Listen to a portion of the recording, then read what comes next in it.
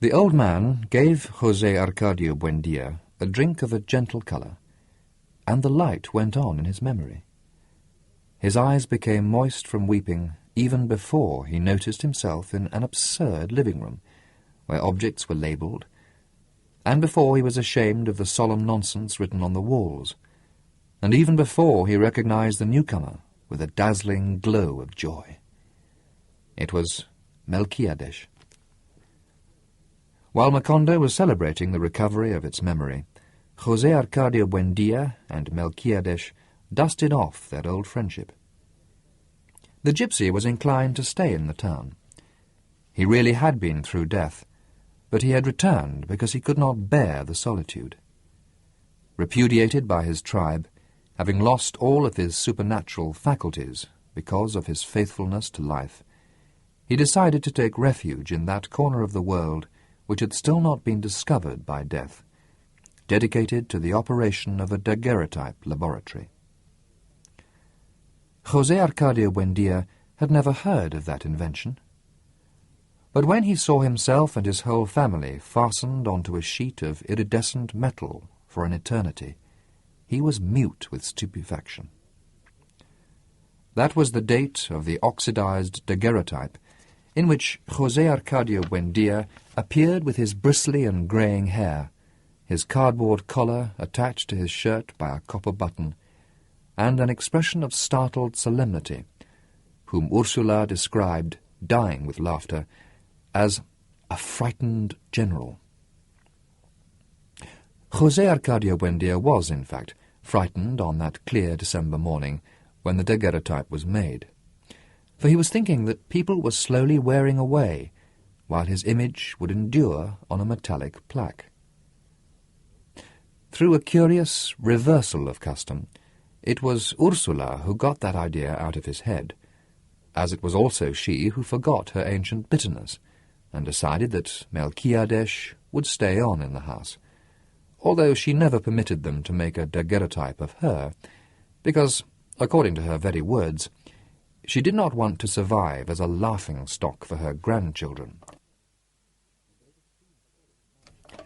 That morning, she dressed the children in their best clothes, powdered their faces, and gave a spoonful of marrow syrup to each one, so that they would all remain absolutely motionless during the nearly 2 minutes in front of Melquiades's fantastic camera. In the family daguerreotype, the only one that ever existed, Aureliano appeared dressed in black velvet between Amaranta and Rebecca. He had the same languor and same clairvoyant look that he would have years later as he faced the firing squad. But he still had not sensed the premonition of his fate. He was an expert silversmith, praised over all the swampland for the delicacy of his work. In the workshop, which he shared with Melquiades's mad laboratory, he could barely be heard breathing.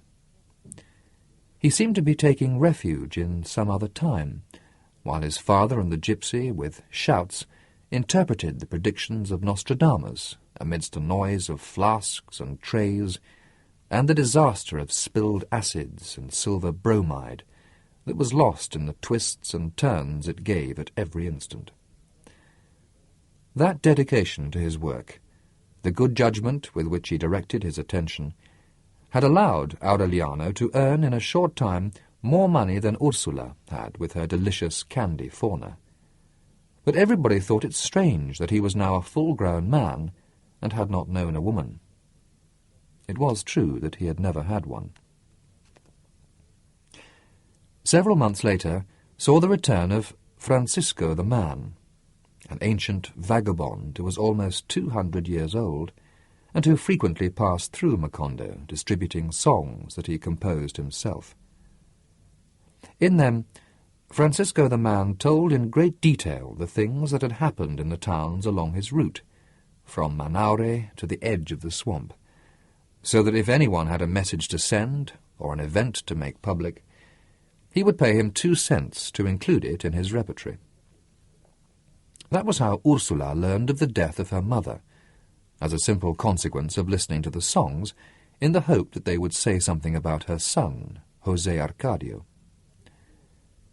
Francisco the man, called that because he had once defeated the devil in a duel of improvisation, and whose real name no one knew, disappeared from Macondo during the insomnia plague, and one night he reappeared suddenly in Caterino's store.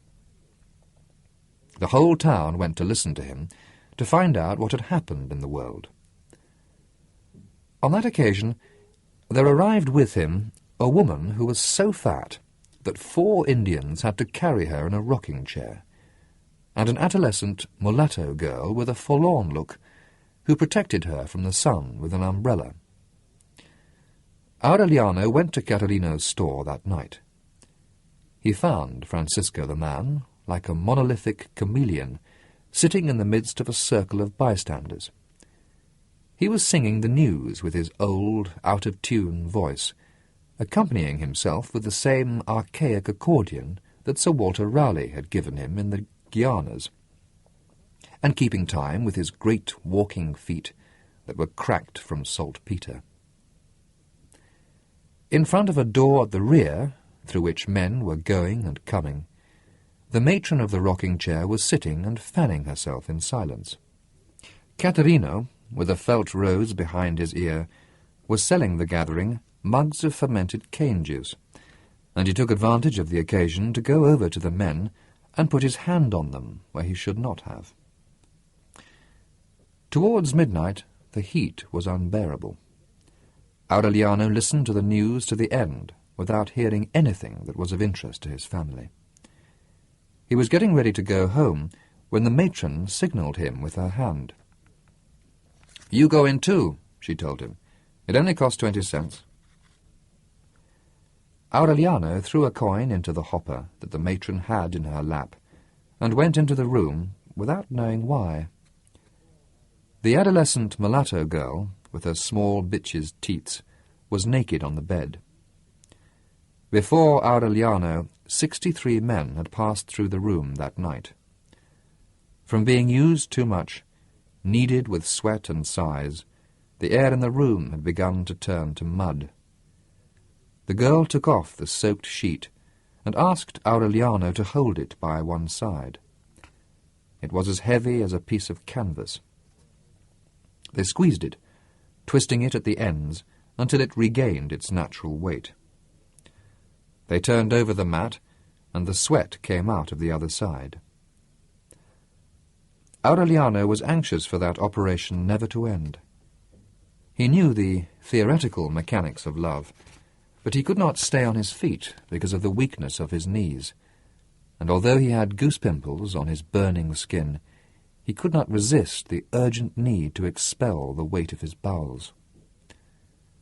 When the girl finished fixing up the bed and told him to get undressed, he gave her a confused explanation. "They made me come in. They told me to throw 20 cents into the hopper and hurry up." The girl understood his confusion.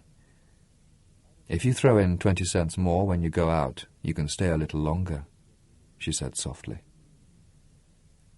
Aureliano got undressed, tormented by shame, unable to get rid of the idea that his nakedness could not stand comparison with that of his brother. In spite of the girl's efforts, he felt more and more indifferent and terribly alone. "I'll throw in another 20 cents, he said with a desolate voice. The girl thanked him in silence. Her back was raw. Her skin was stuck to her ribs, and her breathing was forced because of an immeasurable exhaustion. 2 years before, far away from there, she had fallen asleep without putting out the candle, and had awakened surrounded by flames. The house where she lived with her grandmother, who had raised her, was reduced to ashes. Since then, her grandmother carried her from town to town, putting her to bed for 20 cents in order to make up the value of the burned house. According to the girl's calculations, she still had 10 years of 70 men per night, because she also had to pay the expenses of the trip and food for both of them, as well as pay the Indians who carried the rocking chair. When the matron knocked on the door the second time, Aureliano left the room without having done anything, troubled by a desire to weep. That night he could not sleep, thinking about the girl, with a mixture of desire and pity. He felt an irresistible need to love her and protect her.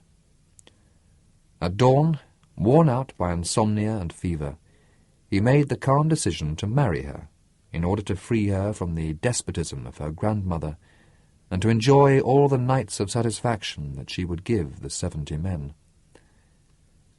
But at 10 o'clock in the morning, when he reached Caterino's store, the girl had left town. Time mitigated his mad proposal, but it aggravated his feelings of frustration. He took refuge in work. He resigned himself to being a womanless man for all his life, in order to hide the shame of his uselessness. In the meantime, Melquiades had printed on his plates everything that was printable in Macondo, and he left the daguerreotype laboratory to the fantasies of José Arcadio Buendia, who had resolved to use it to obtain scientific proof of the existence of God. Through a complicated process of superimposed exposures taken in different parts of the house, he was sure that sooner or later he would get a daguerreotype of God, if he existed, or put an end once and for all to the supposition of his existence. Melquiades got deeper into his interpretations of Nostradamus. He would stay up until very late, suffocating in his faded velvet vest, scribbling with his tiny sparrow hands, whose rings had lost the glow of former times. One night he thought he had found a prediction of the future of Macondo. It was to be a luminous city with great glass houses, where there was no trace remaining of the race of the Buendias. "It's a mistake," José Arcadio Buendia thundered. "They won't be houses of glass but of ice, as I dreamed, and there will always be a Buendia, per omnia secula seculorum." Ursula fought to preserve common sense in that extravagant house. Having broadened her business of little candy animals with an oven that went all night turning out baskets and more baskets of bread, and a prodigious variety of puddings, meringues, and cookies, which disappeared in a few hours on the roads winding through the swamp. She had reached an age where she had a right to rest, but she was none the less more and more active. So busy was she in her prosperous enterprises that one afternoon she looked distractedly towards the courtyard while the Indian woman helped her sweeten the dough, and she saw 2 unknown and beautiful adolescent girls doing frame embroidery in the light of the sunset. They were Rebecca and Amaranta. As soon as they had taken off the mourning clothes for their grandmother, which they wore with inflexible rigour for 3 years, their bright clothes seemed to have given them a new place in the world. Rebecca, contrary to what might have been expected, was the more beautiful. She had a light complexion, large and peaceful eyes, and magical hands that seemed to work out the design of the embroidery with invisible threads. Amaranta, the younger, was somewhat graceless, but she had the natural distinction, the inner tightness of her dead grandmother. Next to them, although he was already revealing the physical drive of his father, Arcadio looked like a child. He set about learning the art of silverwork with Aureliano, who had also taught him how to read and write. Ursula suddenly realized that the house had become full of people, that her children were on the point of marrying and having children, and that they would be obliged to scatter for lack of space. Then she took out the money she had accumulated over long years of hard labour, made some arrangements with her customers, and undertook the enlargement of the house. She had a formal parlour for visits built, another one that was more comfortable and cool for daily use, a dining room with a table with 12 places where the family could sit with all of their guests, 9 bedrooms with windows on the courtyard, and a long porch protected from the heat of noon by a rose garden, with a railing on which to place pots of ferns and begonias. She had the kitchen enlarged to hold 2 ovens. The granary, where Pilar Ternera had read José Arcadio's future, was torn down, and another twice as large built, so that there would never be a lack of food in the house. She had baths built in the courtyard in the shade of the chestnut tree, one for the women and another for the men, and in the rear a large stable, a fenced-in chicken yard, a shed for the milk cows, and an aviary open to the 4 winds, so that wandering birds could roost there at their pleasure.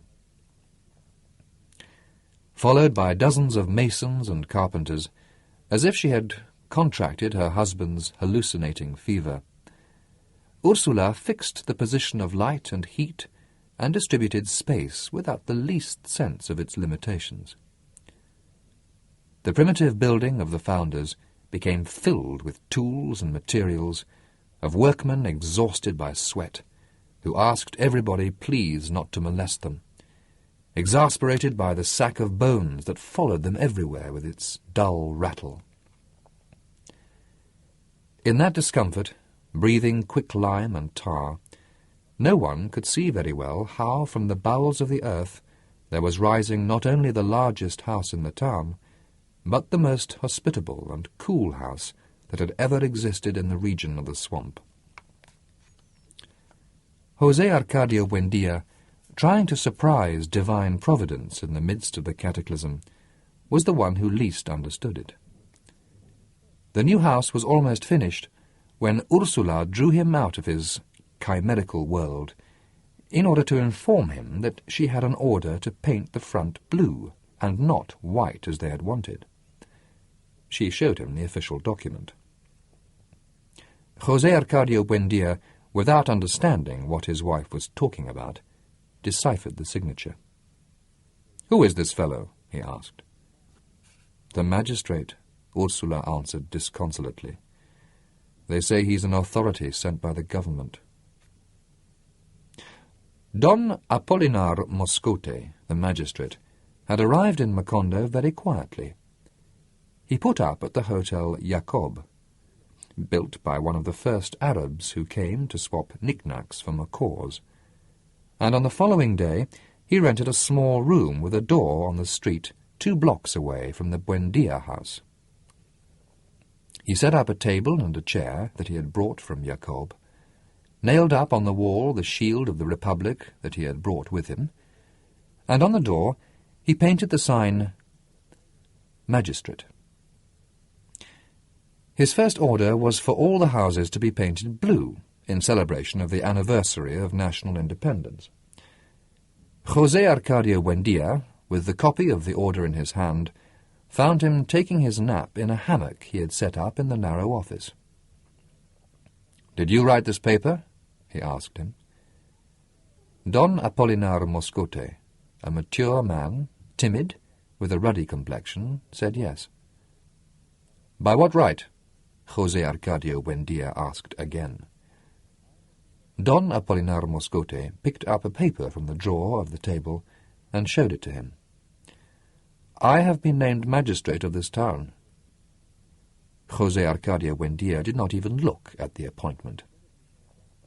"In this town we do not give orders with pieces of paper," he said without losing his calm. "And so that you know it once and for all, we don't need any judges here, because there's nothing that needs judging." Facing Don Apolinar Moscote, still without raising his voice, he gave a detailed account of how they had founded the village, of how they had distributed the land, opened the roads, and introduced the improvements that necessity required, without having bothered the government, and without anyone having bothered them. "We are so peaceful that none of us has died even of a natural death," he said. "You can see that we still don't have any cemetery." No one was upset that the government had not helped them. On the contrary, they were happy that up until then it had let them grow in peace, and he hoped that it would continue leaving them that way, because they had not founded a town so that the first upstart who came along would tell them what to do. Don Apolinar had put on his denim jacket, white like his trousers, without losing at any moment the elegance of his gestures. "So that if you want to stay here like any other ordinary citizen, you're quite welcome," José Arcadio Buendia concluded. "But if you've come to cause disorder by making the people paint their houses blue, you can pick up your junk and go back where you came from, because my house is going to be white, like a dove."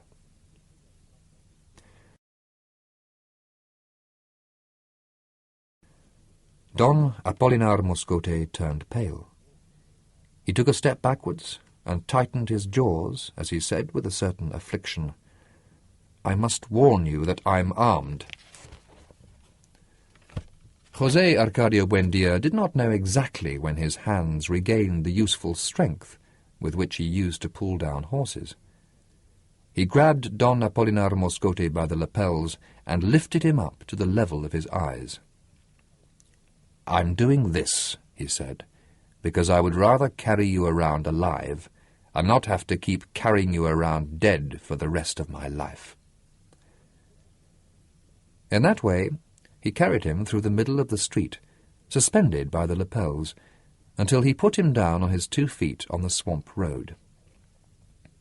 A week later, he was back with 6 barefoot and ragged soldiers, armed with shotguns, and an ox cart in which his wife and 7 daughters were travelling. 2 other carts arrived later with the furniture, the baggage, and the household utensils. He settled his family in the Hotel Jacob, while he looked for a house, and he went back to open his office under the protection of the soldiers. The founders of Macondo, resolving to expel the invaders, went with their older sons to put themselves at the disposal of José Arcadio Buendia. But he was against it, as he explained, because it was not manly to make trouble for someone in front of his family, and Don Apolinar had returned with his wife and daughters. So he decided to resolve the situation in a pleasant way. Aureliano went with him. About that time, he had begun to cultivate the black moustache with waxed tips, and the somewhat stentorian voice that would characterize him in the war. Unarmed, without paying any attention to the guards, they went into the magistrate's office. Don Apolinar Moscote did not lose his calm. He introduced them to 2 of his daughters who happened to be there. Amparo, 16, dark like her mother, and Remedios, only 9, a pretty little girl with lily-coloured skin and green eyes. They were gracious and well-mannered. As soon as the men came in, before being introduced, they gave them chairs to sit on. But they both remained standing. "Very well, my friend," José Arcadio Buendia said. "You may stay here. Not because you have those bandits with shotguns at the door, but out of consideration for your wife and daughters." Don Apolinar Moscote was upset, but José Arcadio Buendia did not give him time to reply. "We only make 2 conditions," he went on. "The first, that everyone can paint his house the colour he feels like.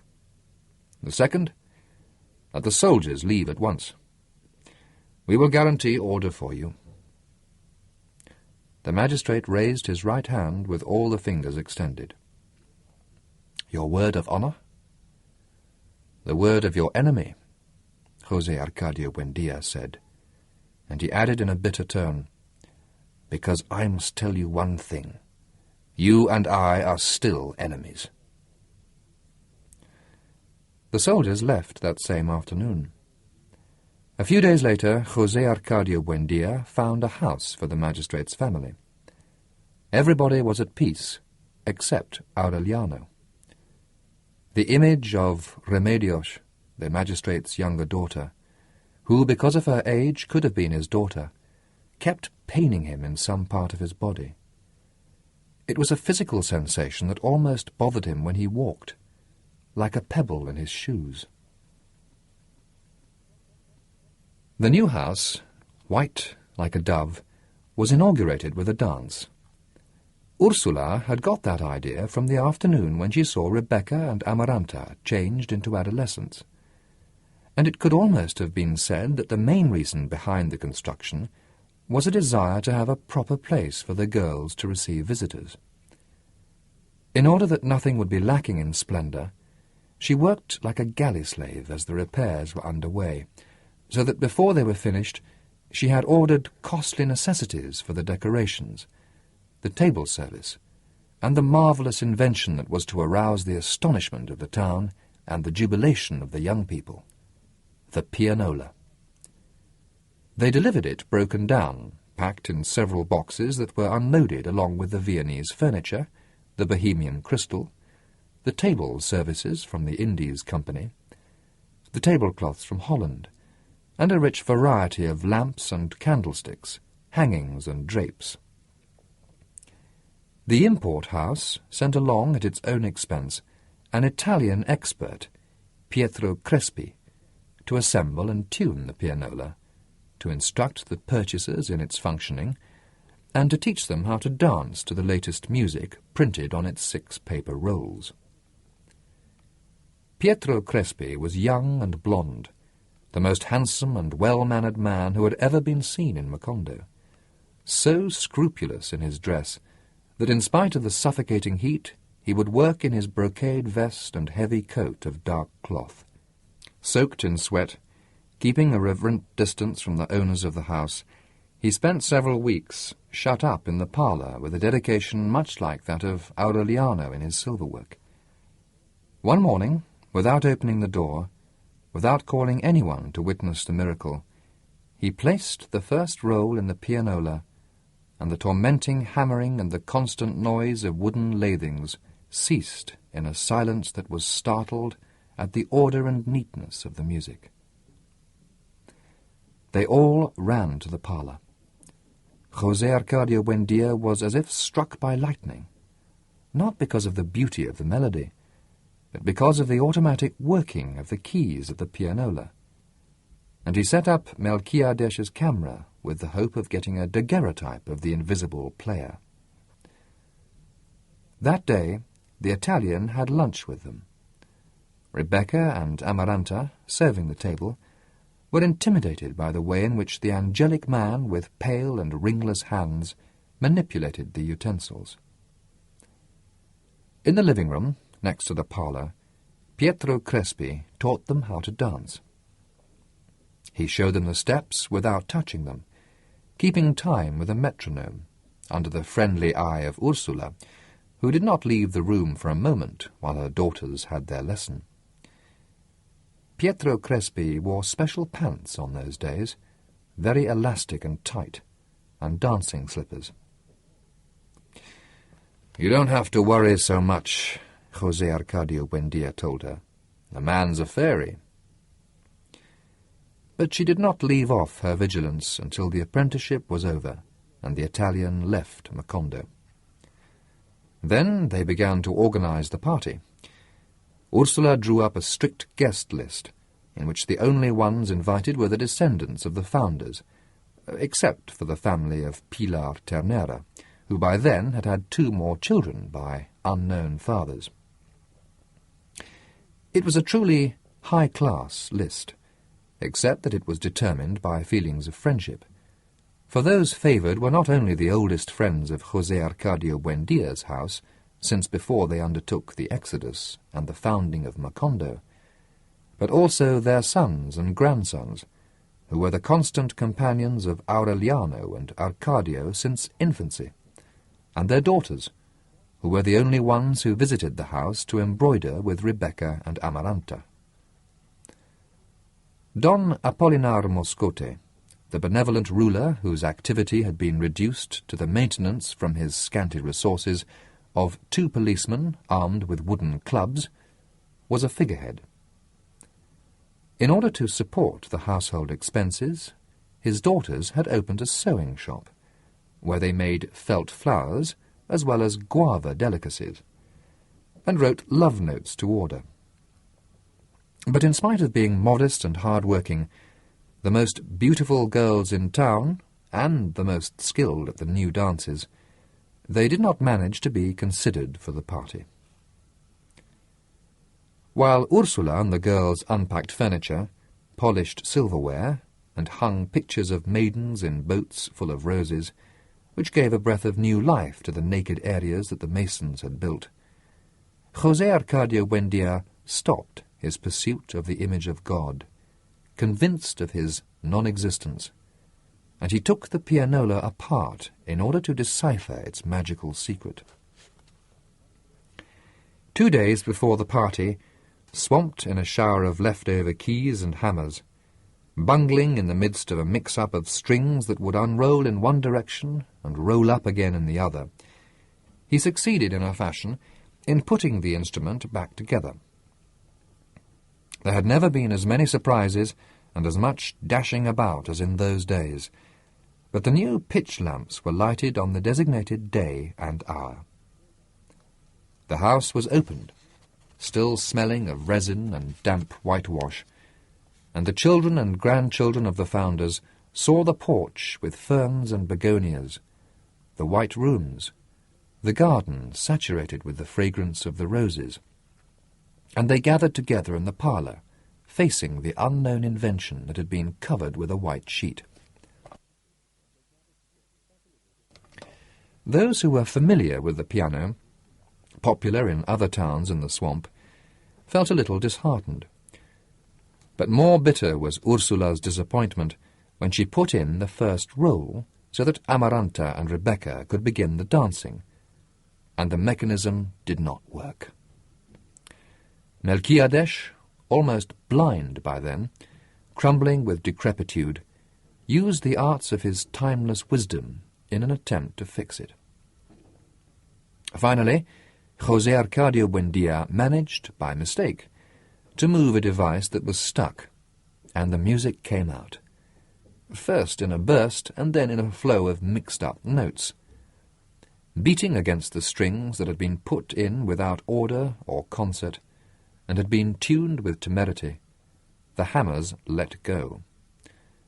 But the stubborn descendants of the 21 intrepid people who ploughed through the mountains in search of the sea to the west avoided the reefs of the melodic mix-up, and the dancing went on until dawn. Pietro Crespi came back to repair the pianola. Rebecca and Amaranta helped him put the strings in order, and helped him with their laughter at the mix-up of the melodies. It was extremely pleasant, and so chaste in its way, that Ursula ceased her vigilance. On the eve of his departure, a farewell dance for him improved with the pianola, and with Rebecca he put on a skilful demonstration of modern dances. Arcadio and Amaranta matched them in grace and skill. But the exhibition was interrupted because Pilar Ternera, who was at the door with the onlookers, had a fight, biting and hair-pulling, with a woman who had dared to comment that Arcadio had a woman's behind. Towards midnight, Pietro Crespi took his leave with a sentimental little speech, and he promised to return very soon. Rebecca accompanied him to the door, and having closed up the house and put out the lamps, she went to her room to weep. It was an inconsolable weeping that lasted for several days, the cause of which was not known, even by Amaranta. Her hermetism was not odd.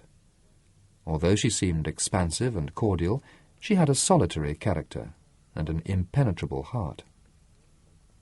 She was a splendid adolescent with long and firm bones, but she still insisted on using the small wooden rocking-chair with which she had arrived at the house, reinforced many times, and with the arms gone. No one had discovered that, even at that age, she still had the habit of sucking her finger. That was why she would not lose an opportunity to lock herself in the bathroom, and had acquired the habit of sleeping with her face to the wall. On rainy afternoons, embroidering with a group of friends on the begonia porch, she would lose the thread of the conversation, and a tear of nostalgia would salt her palate when she saw the strips of damp earth and the piles of mud that the earthworms had pushed up in the garden.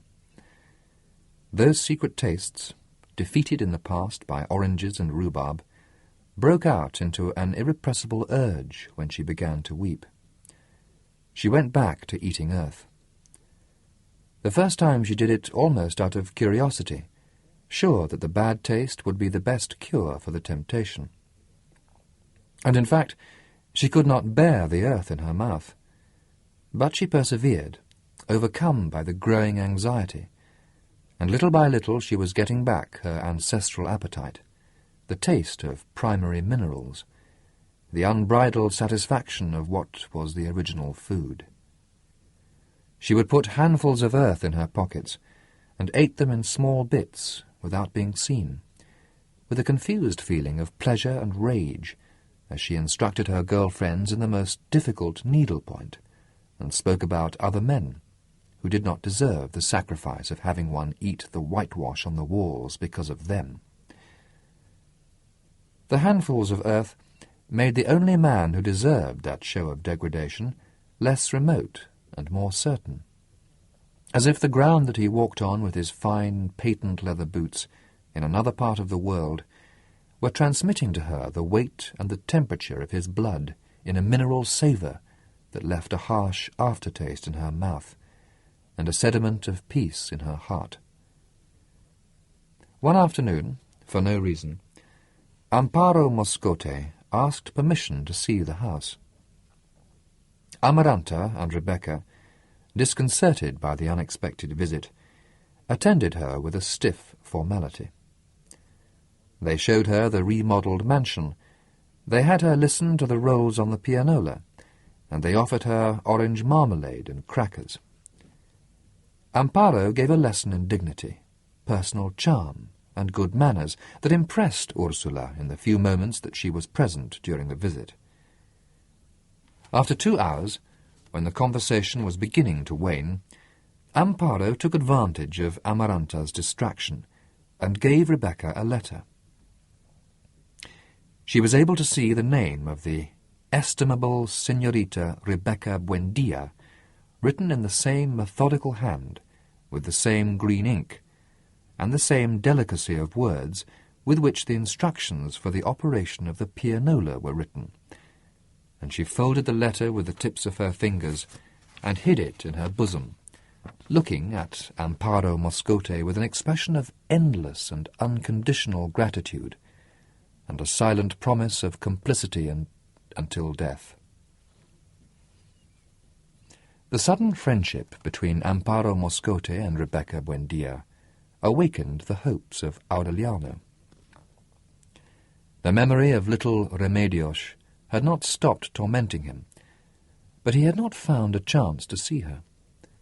When he would stroll through town with his closest friends, Magnifico Bisbal and Gerineldo Marquez, the sons of the founders of the same names, he would look for her in the sewing shop with an anxious glance, but he saw only the older sisters.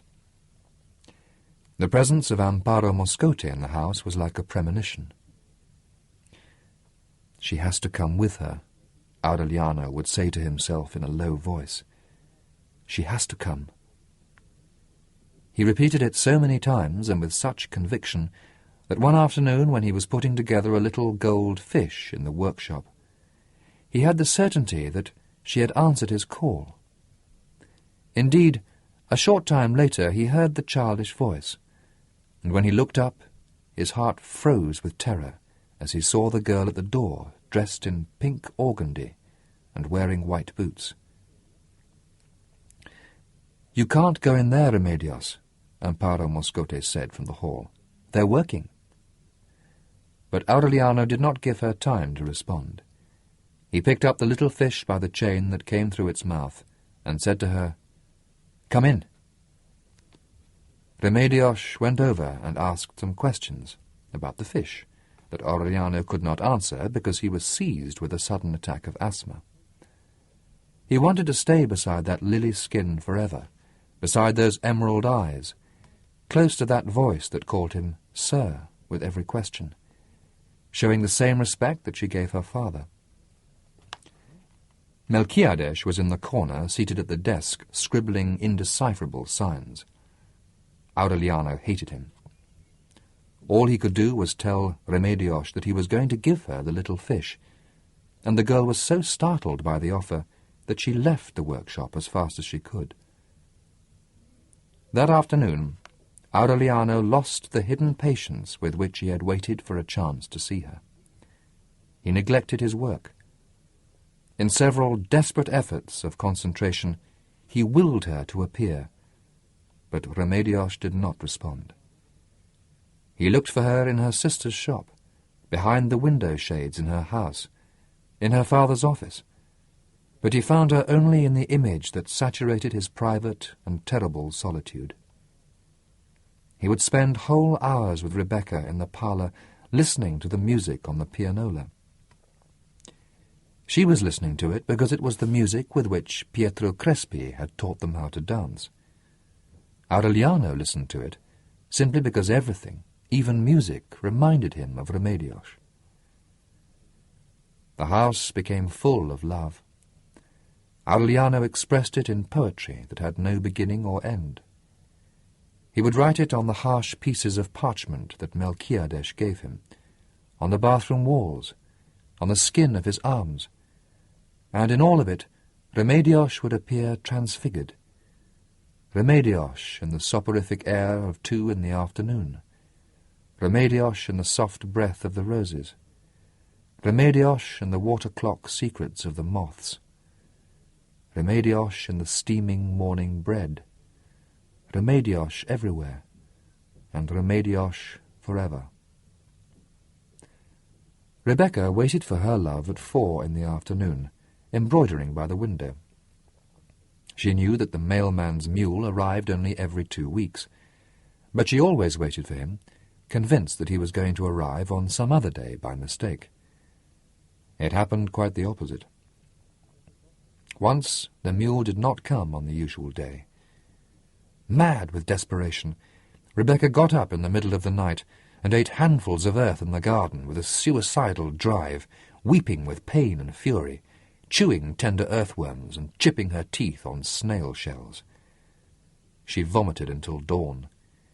She fell into a state of feverish prostration, lost consciousness, and her heart went into a shameless delirium. Ursula, scandalized, forced the lock on her trunk, and found at the bottom, tied together with pink ribbons, the 16 perfumed letters and the skeletons of leaves and petals preserved in old books, and the dried butterflies that turned to powder at the touch. Aureliano was the only one capable of understanding such desolation. That afternoon, while Ursula was trying to rescue Rebecca from the slough of delirium, he went with Magnifico Bisbal and Garineldo Marquez to Caterino's store. The establishment had been expanded with a gallery of wooden rooms where single women who smelled of dead flowers lived. A group made up of an accordion and drums played the songs of Francisco the Man, who had not been seen in Macondo for several years. The 3 friends drank fermented cane juice. Magnifico and Garineldo, contemporaries of Aureliano but more skilled in the ways of the world, drank methodically with the women seated on their laps. One of the women, withered and with gold work on her teeth, gave Aureliano a caress that made him shudder. He rejected her. He had discovered that the more he drank, the more he thought about Remedios, and he could bear the torture of his recollections better. He did not know exactly when he began to float. He saw his friends and the women sailing in a radiant glow, without weight or mass, saying words that did not come out of their mouths, and making mysterious signals that did not correspond to their expressions. Caterino put a hand on his shoulder and said to him, "It's going on 11.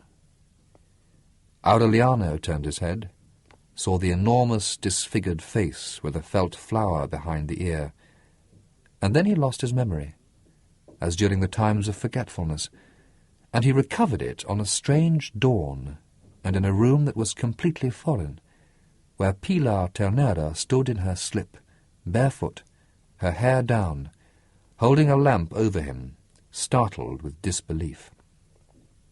"Aureliano!" Aureliano checked his feet and raised his head. He did not know how he had come there, but he knew what his aim was, because he had carried it hidden since infancy in an inviolable backwater of his heart. "I've come to sleep with you," he said. His clothes were smeared with mud and vomit. Pilar Ternera, who lived alone at that time with her 2 younger children, did not ask him any questions. She took him to the bed. She cleaned his face with a damp cloth, took off his clothes, and then got completely undressed and lowered the mosquito netting so that her children would not see them if they woke up. She had become tired of waiting for the man who would stay, of the men who left, of the countless men who missed the road to her house, confused by the uncertainty of the cards. During the wait, her skin had become wrinkled, her breasts had withered, the coals of her heart had gone out. She felt for Aureliano in the darkness, put her hand on his stomach, and kissed him on the neck with a maternal tenderness. "My poor child," she murmured. Aureliano shuddered. With a calm skill, without the slightest misstep, he left his accumulated grief behind and found Remedios changed into a swamp without horizons, smelling of a raw animal and recently ironed clothes. When he came to the surface, he was weeping. First they were involuntary and broken sobs. Then he emptied himself out in an unleashed flow, feeling that something swollen and painful had burst inside of him. She waited, scratching his head with the tips of her fingers, until his body got rid of the dark material that would not let him live. Then Pilar Ternera asked him, "Who is it?" And Aureliano told her. She let out a laugh that in other times frightened the doves, and that now did not even wake up the children. "You'll have to raise her first," she mocked. But underneath the mockery, Aureliano found a reservoir of understanding. When he went out of the room, leaving behind not only his doubts about his virility, but also the bitter weight that his heart had borne for so many months, Pilar Ternera made him a spontaneous promise. "I'm going to talk to that girl," she told him, "and you'll see what I'll serve her on the tray." She kept her promise. But it was a bad moment, because the house had lost its peace of former days. When she discovered Rebecca's passion, which was impossible to keep secret because of her shouts, Amaranta suffered an attack of fever. She also suffered from the barb of a lonely love. Shut up in the bathroom, she would release herself from the torment of a hopeless passion by writing feverish letters, which she finally hid in the bottom of her trunk. Ursula barely had the strength to take care of the 2 sick girls. She was unable, after prolonged and insidious interrogations, to ascertain the causes of Amaranta's prostration. Finally, in another moment of inspiration, she forced the lock on the trunk and found the letters tied with a pink ribbon, swollen with fresh lilies and still wet with tears, addressed and never sent to Pietro Crespi. Weeping with rage, she cursed the day that it had occurred to her to buy the pianola, and she forbade the embroidery lessons, and decreed a kind of mourning, with no one dead, which was to be prolonged until the daughters got over their hopes. Useless was the intervention of José Arcadio Buendia, who had modified his first impression of Pietro Crespi, and admired his ability in the manipulation of musical machines. So that when Pilar Ternera told Aureliano that Remedios had decided on marriage, he could see that the news would only give his parents more trouble. Invited to the parlour for a formal interview, José Arcadio Buendia and Ursula listened stonily to their son's declaration. When he learned the name of the fiancée, however, José Arcadio Buendia grew red with indignation. "Love is a disease," he thundered. "With so many pretty and decent girls around, the only thing that occurs to you is to get married to the daughter of our enemy." But Ursula agreed with the choice. She confessed her affection for the 7 Moscote sisters, for their beauty, for their ability for work, their modesty, and their good manners, and she celebrated her son's prudence. Conquered by his wife's enthusiasm, José Arcadio Buendia then laid down one condition. Rebecca, who was the one he wanted, would marry Pietro Crespi. Ursula would take Amaranta on a trip to the capital of the province when she had time, so that contact with different people would alleviate her disappointment. Rebecca got her health back just as soon as she heard of the agreement, and she wrote her fiancé a jubilant letter that she submitted to her parents' approval and put into the mail without the use of any intermediaries. Amaranta pretended to accept the decision, and little by little she recovered from her fevers, but she promised herself that Rebecca would marry only over her dead body.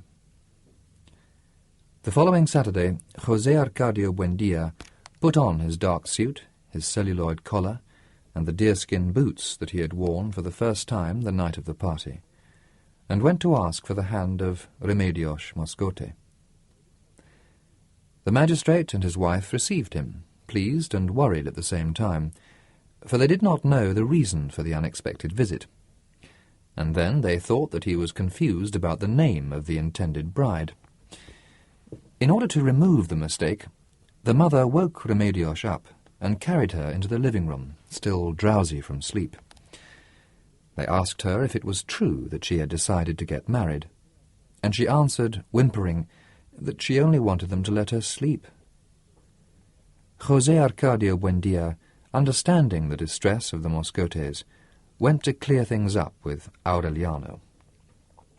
When he returned, the Moscotes had put on formal clothing, had rearranged the furniture and put fresh flowers in the vases, and were waiting in the company of their older daughters.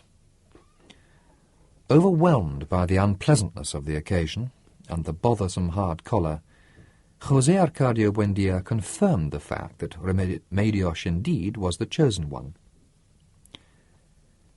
"It doesn't make any sense," Don Apolinar Moscote said with consternation. "We have 6 other daughters, all unmarried, and at an age where they deserve it, who would be delighted to be the honourable wife of a gentleman as serious and hard-working as your son. And Aurelito lays his eyes precisely on the one who still wets her bed." His wife, a well-preserved woman with afflicted eyelids and expression, scolded his mistake. When they finished the fruit punch, they willingly accepted Aureliano's decision, except that Signora Moscote begged the favour of speaking to Ursula alone. Intrigued, protesting that they were involving her in men's affairs, but really feeling deep emotion, Ursula went to visit her the next day. A half-hour later, she returned with the news that Remedios had not reached puberty. Aureliano did not consider that a serious barrier. He had waited so long that he could wait as long as was necessary until his bride reached the age of conception. The newfound harmony was interrupted by the death of Melquiades. Although it was a foreseeable event, the circumstances were not. A few months after his return, a process of aging had taken place in him that was so rapid and critical that soon he was treated as one of those useless great-grandfathers who wander about the bedrooms like shades, dragging their feet, remembering better times aloud, and whom no one bothers about, or remembers really, until the morning they find them dead in their bed. At first, José Arcadio Buendia helped him in his work, enthusiastic over the novelty of the daguerreotypes and the predictions of Nostradamus. But little by little he began abandoning him into his solitude, for communication was becoming increasingly difficult. He was losing his sight and his hearing. He seemed to confuse the people he was speaking to with others he had known in remote epochs of mankind, and he would answer questions with a complex hodgepodge of languages. He would walk along groping in the air, although he passed between objects with an inexplicable fluidity, as if he were endowed with some instinct of direction based on an immediate prescience. One day he forgot to put in his false teeth, which at night he left in a glass of water beside his bed, and he never put them in again. When Ursula undertook the enlargement of the house, she had them build him a special room next to Aureliano's workshop, far from the noise and bustle of the house, with a window flooded with light and a bookcase where she herself put in order the books that were almost destroyed by dust and moths, the flaky stacks of paper covered with indecipherable signs, and the glass with his false teeth, where some aquatic plants with tiny yellow flowers had taken root. The new place seemed to please Melchiades, because he was never seen any more, not even in the dining-room. He only went to Aureliano's workshop, where he would spend hours on end scribbling his enigmatic literature on the parchments that he had brought with him, and that seemed to have been made out of some dry material that crumpled like puff paste. There he ate the meals that Visitazione brought him twice a day, although in the last days he lost his appetite and fed only on vegetables. He soon acquired the forlorn look that one sees in vegetarians. His skin became covered with a thin moss, similar to that which flourished on the antique vest that he never took off, and his breath exhaled the odour of a sleeping animal. Aureliano ended up forgetting about him, absorbed in the composition of his poems, but on one occasion he thought he understood something of what Melchiades was saying in his groping monologues, and he paid attention. In reality, the only thing that could be isolated in the rocky paragraphs was the insistent hammering on the word equinox, equinox, equinox, and the name of Alexander von Humboldt.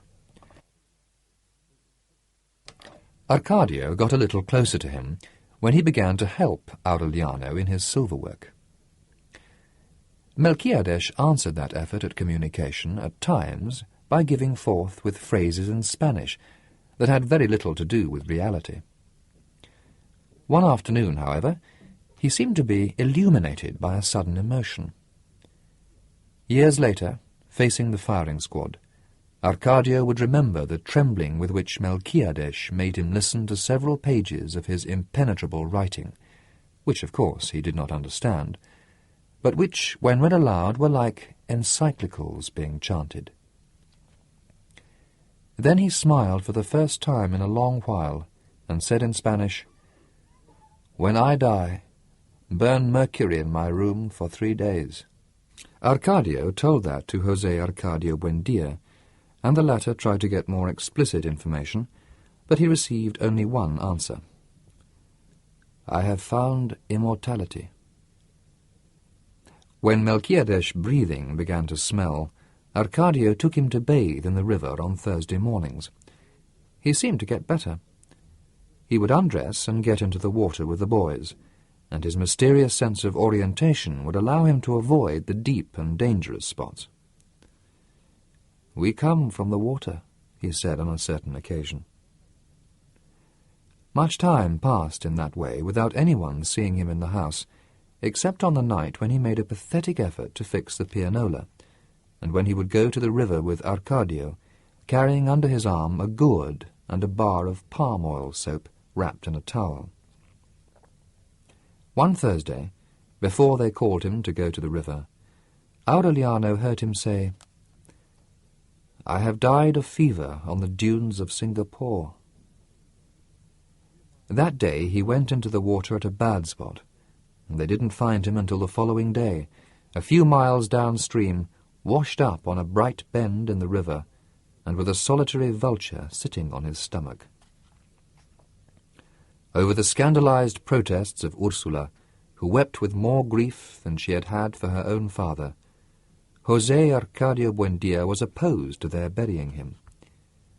"He is immortal," he said, "and he himself revealed the formula of his resurrection." He brought out the forgotten water pipe and put a kettle of mercury to boil next to the body, which little by little was filling with blue bubbles. Don Apolinar Moscote ventured to remind him that an unburied drowned man was a danger to public health.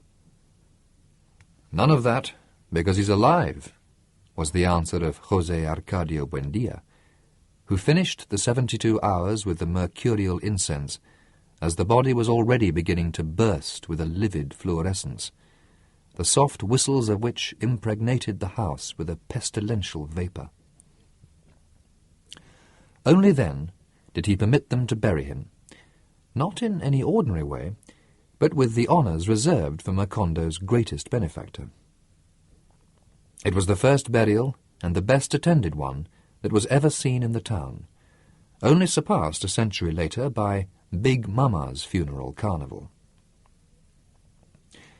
They buried him in a grave dug in the centre of the plot destined for the cemetery, with a stone on which they wrote the only thing they knew about him, Melquiades. They gave him his 9 nights of wake.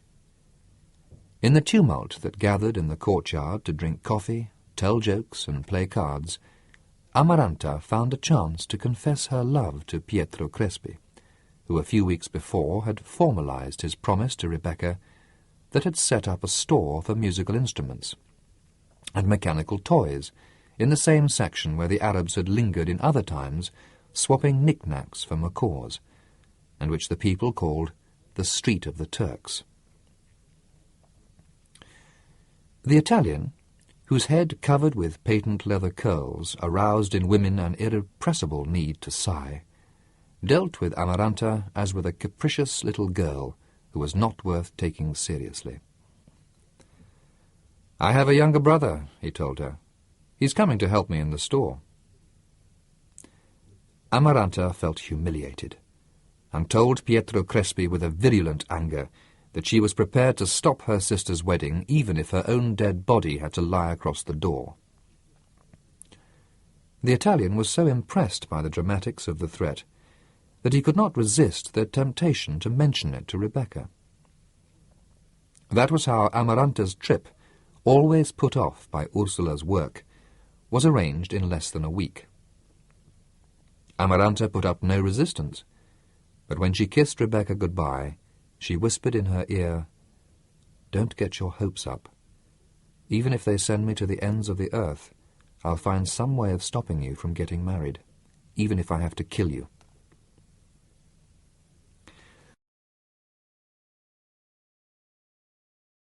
With the absence of Ursula, with the invisible presence of Melquiades, who continued his stealthy shuffling through the rooms, the house seemed enormous and empty. Rebecca took charge of domestic order, while the Indian woman took care of the bakery. At dusk, when Pietro Crespi would arrive, preceded by a cool breath of lavender, and always bringing a toy as a gift, his fiancée would receive the visitor in the main parlour, with doors and windows open to be safe from any suspicion.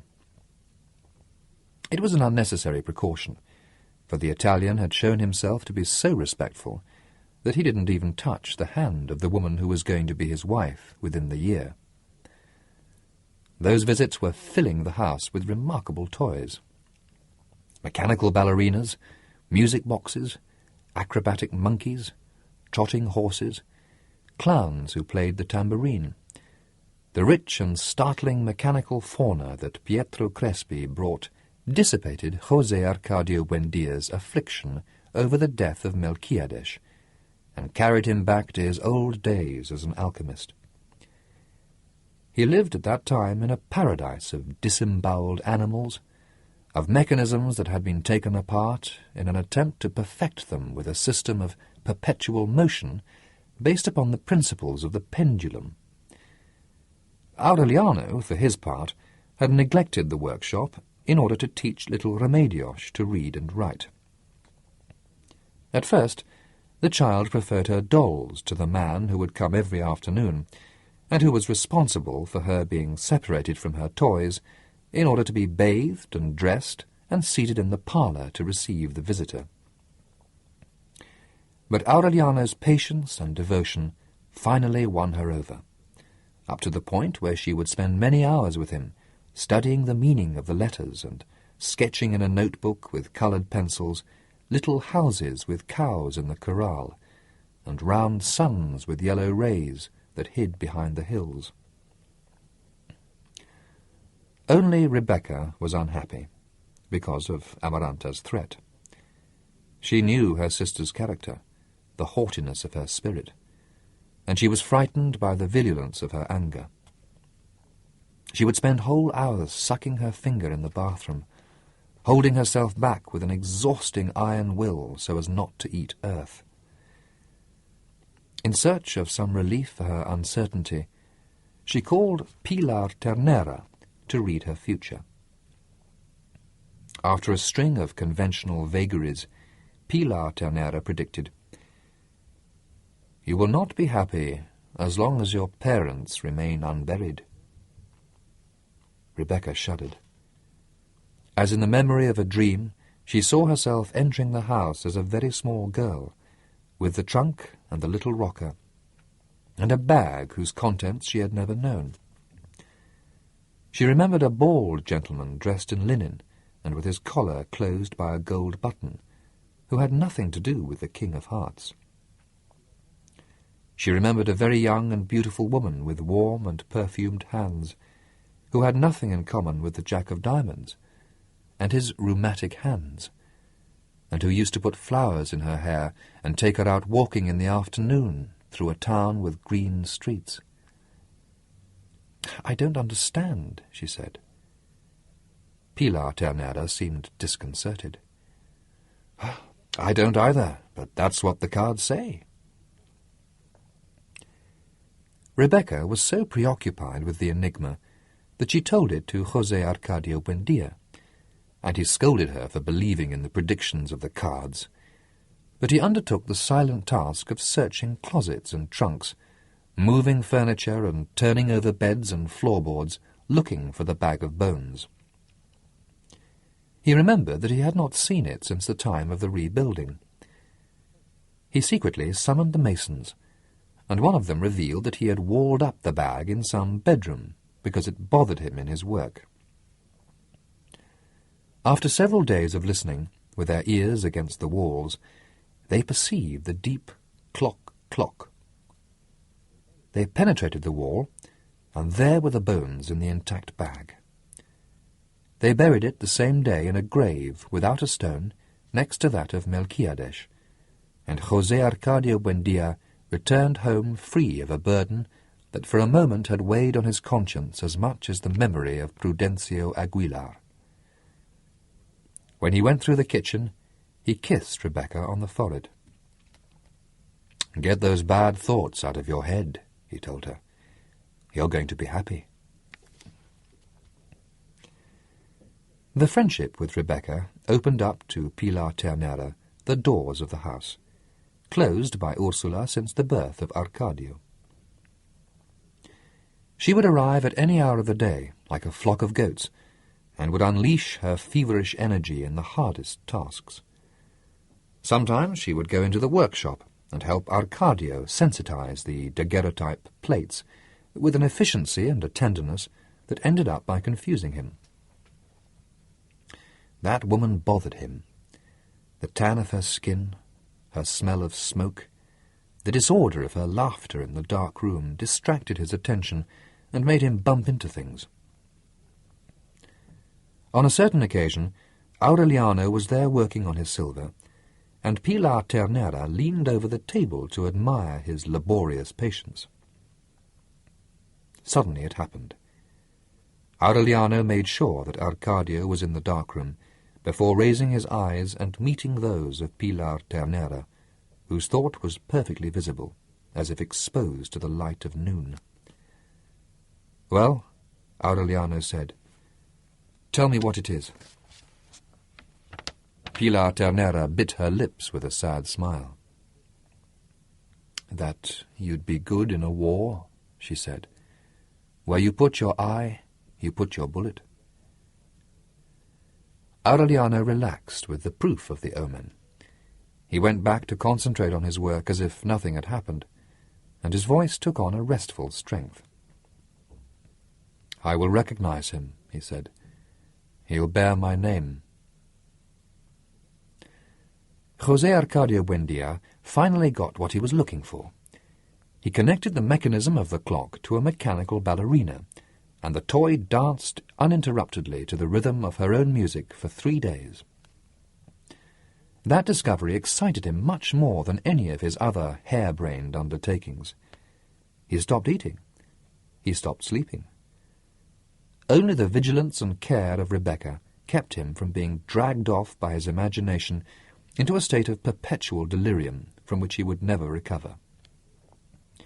He would spend the nights walking around the room thinking aloud, searching for a way to apply the principles of the pendulum to ox carts, to harrows, to everything that was useful when put into motion. The fever of insomnia fatigued him so much that one dawn he could not recognize the old man with white hair and uncertain gestures who came into his bedroom. It was Prudencio Aguilar. When he finally identified him, startled that the dead also aged, José Arcadio Buendia felt himself shaken by nostalgia.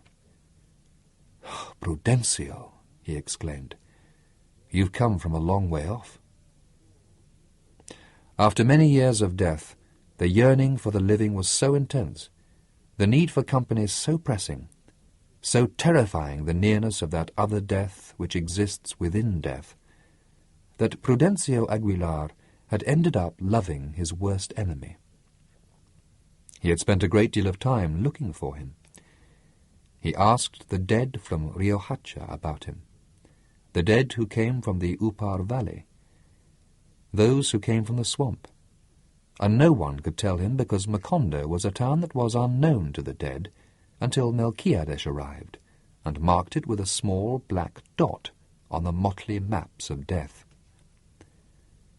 José Arcadio Buendia conversed with Prudencio Aguilar until dawn. A few hours later, worn out by the vigil, he went into Aureliano's workshop and asked him, "What day is today?" Aureliano told him that it was Tuesday. "I was thinking the same thing," José Arcadio Buendia said, "but suddenly I realized that it's still Monday, like yesterday. Look at the sky. Look at the walls. Look at the begonias. Today is Monday, too." Used to his manias, Aureliano paid no attention to him. On the next day, Wednesday, José Arcadio Buendia went back to the workshop. "Oh, this is a disaster," he said. "Look at the air. Listen to the buzzing of the sun, the same as yesterday and the day before. Today is Monday, too." That night, Pietro Crespi found him on the porch, weeping for Prudencio Aguilar, for Melquiades, for Rebecca's parents, for his mother and father, for all of those he could remember, and who were now alone in death. He gave him a mechanical bear that walked on its hind legs on a tightrope, but he could not distract him from his obsession.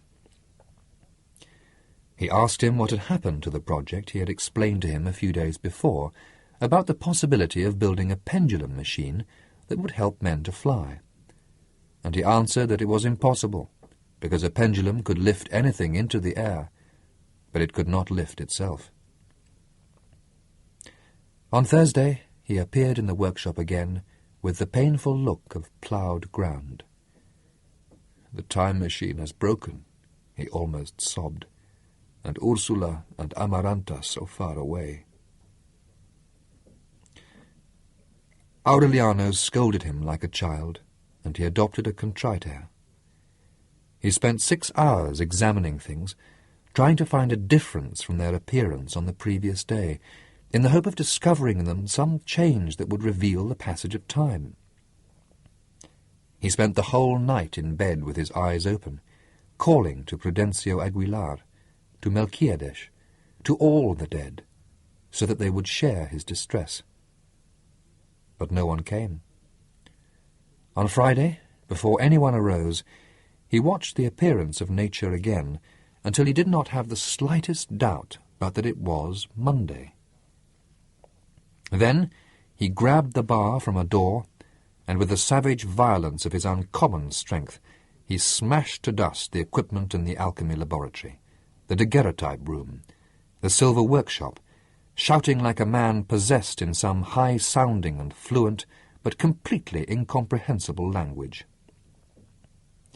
He was about to finish off the rest of the house when Aureliano asked the neighbours for help. 10 men were needed to get him down, 14 to tie him up, 20 to drag him to the chestnut tree in the courtyard, where they left him tied up, barking in the strange language and giving off a green froth at the mouth. When Ursula and Amaranta returned, he was still tied to the trunk of the chestnut tree by his hands and feet, soaked with rain and in a state of total innocence. They spoke to him, and he looked at them without recognizing them, saying things they did not understand. Ursula untied his wrists and ankles, lacerated by the pressure of the rope, and left him tied only by the waist. Later on, they built him a shelter of palm branches to protect him from the sun and the rain.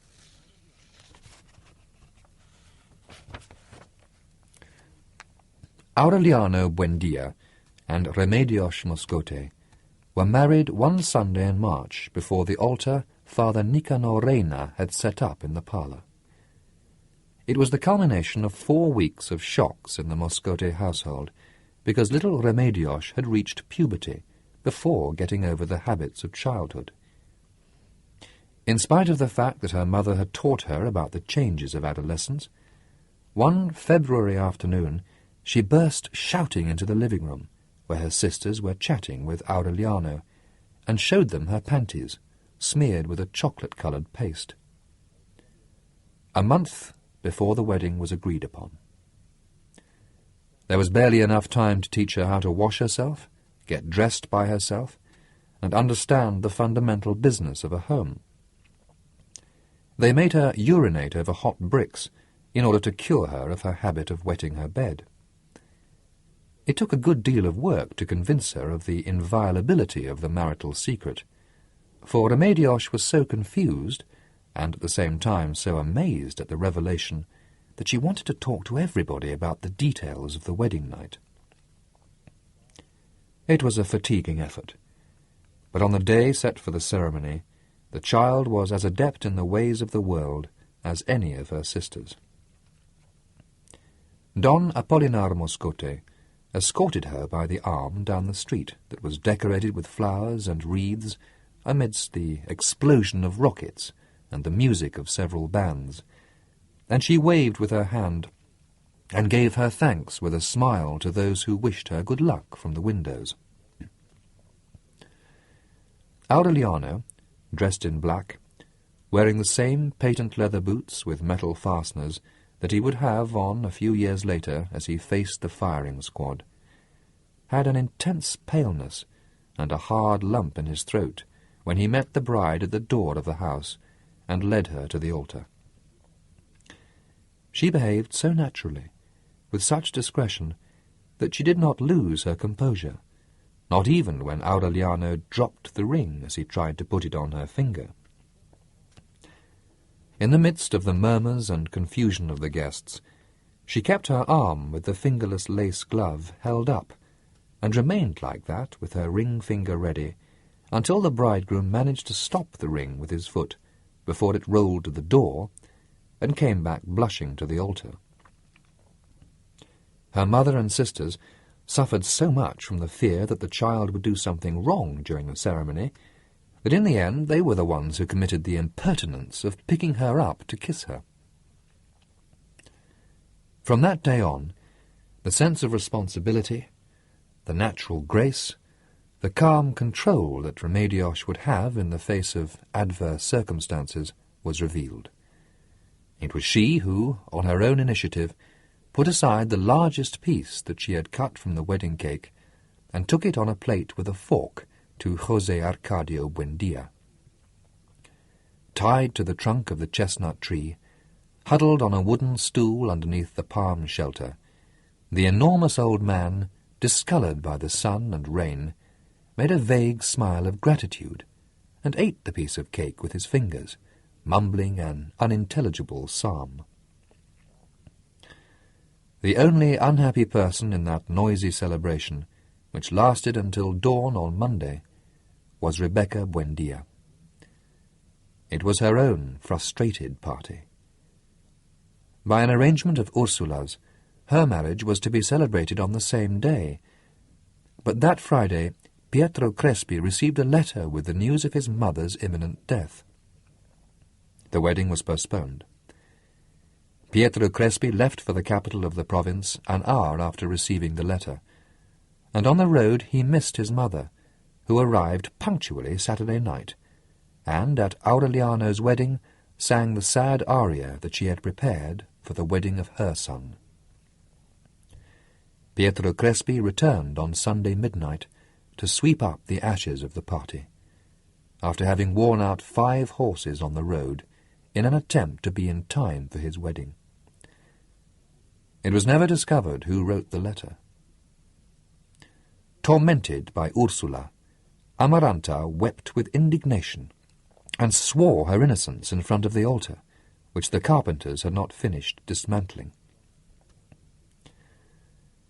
Father Nicanor Reina, whom Don Apolinar Moscote had brought from the swamp to officiate at the wedding, was an old man hardened by the ingratitude of his ministry. His skin was sad, with the bones almost exposed, and he had a pronounced round stomach and the expression of an old angel, which came more from simplicity than from goodness. He had planned to return to his parish after the wedding, but he was appalled at the hardness of the inhabitants of Macondo, who were prospering in the midst of scandal, subject to the natural law, without baptizing their children or sanctifying their festivals.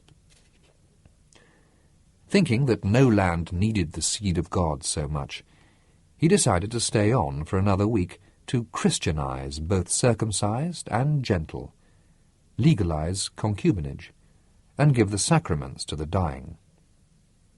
But no one paid any attention to him. They would answer him that they had been many years without a priest, arranging the business of their souls directly with God, and that they had lost the evil of original sin. Tired of preaching in the open, Father Nicanor decided to undertake the building of a church, the largest in the world, with life-size saints and stained-glass windows on the sides, so that people would come from Rome to honour God in the centre of impiety. He went everywhere, begging alms with a copper dish. They gave him a large amount, but he wanted more, because the church had to have a bell that would raise the drowned up to the surface of the water.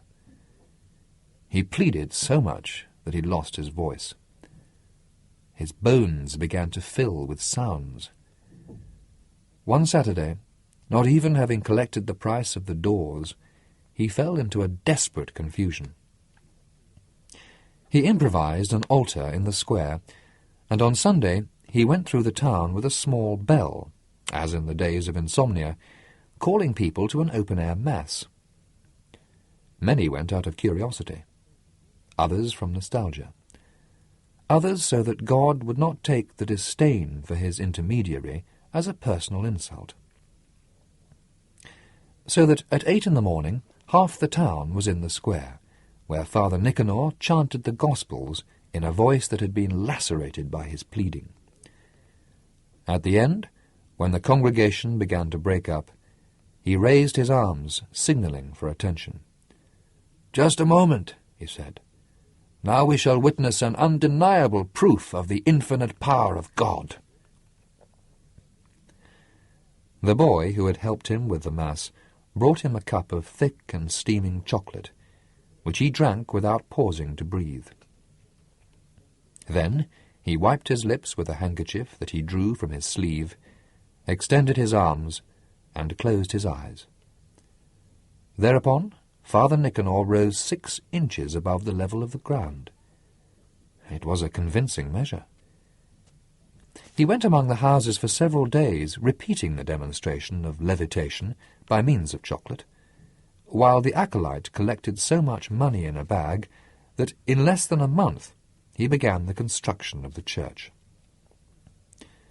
No one doubted the divine origin of the demonstration except José Arcadio Buendía, who, without changing expression, watched the troop of people who gathered around the chestnut tree one morning to witness the revelation once more. He merely stretched on his stool a little and shrugged his shoulders when Father Nicanor began to rise up from the ground along with the chair he was sitting on. "Hoc est simplicissimus," José Arcadio Buendía said. "Homo iste statum quotum materiae invenit." Father Nicanor raised his hands, and the 4 legs of the chair all landed on the ground at the same time. "Nego," he said, "factum hoc existentiam Dei probat sine dubio." Thus it was discovered that José Arcadio Buendía's devilish jargon was Latin. Father Nicanor took advantage of the circumstance of his being the only person who had been able to communicate with him to try to inject the faith into his twisted mind. Every afternoon he would sit by the chestnut tree, preaching in Latin. But José Arcadio Buendía insisted on rejecting rhetorical tricks and the transmutation of chocolate, and he demanded the daguerreotype of God as the only proof. Father Nicanor then brought him medals and pictures, and even a reproduction of the Veronica. But José Arcadio Buendía rejected them as artistic objects, without any scientific basis. He was so stubborn that Father Nicanor gave up his attempts at evangelization and continued visiting him out of humanitarian feelings. But then it was José Arcadio Buendía who took the lead and tried to break down the priest's faith with rationalist tricks. On a certain occasion, when Father Nicanor brought a checker set to the chestnut tree and invited him to a game, José Arcadio Buendía would not accept, because according to him he could never understand the sense of a contest in which the 2 adversaries have agreed upon the rules. Father Nicanor, who had never seen checkers played that way, could not play it again. Ever more startled at José Arcadio Buendía's lucidity, he asked him how it was possible that they had him tied to a tree. "Hoc est simplicissimus," he replied, "because I'm crazy." From then on, concerned about his own faith, the priest did not come back to visit him, and dedicated himself to hurrying along the building of the church. Rebecca felt her hopes being reborn. Her future was predicted on the completion of the work, for one Sunday when Father Nicanor was lunching at the house, and the whole family sitting at the table spoke of the solemnity and splendour that religious ceremonies would acquire when the church was built, Amaranta said, "The luckiest one will be Rebecca." And since Rebecca did not understand what she meant, she explained it to her with an innocent smile. "You're going to be the one who will inaugurate the church with your wedding." Rebecca tried to forestall any comments. The way the construction was going, the church would not be built before another 10 years. Father Nicanor did not agree. The growing generosity of the faithful, permitted him to make more optimistic calculations. To the mute indignation of Rebecca, who could not finish her lunch, Ursula celebrated Amaranta's idea and contributed a considerable sum for the work to move faster. Father Nicanor felt that with another contribution like that, the church would be ready within 3 years. From then on, Rebecca did not say another word to Amaranta, convinced that her initiative had not the innocence that she attempted to give it. "That was the least serious thing I could have done," Amaranta answered her during the violent argument they had that night. "In that way I won't have to kill you for 3 years." Rebecca accepted the challenge. When Pietro Crespi found out about the new postponement, he went through a crisis of disappointment. But Rebecca gave him a final proof of her loyalty. "We'll elope whenever you say," she told him. Pietro Crespi, however, was not a man of adventure. He lacked the impulsive character of his fiancée, and he considered respect for one's given word as a wealth that should not be squandered. Then Rebecca turned to more audacious methods. A mysterious wind blew out the lamps in the parlour, and Ursula surprised the lovers kissing in the dark. Pietro Crespi gave her some confused explanations about the poor quality of modern pitch lamps, and he even helped her install a more secure system of illumination for the room. But the fuel failed again, or the wicks became clogged, and Ursula found Rebecca sitting on her fiancé's lap. This time she would accept no explanation. She turned the responsibility of the bakery over to the Indian woman, and sat in a rocking chair to watch over the young people during the visits, ready to win out over manoeuvres that had already been old when she was a girl. "Poor mamma," Rebecca would say with mock indignation, seeing Ursula yawn during the boredom of the visits. "When she dies, she'll go off to her reward in that rocking chair."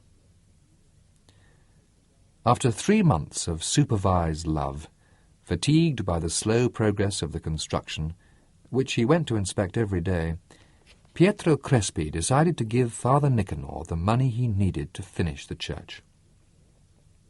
Amaranta did not grow impatient. As she conversed with her girlfriends every afternoon when they came to embroider on the porch, she tried to think of new subterfuges. A mistaken calculation spoiled the one she considered the most effective, removing the mothballs that Rebecca had put in her wedding dress before she put it away in the bedroom dresser.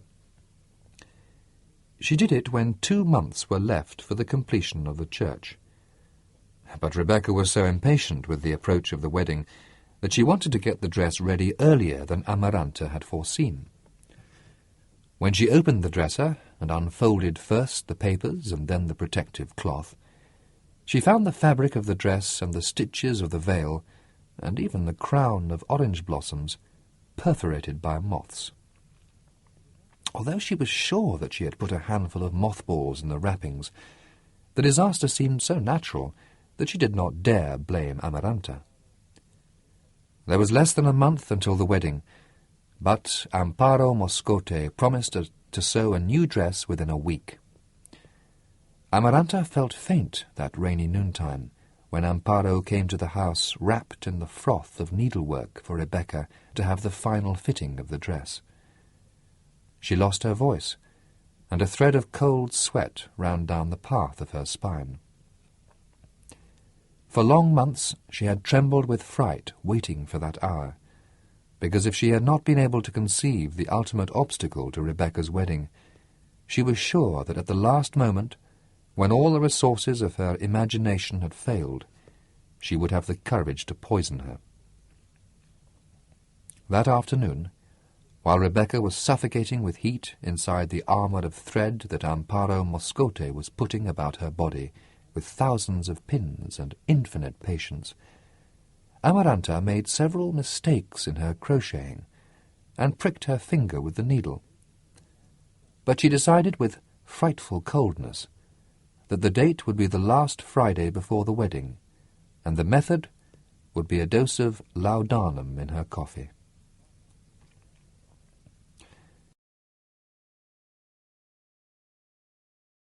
A greater obstacle, as impassable as it was unforeseen, obliged a new and indefinite postponement.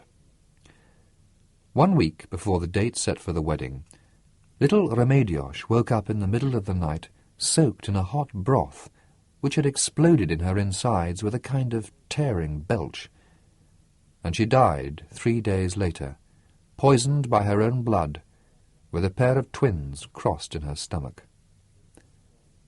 Amaranta suffered a crisis of conscience. She had begged God with such fervour for something fearful to happen, that she would not have to poison Rebecca, that she felt guilty of Remedios' death. That was not the obstacle that she had begged for so much. Remedios had brought a breath of merriment to the house. She had settled down with her husband in a room near the workshop, which he decorated with the dolls and toys of her recent childhood, and her merry vitality overflowed the 4 walls of the bedroom and went like a whirlwind of good health along the porch with the begonias. She would start singing at dawn. She was the only person who dared intervene in the arguments between Rebecca and Amaranta. She plunged into the fatiguing chore of taking care of José Arcadio Buendia. She would bring him his food. She would help him with his daily necessities, wash him with soap and a scrubbing brush, keep his hair and beard free of lice and nits, keep the palm shelter in good condition, and reinforce it with waterproof canvas in stormy weather. In her last months, she had succeeded in communicating with him in phrases of rudimentary Latin. When the son of Aureliana and Pilar Ternera was born and brought to the house and baptized in an intimate ceremony with the name Aureliano José, Remedios decided that he would be considered their oldest child. Her maternal instinct surprised Ursula. Aureliano, for his part, found in her the justification that he needed to live. He worked all day in his workshop, and Remedios would bring him a cup of black coffee in the middle of the morning. They would both visit the Moscotes every night. Aureliano would play endless games of dominoes with his father-in-law, while Remedios chatted with her sisters, or talked to her mother about more important things. The link with the Buendias consolidated Don Apolinar Moscote's authority in the town. On frequent trips to the capital of the province, he succeeded in getting the government to build a school, so that Arcadio, who had inherited the educational enthusiasm of his grandfather, could take charge of it. Through persuasion, he managed to get the majority of houses painted blue in time for the date of national independence. At the urging of Father Nicanor, he arranged for the transfer of Caterino's store to a back street, and he closed down several scandalous establishments that prospered in the centre of town. Once he returned with 6 policemen armed with rifles, to whom he entrusted the maintenance of order, and no one remembered the original agreement not to have armed men in the town. Aureliano enjoyed his father-in-law's efficiency. "You're going to get as fat as he is," his friends would say to him. But his sedentary life, which accentuated his cheekbones and concentrated the sparkle of his eyes, did not increase his weight or alter the parsimony of his character, but on the contrary, it hardened on his lips the straight line of solitary meditation and implacable decision. So deep was the affection that he and his wife had succeeded in arousing in both their families, that when Remedios announced that she was going to have a child, even Rebecca and Amaranta declared a truce in order to knit items in blue wool, if it was to be a boy, and in pink wool, in case it was a girl. She was the last person Arcadio thought about a few years later, when he faced the firing squad. Ursula ordered a mourning period of closed doors and windows, with no one entering or leaving except on matters of utmost necessity. She prohibited any talking aloud for a year, and she put remedios daguerreotype in the place where her body had been laid out, with a black ribbon around it and an oil lamp that was always kept lighted. Future generations, who never let the lamp go out, would be puzzled at that girl in a pleated skirt, white boots, and with an organdy band around her head, and they were never able to connect her with the standard image of a great-grandmother. Amaranta took charge of Aureliano José. She adopted him as a son who would share her solitude and relieve her from the involuntary laudanum that her mad beseeching had thrown into Remedios' coffee. Pietro Crespi would tiptoe in at dusk with a black ribbon on his hat, and he would pay a silent visit to Rebecca, who seemed to be bleeding to death inside the black dress with sleeves down to her wrists. Just the idea of thinking about a new date for the wedding would have been so irreverent that the engagement turned into an eternal relationship, a fatigued love that no one worried about again, as if the lovers, who in other days had sabotaged the lamps in order to kiss, had been abandoned to the free will of death. Having lost her bearings, completely demoralized, Rebecca began eating earth again. Suddenly, when the morning had gone on so long that the needlepoint sessions began again, someone pushed open the street door at 2 in the afternoon in the mortal silence of the heat, and the braces in the foundation shook with such force that Amaranta and her friends sewing on the porch, Rebecca sucking her finger in her bedroom, Ursula in the kitchen, Aureliano in his workshop, and even José Arcadio Buendia under the solitary chestnut tree, had the impression that an earthquake was breaking up the house. A huge man had arrived. His square shoulders barely fitted through the doorways. He was wearing a medal of Our Lady of Help around his bison neck. His arms and chest were completely covered with cryptic tattooing, and on his right wrist was the tight copper bracelet of the Ninos en Cruz amulet. His skin was tanned by the salt of the open air. His hair was short and straight like the mane of a mule. His jaws were of iron, and he wore a sad smile. He had a belt on that was twice as thick as the cinch of a horse, boots with leggings, and spurs and iron on the heels, and his presence gave the quaking impression of a seismic tremor.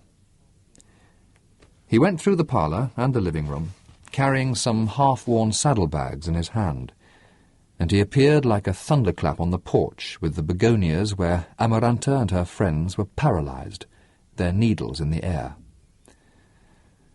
"Hello," he said to them in a tired voice, threw the saddlebags on a work table, and went by on his way to the back of the house. "Hello," he said to the startled Rebecca, who saw him pass by the door of her bedroom. "Hello," he said to Aureliano, who was at his silversmith's bench with all 5 senses alert. He did not linger with anyone. He went directly to the kitchen, and there he stopped for the first time at the end of a trip that had begun on the other side of the world. "Hello," he said. Ursula stood for a fraction of a second with her mouth open, looked into his eyes, gave a cry, and flung her arms around his neck, shouting and weeping with joy. It was José Arcadio. He was returning as poor as when he had left, to such an extreme that Ursula had to give him 2 pesos to pay for the rental of his horse. He spoke a Spanish that was larded with sailor slang. They asked where he had been, and he answered, "Out there." He hung his hammock in the room they assigned him, and slept for 3 days. When he woke up, after eating 16 raw eggs, he went directly to Caterina's store, where his monumental size provoked a panic of curiosity among the women. He called for music and cane liquor for everyone, to be put on his bill. He would Indian wrestle with 5 men at the same time. "It can't be done," they said, convinced that they would not be able to move his arm. He has Ninos en Cruz. Caterino, who did not believe in magical tricks of strength, bet him 12 pesos that he could not move the counter. José Arcadio pulled it out of its place, lifted it over his head, and put it in the street. It took 11 men to put it back. In the heat of the party, he exhibited his unusual masculinity on the bar, completely covered with tattoos of words in several languages, intertwined in blue and red. To the women who were besieging him and coveting him, he put the question as to who would pay the most. The one who had the most money offered him 20 pesos. Then he proposed raffling himself off among them at 10 pesos a chance. It was a fantastic price, because the most sought-after woman earned 8 pesos a night. But they all accepted. They wrote their names on 14 pieces of paper, which they put into a hat, and each woman took one out. When there were only 2 pieces left to draw, it was established to whom they belonged. 5 pesos more from each one, José Arcadio proposed, and I'll share myself with both. He made his living that way. He had been around the world 65 times, enlisted in a crew of sailors without a country. The women who went to bed with him that night in Caterino's store brought him naked into the dance salon, so that people could see that there was not a square inch of his body that was not tattooed, front and back, and from his neck to his toes. He did not succeed in becoming incorporated into the family. He slept all day and spent the night in red-light districts, making bets on his strength. On the rare occasion when Ursula got him to sit down at the table, he gave signs of radiant good humour, especially when he told about his adventures in remote countries. He had been shipwrecked and spent 2 weeks adrift in the Sea of Japan, feeding on the body of a comrade who had succumbed to sunstroke and whose extremely salty flesh, as it cooked in the sun, had a sweet and granular taste. Under a bright noonday sun in the Gulf of Bengal, his ship had killed a sea dragon, in the stomach of which they found the helmet, the buckles, and the weapons of a crusader. In the Caribbean, he had seen the ghost of the pirate ship of Victor Hugo, with its sails torn by the winds of death, the masts chewed by sea worms, and still looking for the course to Guadeloupe. Ursula would weep at the table, as if she were reading the letters that had never arrived, and in which José Arcadio told about his deeds and misadventures. "And there was so much of a home here for you, my son," she would sob, "and so much food thrown to the hogs." But underneath it all, she could not conceive that the boy the gypsies took away was the same lout who would eat half a suckling pig for lunch, and whose flatulence withered the flowers. Something similar took place with the rest of the family. Amaranta could not conceal the repugnance that she felt at the table because of his bestial belching. Arcadio, who never knew the secret of their relationship, scarcely answered the questions that he asked with the obvious idea of gaining his affection. Aureliano tried to relive the times when they slept in the same room, tried to revive the complicity of childhood. But José Arcadio had forgotten about it, because life at sea had saturated his memory with too many things to remember. Only Rebecca succumbed to the first impact. The day that she saw him pass by her bedroom, she thought that Pietro Crespi was a sugary dandy next to that proto-male, whose volcanic breathing could be heard all over the house. She tried to get near him under any pretext.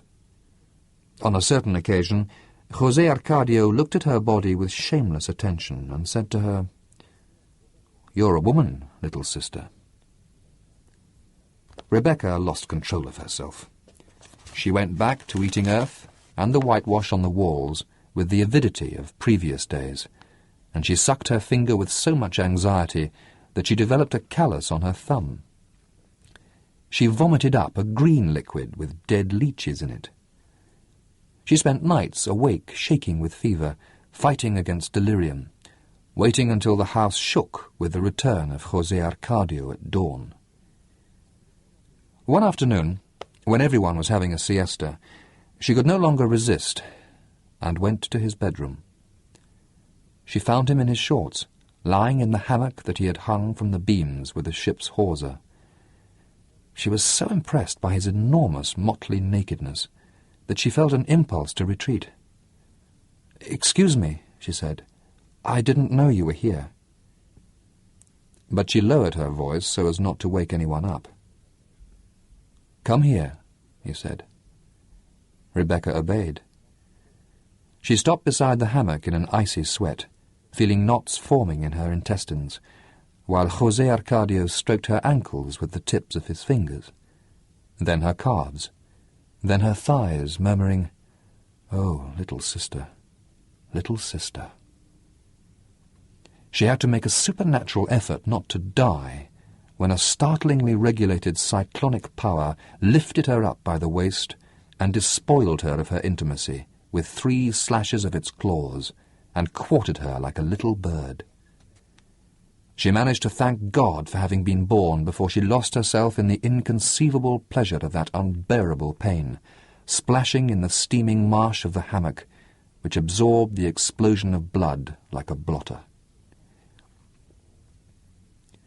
3 days later, they were married during the 5 o'clock Mass.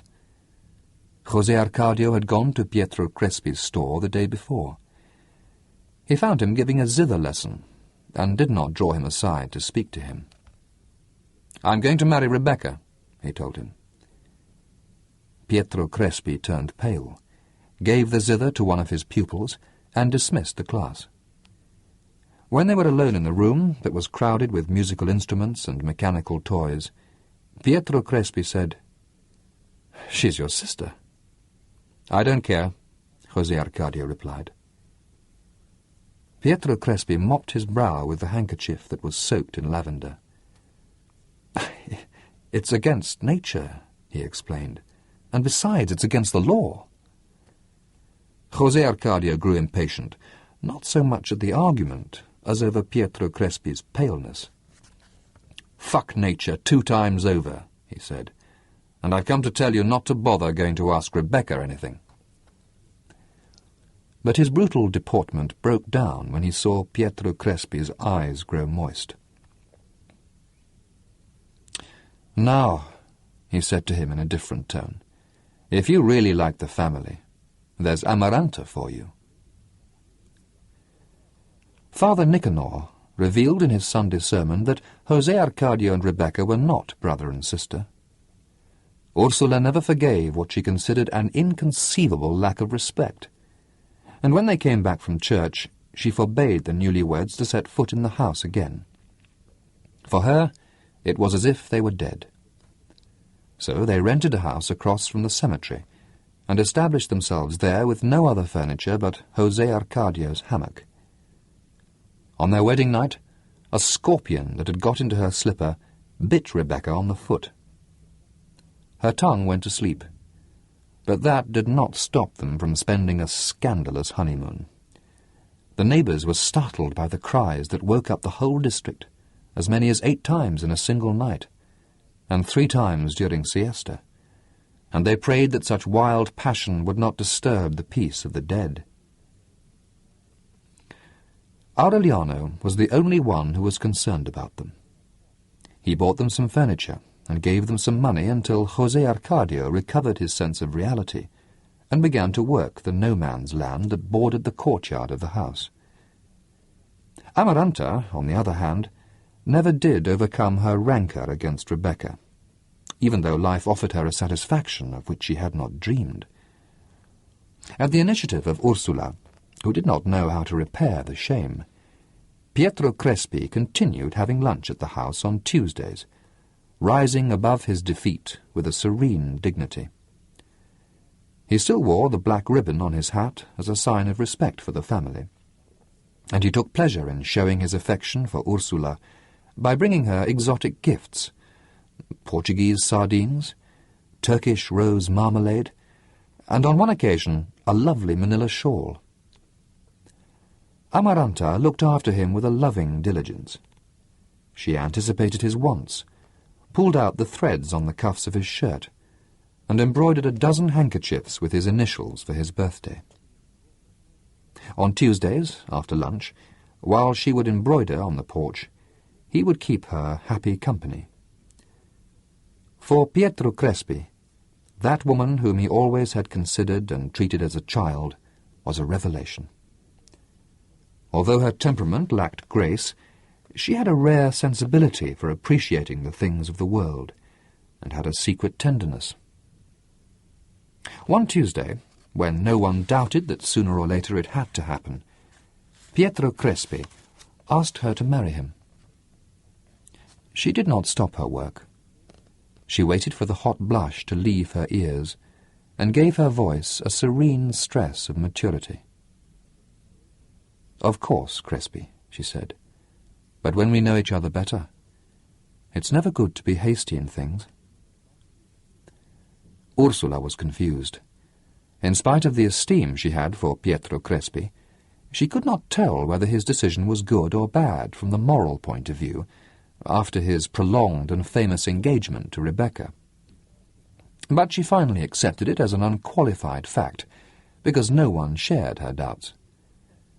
Aureliano, who was the man of the house, confused her further with his enigmatic and final opinion. "These are not times to go around thinking about weddings." That opinion, which Ursula understood only some months later, was the only sincere one that Aureliano could express at that moment, not only with respect to marriage, but to anything that was not war. He himself, facing a firing squad, would not understand too well the concatenation of the series of subtle but irrevocable accidents that brought him to that point. The death of Remedios had not produced the despair that he had feared. It was rather a dull feeling of rage that gradually dissolved in a solitary and passive frustration, similar to the one he had felt during the time he was resigned to living without a woman. He plunged into his work again, but he kept up the custom of playing dominoes with his father-in-law.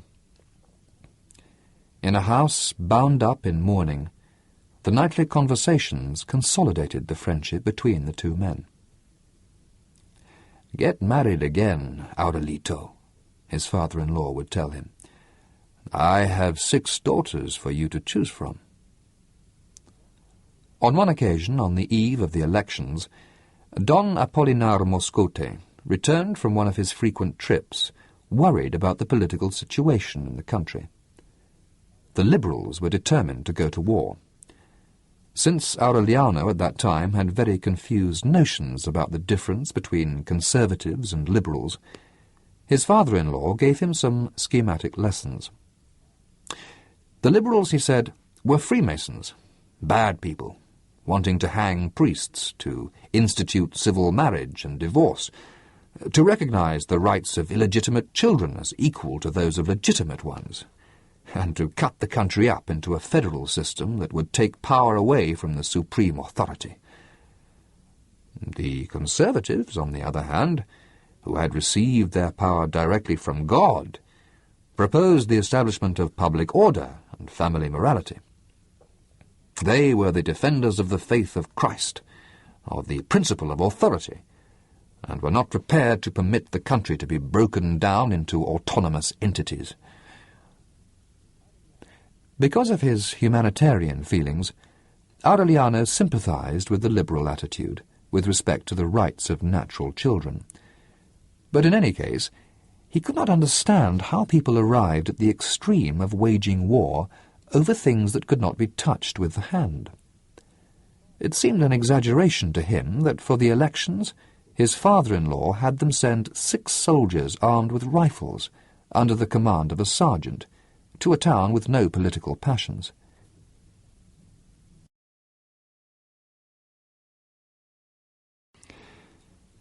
The soldiers not only arrived, but they went from house to house confiscating hunting weapons, machetes, and even kitchen knives before they distributed among males over 21 the blue ballots with the names of the Conservative candidates and the red ballots with the names of the Liberal candidates. On the eve of the elections, Don Apolinar Moscote himself read a decree that prohibited the sale of alcoholic beverages and the gathering together of more than 3 people who were not of the same family. The elections took place without incident. At 8 o'clock on Sunday morning, a wooden ballot box was set up in the square, which was watched over by the 6 soldiers. The voting was absolutely free, as Aureliano himself was able to attest, since he spent almost the entire day with his father-in-law, seeing that no one voted more than once. At 4 in the afternoon, a roll of drums in the square announced the closing of the polls, and Don Apolinar Moscote sealed the ballot box with a label crossed by his signature. That night, while he played dominoes with Aureliano, he ordered the sergeant to break the seal in order to count the votes. There were almost as many red ballots as blue, but the sergeant left only 10 red ones and made up the difference with blue ones. Then they sealed the box again with a new label, and the first thing on the following day it was taken to the capital of the province. "The Liberals will go to war," Aureliano said. Don Apolinar concentrated on his domino pieces. "If you're saying that because of the switch in ballots, they won't," he said. "We left a few red ones in, so there won't be any complaints." Aureliano understood the disadvantages of being in the opposition. "If I were a Liberal," he said, "I'd go to war because of those ballots." His father-in-law looked at him over his glasses. "Come now, Aurelito," he said. "If you were a Liberal, even though you're my son-in-law, you wouldn't have seen the switching of the ballots." What really caused indignation in the town was not the results of the elections, but the fact that the soldiers had not returned the weapons. A group of women spoke with Aureliano so that he could obtain the return of their kitchen knives from his father-in-law. Don Apolinar Moscote explained to him, in strictest confidence, that the soldiers had taken the weapons off as proof that the Liberals were preparing for war. The cynicism of the remark alarmed him. He said nothing, but on a certain night when Gabriel Marquez and Magnifico Bisbal were speaking with some other friends about the incident of the knives, they asked him if he was a Liberal or a Conservative. Aureliano did not hesitate. "If I have to be something, I'll be a Liberal," he said, "because the Conservatives are tricky." On the following day, at the urging of his friends, he went to see Dr. Alirio Noguera to be treated for a supposed pain in his liver. He did not even understand the meaning of the subterfuge. Dr. Alirio Noguera had arrived in Macondo a few years before with a medicine chest of tasteless pills and a medical motto that convinced no one: "One nail draws another." In reality, he was a charlatan. Behind his innocent facade of a doctor without prestige, there was hidden a terrorist who, with his short-legged boots, covered the scars that 5 years in the stocks had left on his legs. Taken prisoner during the first Federalist adventure, he managed to escape to Curaçao, disguised in the garment he detested most in this world, a cassock. At the end of a prolonged exile, stirred up by the exciting news that exiles from all over the Caribbean brought to Curaçao, he set out in a smuggler's schooner and appeared in Rio Hacha with the bottles of pills that were nothing but refined sugar and a diploma from the University of Leipzig that he had forged himself. He wept with disappointment. The Federalist fervour, which the exiles had pictured as a powder keg about to explode, had dissolved into a vague electoral illusion. Embittered by failure, yearning for a safe place where he could await old age, the false homeopath took refuge in Macondo. In the narrow, bottle-crowded room that he rented on one side of the square, He lived several years off the hopelessly ill, who, after having tried everything, consoled themselves with sugar pills. His instincts of an agitator remained dormant as long as Don Apolinar Moscote was a figurehead. He passed the time remembering and fighting against asthma. The approach of the elections was the thread that led him once more to the skein of subversion. He made contact with the young people in the town, who lacked political knowledge, and he embarked on a stealthy campaign of instigation.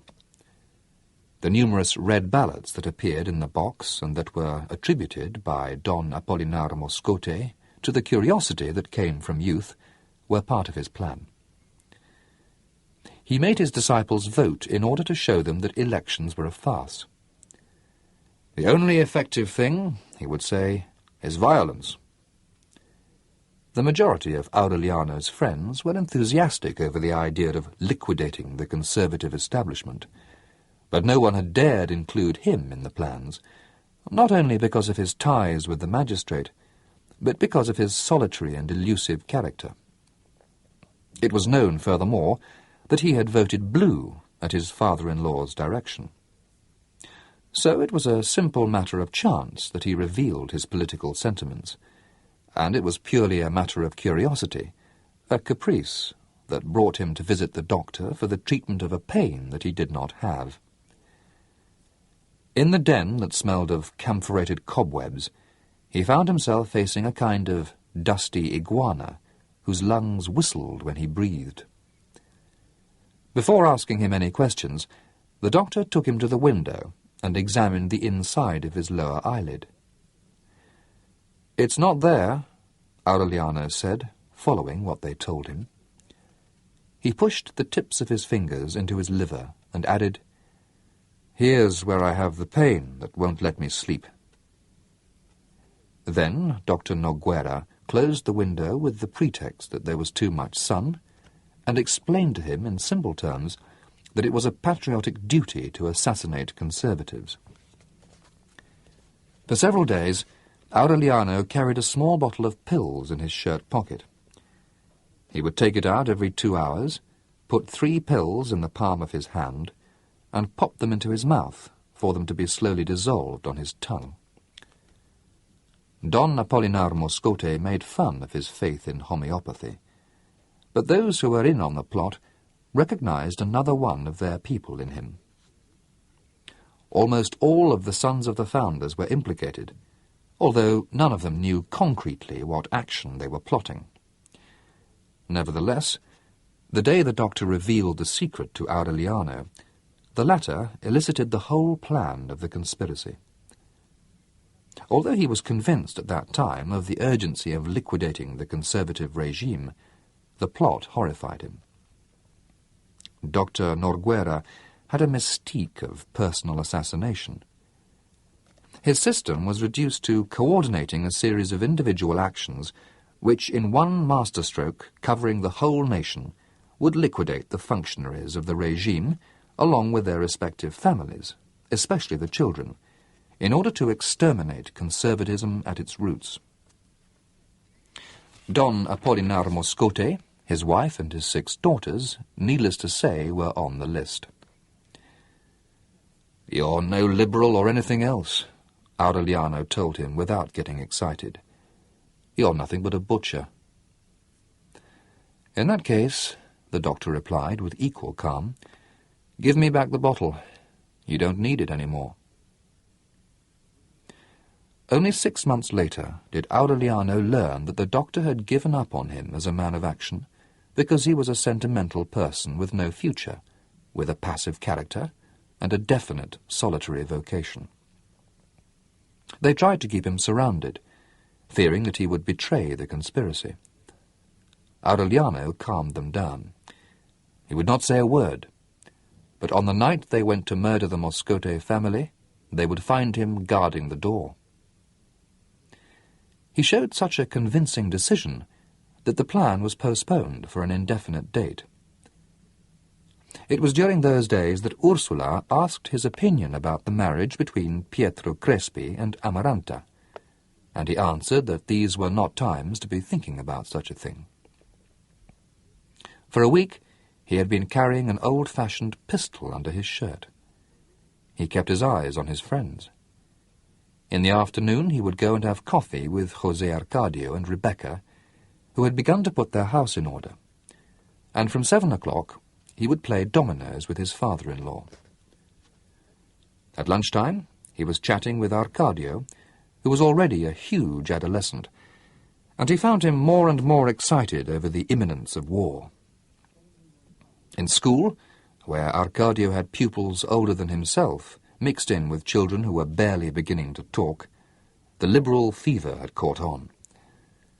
There was talk of shooting Father Nicanor, of turning the church into a school, of instituting free love.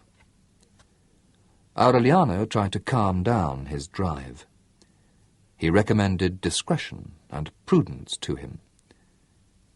Deaf to his calm reasoning, to his sense of reality, Arcadio reproached him in public for his weakness of character.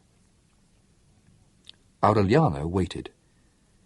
Finally, in the beginning of December, Ursula burst into the workshop, all upset. "War's broken out!" War, in fact, had broken out 3 months before. Martial law was in effect in the whole country. The only one who knew it immediately was Don Apolinar Moscote, but he did not give the news even to his wife, while the army platoon that was to occupy the town by surprise was on its way. They entered noiselessly before dawn, with 2 pieces of light artillery drawn by mules, and they set up their headquarters in the school. A 6 p.m. curfew was established. A more drastic search than the previous one was undertaken, house by house, and this time they even took farm implements. They dragged out Dr. Noguera, tied him to a tree in the square, and shot him without any due process of law. Father Nicanor tried to impress the military authorities with the miracle of levitation, and had his head split open by the butt of a soldier's rifle. The liberal exaltation had been extinguished into a silent terror. Aureliano, pale, mysterious, continued playing dominoes with his father-in-law.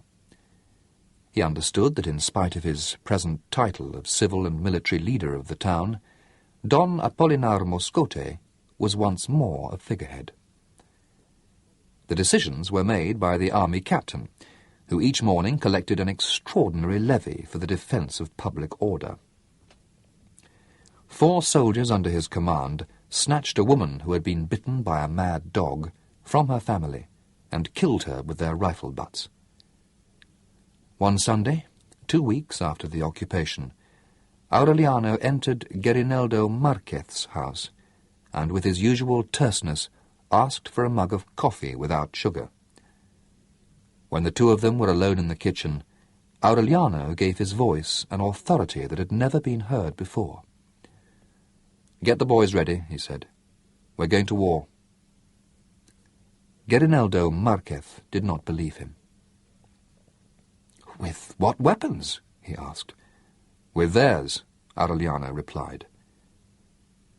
Tuesday at midnight, in a mad operation, 21 men under the age of 30, commanded by Aureliano Buendia, armed with table knives and sharpened tools, took the garrison by surprise, seized the weapons, and in the courtyard executed the captain and the 4 soldiers who had killed the woman.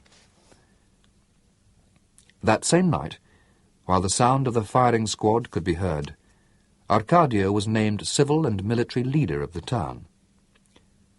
The married rebels barely had time to take leave of their wives, whom they left to their own devices.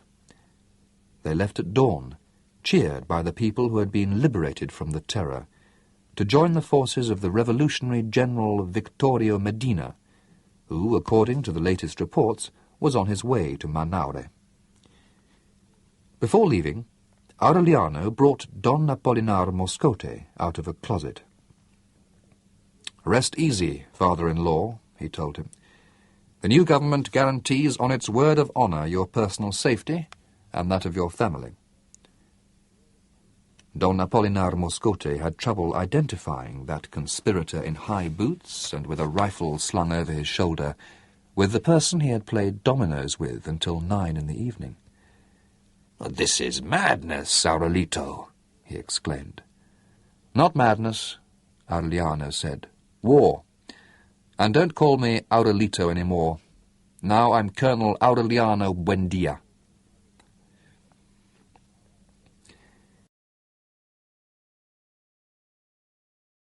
Colonel Aureliano Buendia organized 32 armed uprisings, and he lost them all.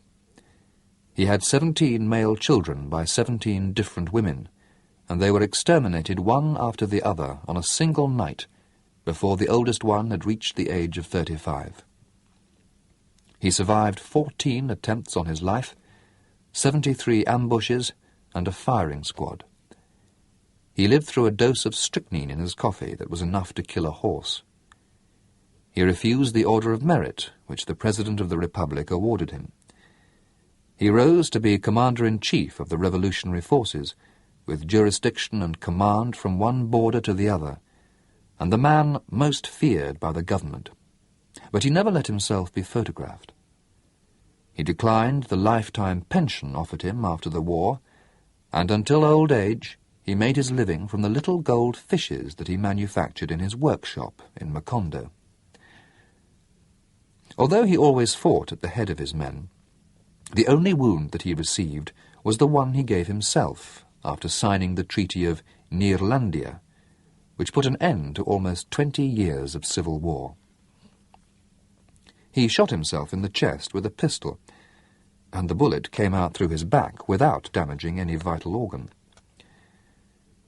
The only thing left of all that was a street that bore his name in Macondo. And yet, as he declared a few years before he died of old age, he had not expected any of that on the dawn he left with his 21 men to join the forces of General Victorio Medina. "We leave Macondo in your care," was all that he said to Arcadio before leaving. "We leave it to you in good shape. Try to have it in better shape when we return."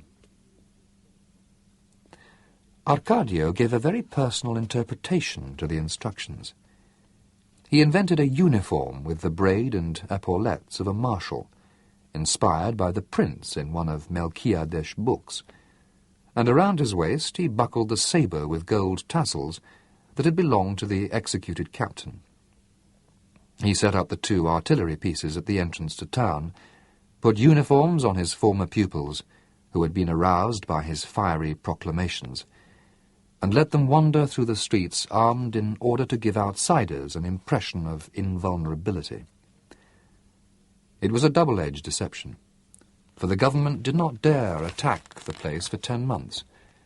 But when it did, it unleashed such a large force against it that resistance was liquidated in a half-hour. From the first day of his rule, Arcadio revealed his predilection for decrees. He would read as many as 4 a day in order to decree and institute everything that came into his head. He imposed obligatory military service for men over 18, declared to be public property any animals walking the streets after 6 in the evening, and made men who were over age wear red armbands. He sequestered Father Nicanor in the parish house under pain of execution, and prohibited him from saying Mass or ringing the bells, unless it was for a liberal victory. In order that no one would doubt the severity of his aims, he ordered a firing squad organized in the square and had it shoot at a scarecrow. At first no one took him seriously. They were, after all, school children playing at being grown-ups. But one night, when Arcadio went into Caterino's store, the trumpeter in the group greeted him with a fanfare that made the customers laugh, and Arcadio had him shot for disrespect for the authorities. People who protested were put on bread and water, with their ankles in a set of stocks that he had set up in a schoolroom. "You murderer!" Ursula would shout at him every time she learned of some new arbitrary act. When Aureliano finds out, he's going to shoot you, and I'll be the first one to be glad." But it was of no use. Arcadio continued tightening the tourniquet with unnecessary rigour until he became the cruelest ruler that Macondo had ever known. "Now let them suffer the difference," Don Apolinar Moscote said on one occasion. "This is the liberal paradise." Arcadio found out about it. At the head of a patrol, he assaulted the house, destroyed the furniture, flogged the daughters, and dragged out Don Apolinar Moscote.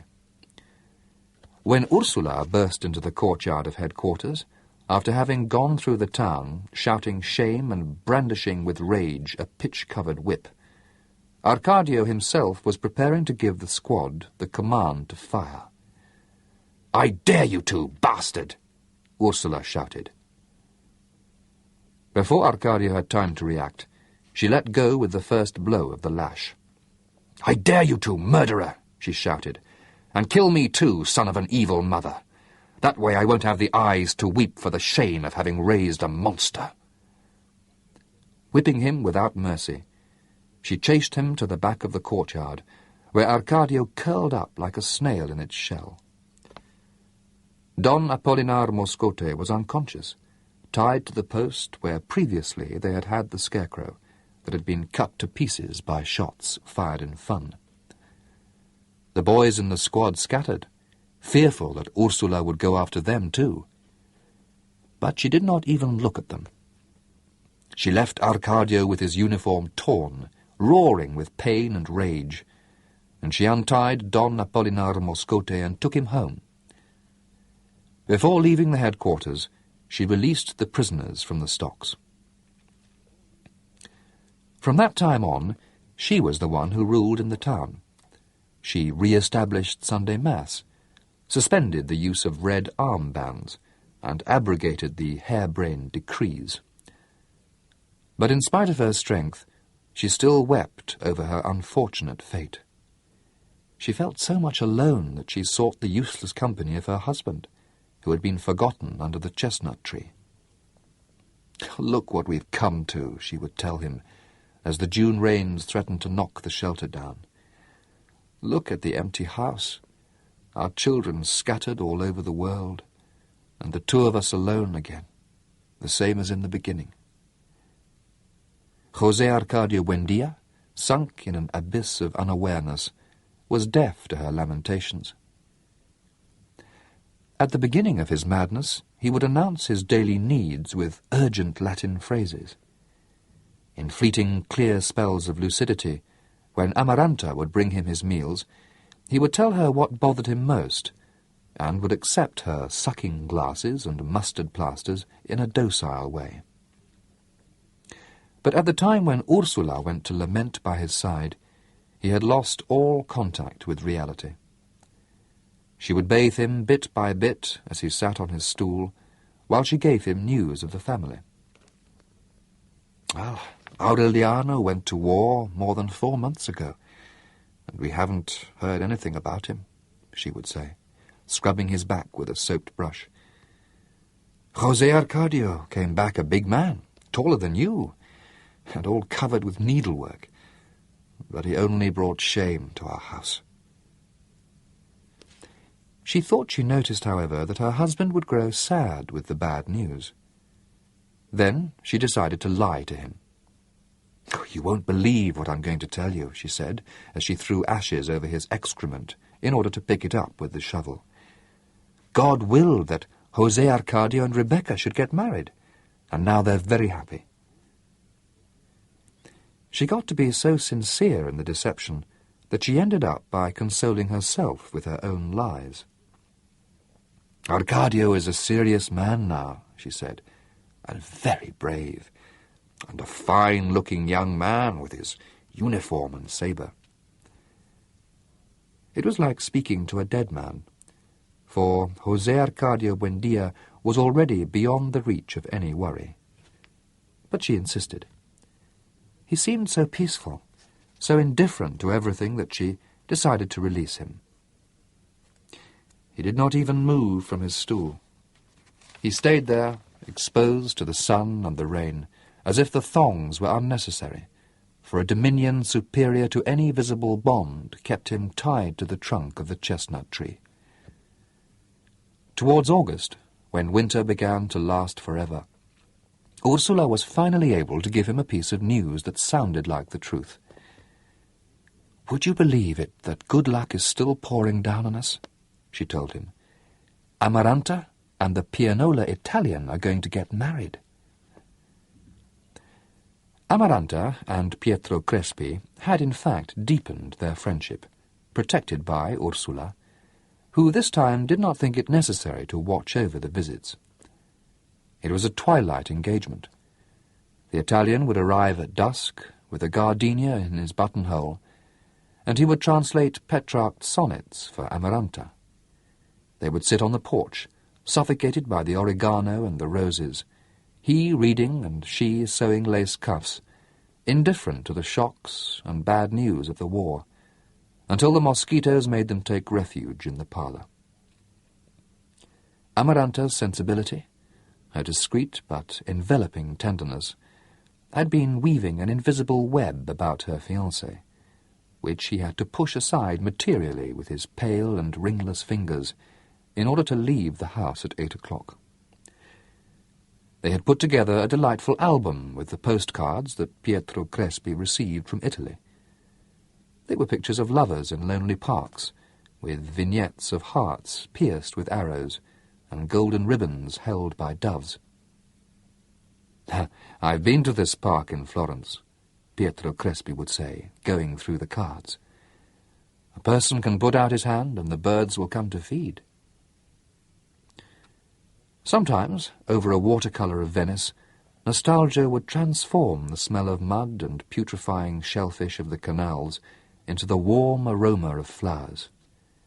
Amaranta would sigh, laugh, and dream of a second homeland of handsome men and beautiful women who spoke a childlike language, with ancient cities of whose past grandeur only the cats among the rubble remained. After crossing the ocean in search of it, after having confused passion with the vehement stroking of Rebecca, Pietro Crespi had found love. Happiness was accompanied by prosperity. His warehouse at that time occupied almost a whole block, and it was a hothouse of fantasy, with reproductions of the bell tower of Florence that told time with a concert of carillons, and music boxes from Sorrento, and compacts from China that sang 5-note melodies when they were opened, and all the musical instruments imaginable, and all the mechanical toys that could be conceived.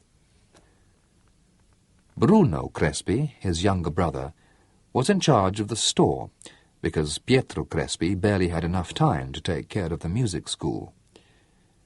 Thanks to him, the Street of the Turks, with its dazzling display of knickknacks, became a melodic oasis where one could forget Arcadio's arbitrary acts and the distant nightmare of the war. When Ursula ordered the revival of Sunday Mass, Pietro Crespi donated a German harmonium to the church, organized a children's chorus, and prepared a Gregorian repertory that added a note of splendor to Father Nicanor's quiet rite. No one doubted that he would make Amaranta a fortunate mate. Not pushing their feelings, letting themselves be borne along by the natural flow of their hearts, they reached a point where all that was left to do was set a wedding date. They did not encounter any obstacles. Ursula accused herself inwardly of having twisted Rebecca's destiny with repeated postponements, and she was not about to add more remorse. The rigour of the mourning for Remedios had been relegated to the background by the mortifications of the war, Aureliano's absence, Arcadio's brutality, and the expulsion of José Arcadio and Rebecca. With the imminence of the wedding, Pietro Crespi had hinted that Aureliano José, in whom he had stirred up a love that was almost filial, would be considered their oldest child. Everything made Amaranta think that she was heading towards a smooth happiness. But, unlike Rebecca, she did not reveal the slightest anxiety. With the same patience with which she dyed tablecloths, sewed lace masterpieces, and embroidered needlepoint peacocks, she waited for Pietro Crespi to be unable to bear the urges of his heart any more. Her day came with the ill-fated October rains.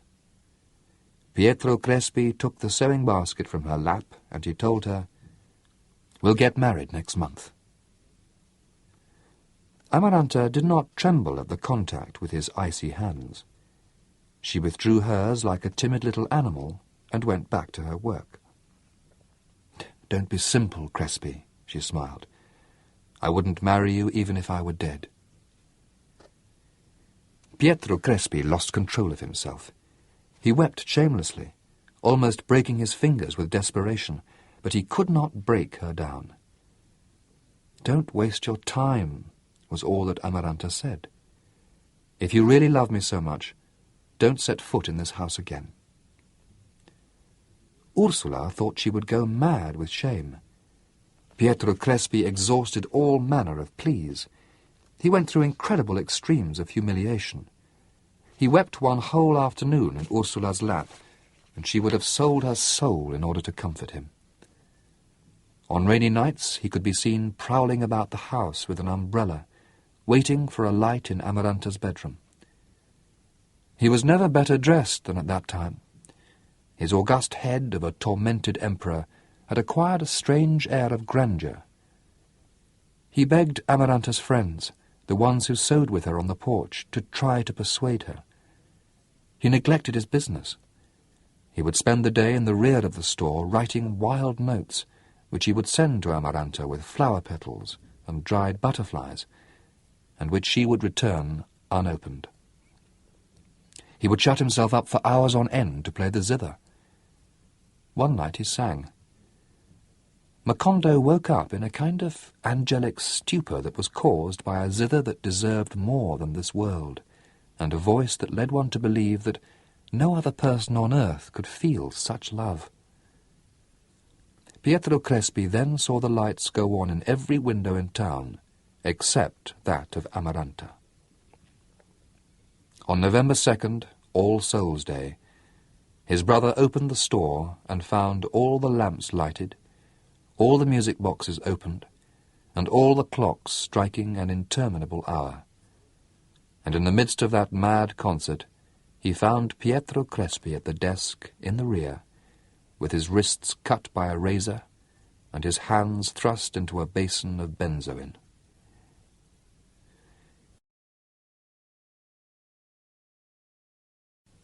Ursula decreed that the wake would be in her house. Father Nicanor was against a religious ceremony and burial in consecrated ground. Ursula stood up to him. "In a way that neither you nor I can understand, that man was a saint," she said. "So I'm going to bury him, against your wishes, beside Melchiadesh's grave." She did it with the support of the whole town and with a magnificent funeral. Amaranta did not leave her bedroom. From her bed she heard Ursula's weeping, the steps and whispers of the multitude that invaded the house, the wailing of the mourners, and then a deep silence that smelled of trampled flowers. For a long time she kept on smelling Pietro Crespi's lavender breath at dusk, but she had the strength not to succumb to delirium. Ursula abandoned her. She did not even raise her eyes to pity her on the afternoon when Amaranta went into the kitchen and put her hand into the coals of the stove until it hurt her so much that she felt no more pain, but instead smelled the pestilence of her own singed flesh. It was a stupid cure for her remorse. For several days she went about the house with her hand in a pot of egg whites, and when the burns healed, it appeared as if the whites had also scarred over the sores on her heart. The only external trace that the tragedy left was the bandage of black gauze that she put on her burned hand and that she wore until her death. Arcadio gave a rare display of generosity by decreeing official mourning for Pietro Crespi. Ursula interpreted it as the return of the strayed lamb. But she was mistaken. She had lost Arcadio, not when he had put on his military uniform, but from the beginning. She thought she had raised him as a son, as she had raised Rebecca, with no privileges or discrimination. Nevertheless, Arcadio was a solitary and frightened child during the insomnia plague, in the midst of Ursula's utilitarian fervour, during the delirium of José Arcadio Buendia, the hermetism of Aureliano, and the mortal rivalry between Amaranta and Rebecca. Aureliano had taught him to read and write, thinking about other things, as he would have done with a stranger. He gave him his clothing so that Visitazione could take it in when it was ready to be thrown away. Arcadio suffered from shoes that were too large, from his patched pants, from his female buttocks. He never succeeded in communicating with anyone better than he did with Visitazione and Cataure in their language. Melchiades was the only one who really was concerned with him, as he made him listen to his incomprehensible texts and gave him lessons in the art of daguerreotype. No one imagined how much he wept in secret, and the desperation with which he tried to revive Melchiades with the useless study of his papers. The school, where they paid attention to him and respected him, and then power, with his endless decrees and his glorious uniform, freed him from the weight of an old bitterness. One night, in Caterina's store, someone dared tell him, "You don't deserve the last name you carry." Contrary to what everyone expected, Arcadio did not have him shot. "To my great honour," he said, "I am not a Buendia." Those who knew the secret of his parentage thought that the answer meant that he too was aware of it, but he had really never been. Pilar Ternera, his mother, who had made his blood boil in the darkroom, was as much an irresistible obsession for him as she had been first for José Arcadio and then for Aureliano. In spite of her having lost her charms and the splendour of her laugh, he sought her out and found her by the trail of her smell of smoke. A short time before the war, one noon, when she was later than usual in coming for her younger son at school, Arcadio was waiting for her in the room where he was accustomed to take his siesta, and where he later set up the stocks. While the child played in the courtyard, he waited in his hammock, trembling with anxiety, knowing that Pilar Ternera would have to pass through there. She arrived. Arcadio grabbed her by the wrist and tried to pull her into the hammock. I can't, Pilar Ternera said in horror. "You can't imagine how much I would like to make you happy, but as God is my witness, I can't." Arcadio took her by the waist with his tremendous hereditary strength, and he felt the world disappear with the contact of her skin. "Don't play the saint," he said. "After all, everybody knows that you're a whore." Pilar overcame the disgust that her miserable fate inspired in her. "The children will find out," she murmured. "It will be better if you leave the bar off the door tonight." Arcadio waited for her that night, trembling with fever in his hammock. He waited without sleeping, listening to the aroused crickets in the endless hours of early morning, and the implacable telling of time by the curlews, more and more convinced that he had been deceived. Suddenly, when anxiety had broken down into rage, the door opened. A few months later, facing the firing squad, Arcadio would relive the wandering steps in the classroom, the stumbling against benches, and finally the bulk of a body in the shadows of the room, and the breathing of air that was pumped by a heart that was not his. He stretched out his hand, and found another hand with 2 rings on the same finger about to go astray in the darkness. He felt the structure of the veins, the pulse of its misfortune, and felt the damp palm with a lifeline cut off at the base of the thumb by the claws of death. Then he realized that this was not the woman he was waiting for, because she did not smell of smoke but of flower lotion, and she had inflated, blind breasts with nipples like a man's, a sex as stony and round as a nut, and the chaotic tenderness of excited inexperience. She was a virgin, and she had the unlikely name of Santa Sofia de la Piedad. Pilar Ternera had paid her 50 pesos, half of her life savings, to do what she was doing. Arcadio had seen her many times working in her parents' small food store, but he had never taken a good look at her, because she had that rare virtue of never existing completely except at the opportune moment. But from that day on, he huddled like a cat in the warmth of her armpit. She would go to the school at siesta time with the consent of her parents, to whom Pilar Ternera had paid the other half of her savings. Later on, when the government troops dislodged them from the place where they had made love, they did it among the cans of lard and sacks of corn in the back of the store. About the time that Arcadio was named civil and military leader, they had a daughter. The only relatives who knew about it were José Arcadio and Rebecca, with whom Arcadio maintained close relations at that time, based not so much on kinship as on complicity.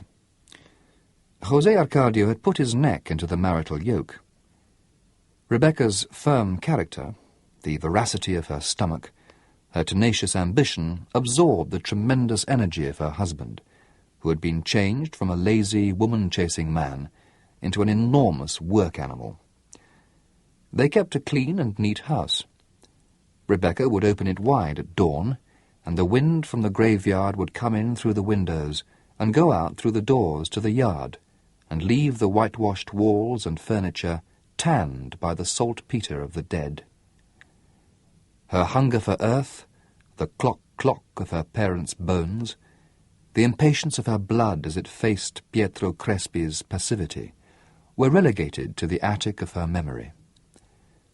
All day long she would embroider beside the window, withdrawn from the uneasiness of the war, until the ceramic pots would begin to vibrate in the cupboard, and she would get up to warm the meal, much before the appearance, first of the mangy hounds, and then of the colossus in leggings and spurs with a double-barrelled shotgun, who sometimes carried a deer on his shoulder, and almost always a string of rabbits or wild ducks. One afternoon, at the beginning of his rule, Arcadio paid them a surprise visit. They had not seen him since they had left the house, but he seemed so friendly and familiar that they invited him to share the stew. Only when they were having coffee did Arcadio reveal the motive behind his visit. He had received a complaint against José Arcadio. It was said that he had begun by ploughing his own yard and had gone straight ahead into neighbouring lands, knocking down fences and buildings with his oxen, until he took forcible possession of the best plots of land around.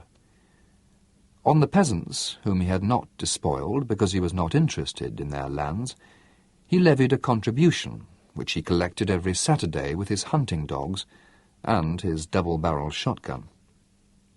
He did not deny it. He based his right on the fact that the usurped lands had been distributed by José Arcadio Buendia at the time of the founding, and he thought it possible to prove that his father had been crazy ever since that time, for he had disposed of a patrimony that really belonged to the family. It was an unnecessary allegation, because Arcadio had not come to do justice. He simply offered to set up a registry office so that José Arcadio could legalize his title to the usurped land, under the condition that he delegate to the local government the right to collect the contributions. They made an agreement. Years later, when Colonel Aureliano Buendia examined the titles to property, he found registered in his brother's name all of the land between the hill where his yard was, on up to the horizon, including the cemetery, and discovered that during the 11 months of his rule, Arcadio had collected not only the money of the contributions, but had also collected fees from people for the right to bury their dead in José Arcadio's land. It took Ursula several months to find out what was already public knowledge, because people hid it from her so as not to increase her suffering. At first, she suspected it. "Arcadio is building a house," she confided with feigned pride to her husband as she tried to put a spoonful of calabash syrup into his mouth. Nevertheless, she involuntarily sighed and said, "I don't know why, but all this has a bad smell to me." Later on, when she found out that Arcadio had not only built a house, but had ordered some Viennese furniture, she confirmed her suspicion that he was using public funds. "You're the shame of our family name," she shouted at him one Sunday after Mass, when she saw him in his new house playing cards with his officers. Arcadio paid no attention to her.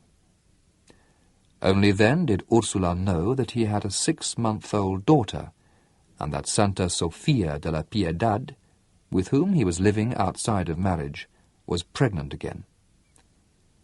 She decided to write to Colonel Aureliano Buendia, wherever he was, to bring him up to date on the situation. But the fast-moving events of those days not only prevented her plans from being carried out, they made her regret having conceived them. The war, which until then had been only a word to designate a vague and remote circumstance, became a concrete and dramatic reality. Around the end of February, an old woman with an ashen look arrived in Macondo riding a donkey loaded down with brooms. She seemed so inoffensive that the sentries let her pass without any questions, as another vendor, one of the many who often arrived from the towns in the swamp. She went directly to the barracks. Arcadio received her in the place where the classroom used to be, and which at that time had been transformed into a kind of rear-guard encampment, with rolled hammocks hanging on hooks, and mats piled up in the corners, and rifles and carbines and even hunting shotguns scattered on the floor. The old woman stiffened into a military salute before identifying herself. "I am Colonel Gregorio Stevenson." He brought bad news. The last centres of liberal resistance, according to what he said, were being wiped out. Colonel Aureliano Buendia, whom he had left fighting in retreat near Riohacha, had given him a message for Arcadio. He should surrender the town without resistance on the condition that the lives and property of liberals would be respected. Arcadio examined that strange messenger, who could have been a fugitive grandmother with a look of pity. "You have brought something in writing, naturally," he said. "Naturally," the emissary answered. "I have brought nothing of the sort. It's easy to understand that under the present circumstances, a person can't carry anything that would compromise him." As he was speaking, he reached into his bodice and took out a small gold fish. "I think that this will be sufficient," he said. Arcadio could see that indeed it was one of the little fishes made by Colonel Aureliano Buendia. But anyone could have brought it before the war or stolen it, and it had no merit as a safe conduct pass.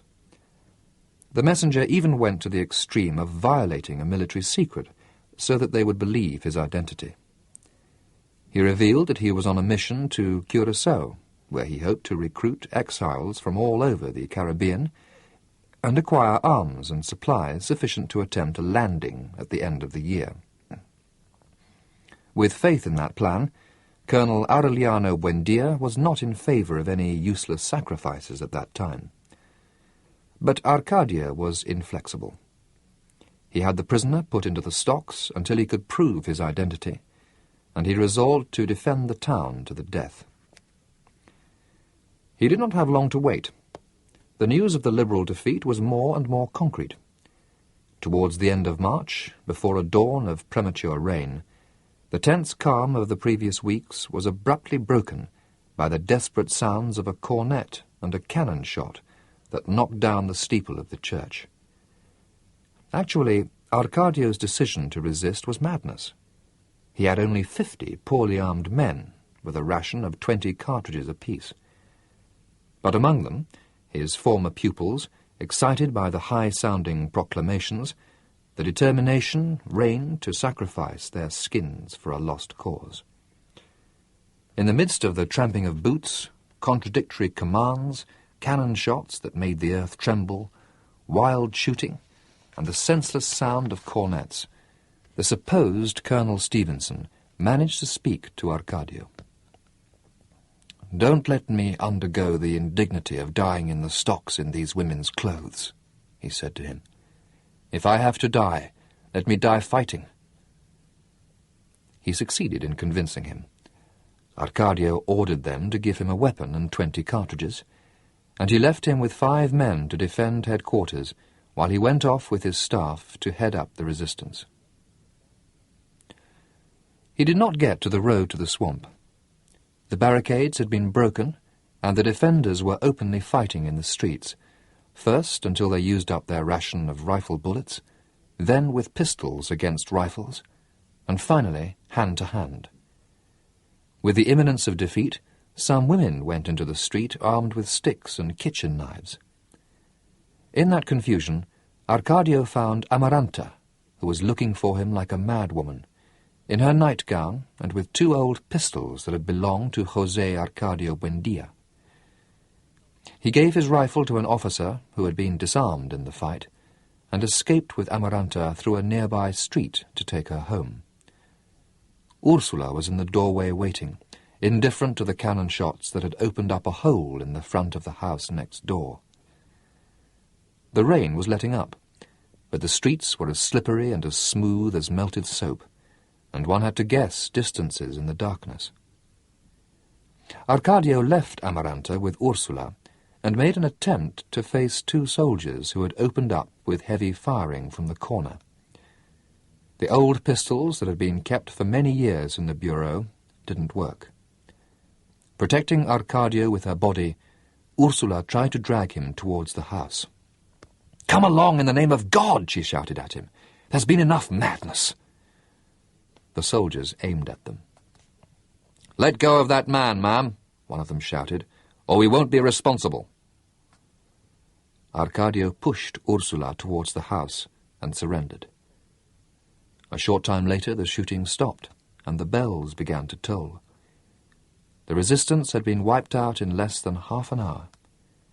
Not a single one of Arkadio's men had survived the attack, but before dying they had killed 300 soldiers. The last stronghold was the barracks. Before being attacked, the supposed Colonel Gregorio Stevenson had freed the prisoners and ordered his men to go out and fight in the street. The extraordinary mobility and accurate aim with which he placed his 20 cartridges gave the impression that the barracks was well defended, and the attackers blew it to pieces with cannon fire. The captain who directed the operation was startled to find the rubble deserted and a single dead man in his undershorts with an empty rifle still clutched in an arm that had been blown completely off. He had a woman's full head of hair held at the neck with a comb, and on his neck a chain with a small gold fish. When he turned him over with the tip of his boot and put the light on his face, the captain was perplexed. "Jesus Christ!" he exclaimed. Other officers came over. "Look where this fellow turned up," the captain said. "It's Gregorio Stevenson." At dawn, after a summary court-martial, Arkadio was shot against the wall of the cemetery. In the last 2 hours of his life, he did not manage to understand why the fear that had tormented him since childhood had disappeared. Impassive, without even worrying about making a show of his recent bravery, he listened to the interminable charges of the accusation. He thought about Ursula, who at that hour must have been under the chestnut tree having coffee with José Arcadio Buendia. He thought about his 8-month-old daughter, who still had no name, and about the child who was going to be born in August.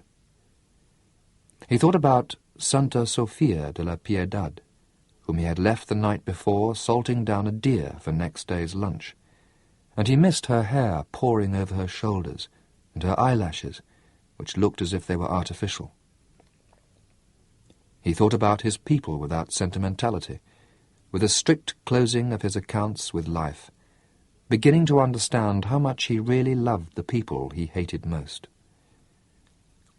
The president of the court-martial began his final speech, when Arcadio realized that 2 hours had passed.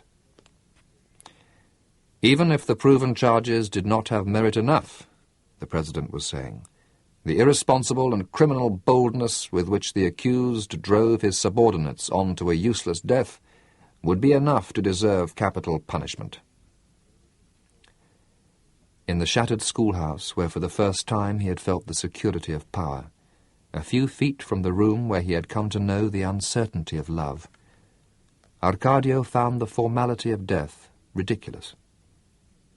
Death really did not matter to him, but life did, and therefore the sensation he felt when they gave their decision was not a feeling of fear, but of nostalgia. He did not speak until they asked him for his last request. "Tell my wife," he answered in a well-modulated voice, "to give the girl the name of Ursula." He paused and said it again. "Ursula, like her grandmother. And tell her also that if the child that is to be born is a boy, they should name him José Arcadio, not for his uncle, but for his grandfather." Before they took him to the execution wall, Father Nicanor tried to attend him. "I have nothing to repent," Arcadio said, and he put himself under the orders of the squad after drinking a cup of black coffee. The leader of the squad, a specialist in summary executions, had a name that had much more about it than chance. Captain Roc Carnicero, which meant butcher. On the way to the cemetery, under the persistent drizzle, Arcadio saw that a radiant Wednesday was breaking out on the horizon. His nostalgia disappeared with the mist and left an immense curiosity in its place. Only when they ordered him to put his back to the wall did Arcadio see Rebecca, with wet hair and a pink-flowered dress, opening wide the door. He made an effort to get her to recognize him, and Rebecca did take a casual look towards the wall, and was paralyzed with stupor, barely able to react and wave goodbye to Arcadio. Arcadio answered her the same way. At that instant, the smoking mouths of the rifles were aimed at him, and letter by letter he heard the encyclicals that Melquiades had chanted, and he heard the lost steps of Santa Sofia de la Piedad, a virgin, in the classroom. And in his nose he felt the same icy hardness that had drawn his attentions in the nostrils of the corpse of Remedios. "Oh, God damn it," he managed to think. "I forgot to say that if it was a girl they should name her Remedios." Then, all accumulated in the rip of a claw, he felt again all the terror that had tormented him in his life. The captain gave the order to fire. Arcadio barely had time to put out his chest and raise his head, not understanding where the hot liquid that burned his thighs was pouring from. "Bastards!" he shouted. "Long live the Liberal Party!"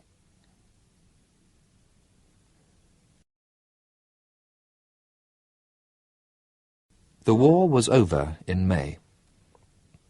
2 weeks before the government made the official announcement in a high-sounding proclamation which promised merciless punishment for those who had started the rebellion, Colonel Aureliano Buendia fell prisoner just as he was about to reach the western frontier, disguised as an Indian witch-doctor.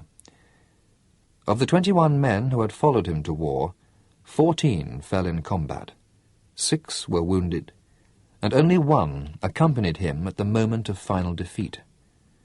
Colonel Gabriel Marquez. The news of his capture was announced in Macondo with a special proclamation. "He's alive," Ursula told her husband. "Let's pray to God for his enemies to show him clemency."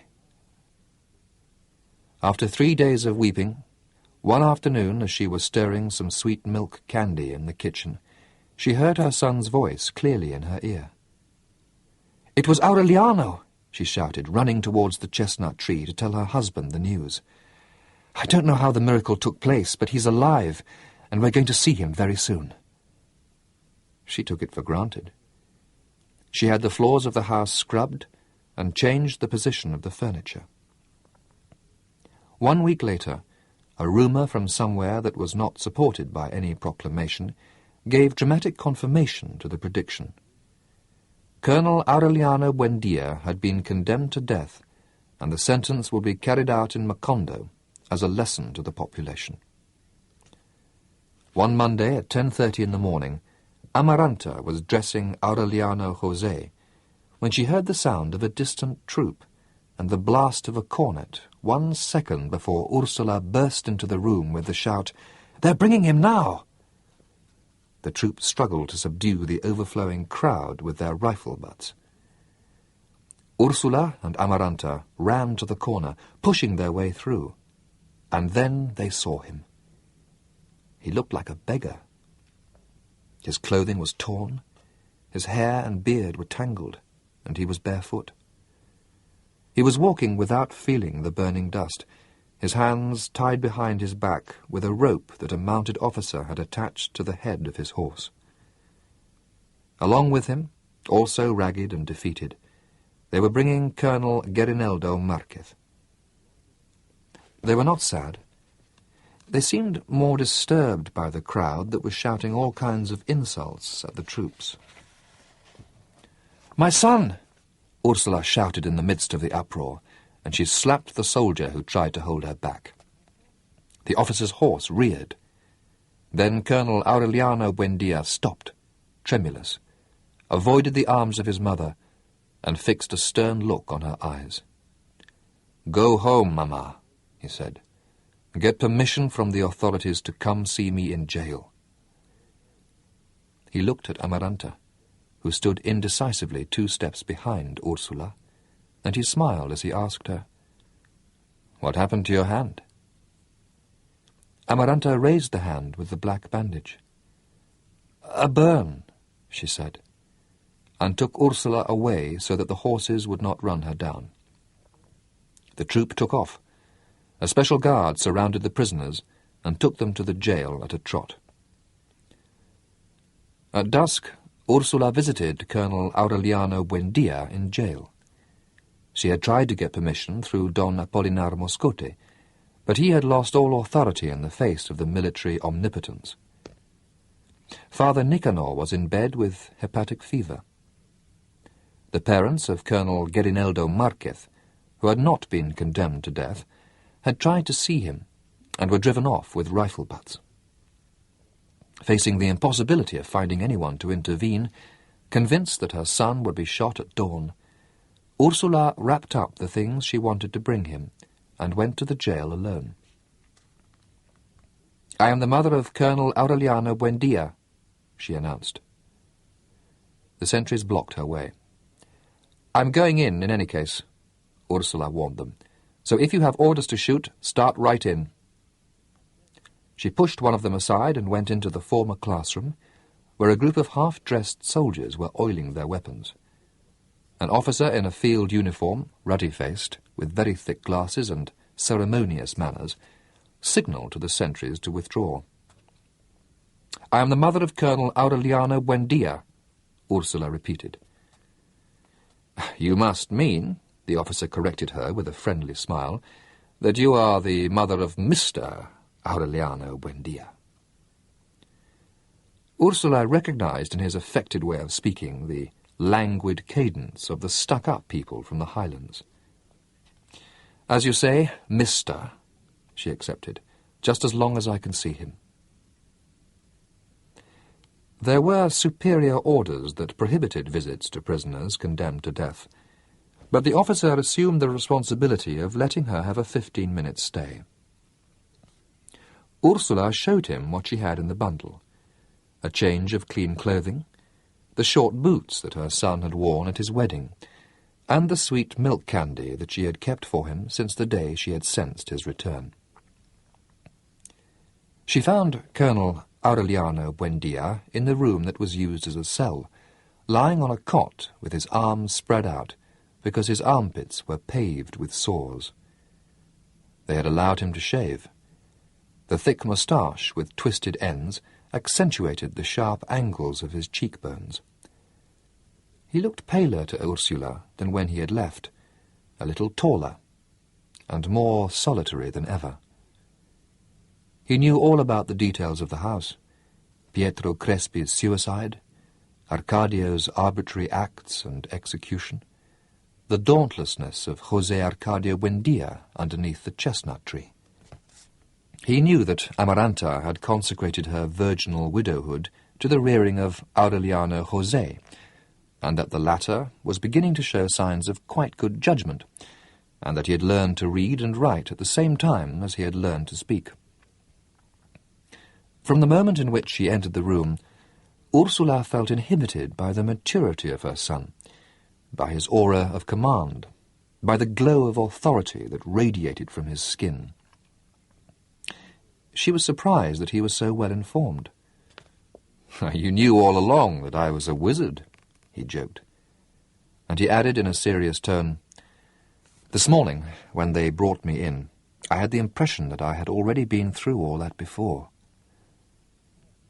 In fact, while the crowd was roaring alongside him, he had been concentrating his thoughts, startled at how the town had aged. The leaves of the almond trees were broken. The houses painted blue, then painted red, had ended up with an indefinable coloration. "What did you expect?" Ursula sighed. "Time passes." That's how it goes," Aureliano admitted. "But not so much." In that way, the long-awaited visit, for which both had prepared questions and had even anticipated answers, was once more the usual everyday conversation. When the guard announced the end of the visit, Aureliano took out a roll of sweaty papers from under the cot. They were his poetry, the poems inspired by Remedios, which he had taken with him when he left, and those he had written later on during chance pauses in the war. "Promise me that no one will read them," he said. "Light the oven with them this very night." Ursula promised, and stood up to kiss him goodbye. "I brought you a revolver," she murmured. Colonel Aureliano Buendia saw that the sentry could not see.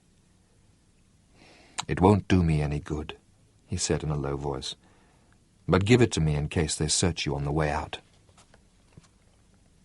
Ursula took the revolver out of her bodice and put it under the mattress of the cot. "And don't say goodbye," he concluded with emphatic calmness. "Don't beg or bow down to anyone. Pretend that they shot me a long time ago." Ursula bit her lip so as not to cry. "Put some hot stones on those sores," she said. She turned halfway around and left the room. Colonel Aureliano Buendia remained standing, thoughtful, until the door closed. Then he lay down again with his arms open. Since the beginning of adolescence, when he had begun to be aware of his premonitions, he thought that death would be announced with a definite, unequivocal, irrevocable signal. But there were only a few hours left before he would die, and the signal had not come. On a certain occasion, a very beautiful woman had come into his camp in Chuquirinca and asked the sentry's permission to see him. They let her through because they were aware of the fanaticism of some mothers who sent their daughters to the bedrooms of the most famous warriors, according to what they said, to improve the breed. That night, Colonel Aureliano Buendia was finishing the poem about the man who is lost in the rain when the girl came into his room. He turned his back to her to put the sheet of paper into the locked drawer where he kept his poetry. And then he sensed it. He grasped the pistol in the drawer without turning his head. "Please don't shoot," he said. When he turned around holding his pistol, the girl had lowered hers and did not know what to do. In that way he had avoided 4 out of 11 traps. On the other hand, someone who was never caught entered the revolutionary headquarters one night in Manaure and stabbed to death his close friend, Colonel Magnifico Bisbal, to whom he had given his cot so that he could sweat out a fever. A few yards away, sleeping in a hammock in the same room, he was not aware of anything. His efforts to systemize his premonitions were useless. They would come suddenly in a wave of supernatural lucidity, like an absolute and momentous conviction, but they could not be grasped. On occasion they were so natural that he identified them as premonitions only after they had been fulfilled. Frequently they were nothing but ordinary bits of superstition. But when they condemned him to death and asked him to state his last wish, he did not have the least difficulty in identifying the premonition that inspired his answer. "I ask that the sentence be carried out in Macondo," he said. The president of the court-martial was annoyed. "Don't be clever, Buendia," he told him. "That's just a trick to gain more time." "If you don't fulfill it, that will be your worry," the colonel said. "But that's my last wish." Since then, the premonitions had abandoned him. The day when Ursula visited him in jail, after a great deal of thinking, he came to the conclusion that perhaps death would not be announced that time, because it did not depend on chance, but on the will of his executioners. He spent the night awake, tormented by the pain of his sores. A little before dawn he heard steps in the hallway. "They're coming," he said to himself, and for no reason he thought of José Arcadio Buendia, who at that moment was thinking about him under the dreary dawn of the chestnut tree. He did not feel fear or nostalgia, but an intestinal rage at the idea that this artificial death would not let him see the end of so many things that he had left unfinished. The door opened, and a sentry came in with a mug of coffee. On the following day at the same hour he would still be doing what he was then, raging with the pain in his armpits, and the same thing happened. On Thursday he shared the sweet milk candy with the guards and put on his clean clothes, which were tight for him, and the patent leather boots. By Friday they had still not shot him. Actually, they did not dare carry out the sentence. The rebelliousness of the town made the military men think that the execution of Colonel Aureliano Buendia might have serious political consequences, not only in Macondo, but throughout the area of the swamp. So they consulted the authorities in the capital of the province. On Saturday night, while they were waiting for an answer, Captain Roque Carnicero went with some other officers to Caterino's place. Only one woman, practically threatened, dared take him to her room. "They don't want to go to bed with a man they know is going to die," she confessed to him. "No one knows how it will come, but everybody is going around saying that the officer who shoots Colonel Aureliano Buendia and all the soldiers in the squad, one by one, will be murdered with no escape sooner or later, even if they hide at the ends of the earth." Captain Roque Carnicero mentioned it to the other officers, and they told their superiors.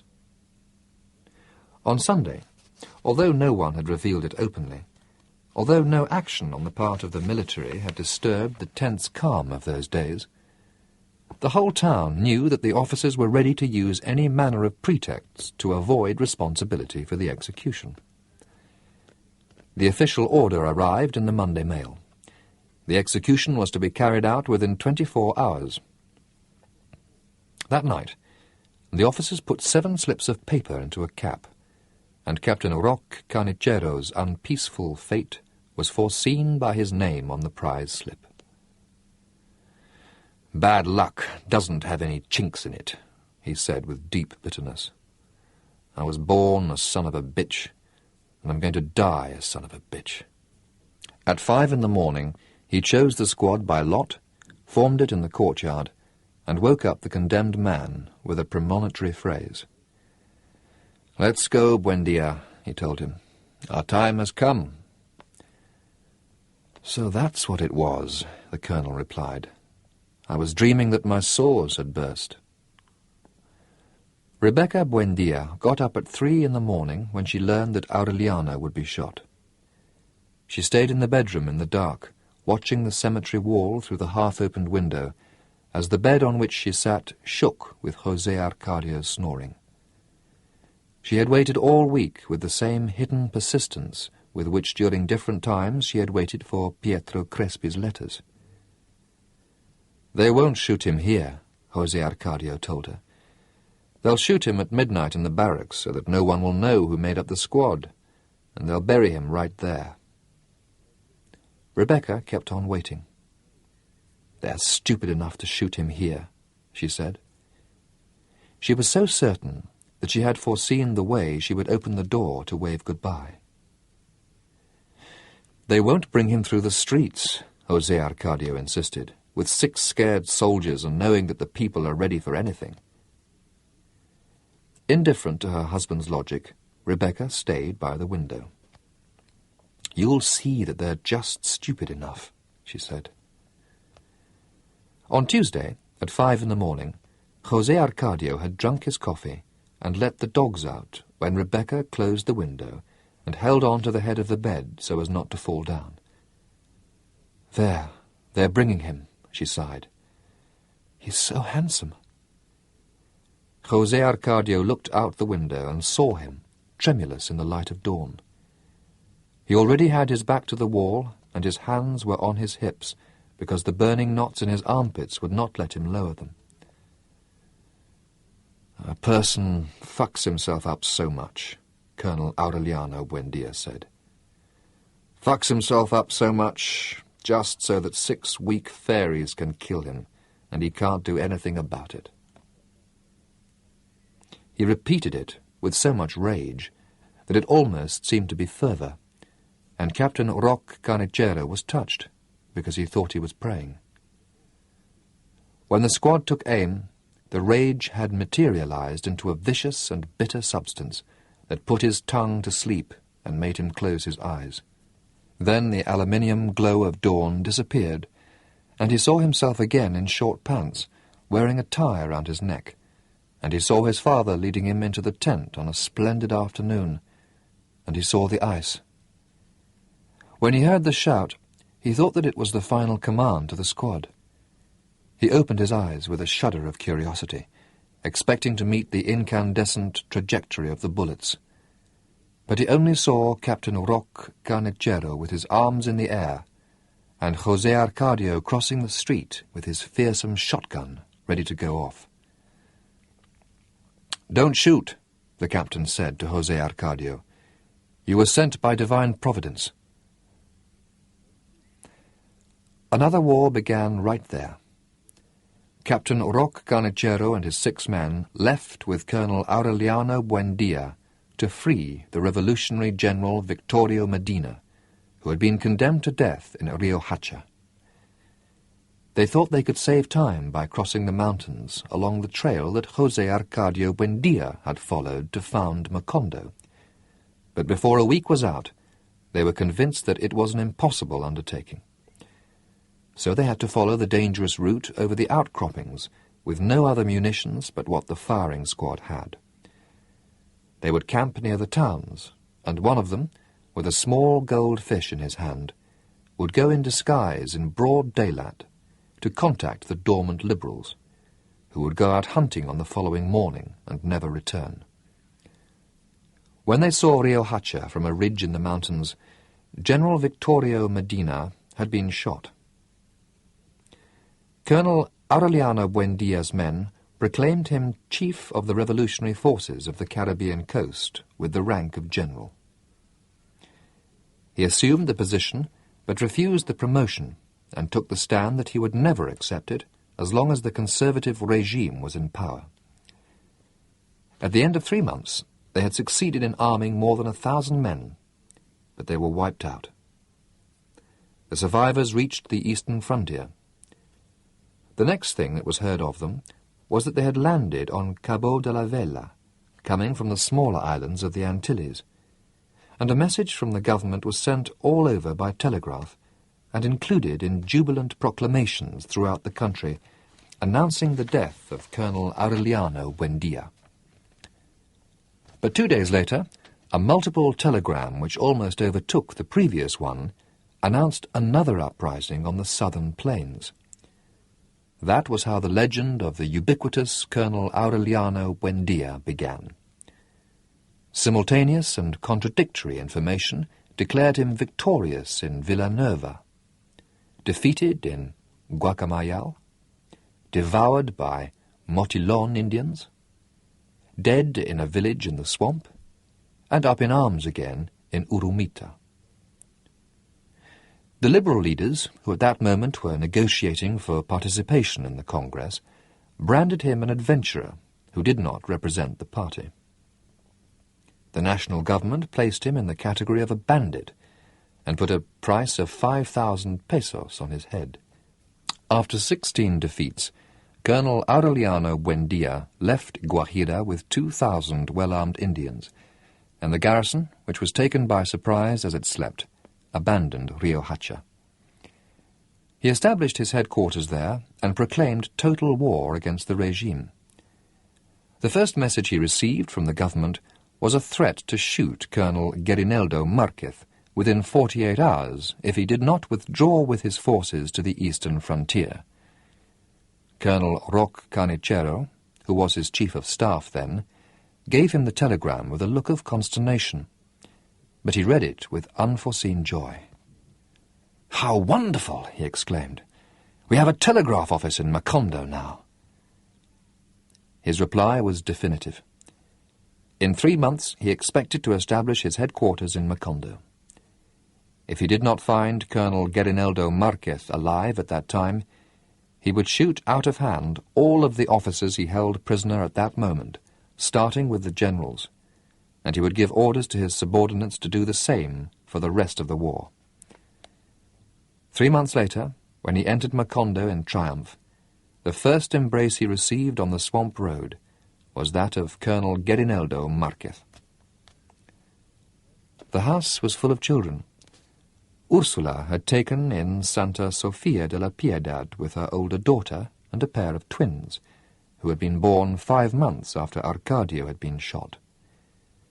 Contrary to the victim's last wishes, she baptized the girl with the name Remedios. "I'm sure that was what Arcadio meant," she alleged. "We won't call her Ursula because a person suffers too much with the name." The twins were named José Arcadio Segundo and Aureliano Segundo. Amaranta took care of them all. She put small wooden chairs in the living room and established a nursery with other children from neighbouring families. When Colonel Aureliano Buendia returned in the midst of exploding rockets and ringing bells, a children's chorus welcomed him to the house. Aureliano José, tall like his grandfather, dressed as a revolutionary officer, gave him military honours. Not all the news was good. A year after the flight of Colonel Aureliano Buendia, José Arcadio and Rebecca went to live in the house Arcadio had built. No one knew about his intervention to halt the execution.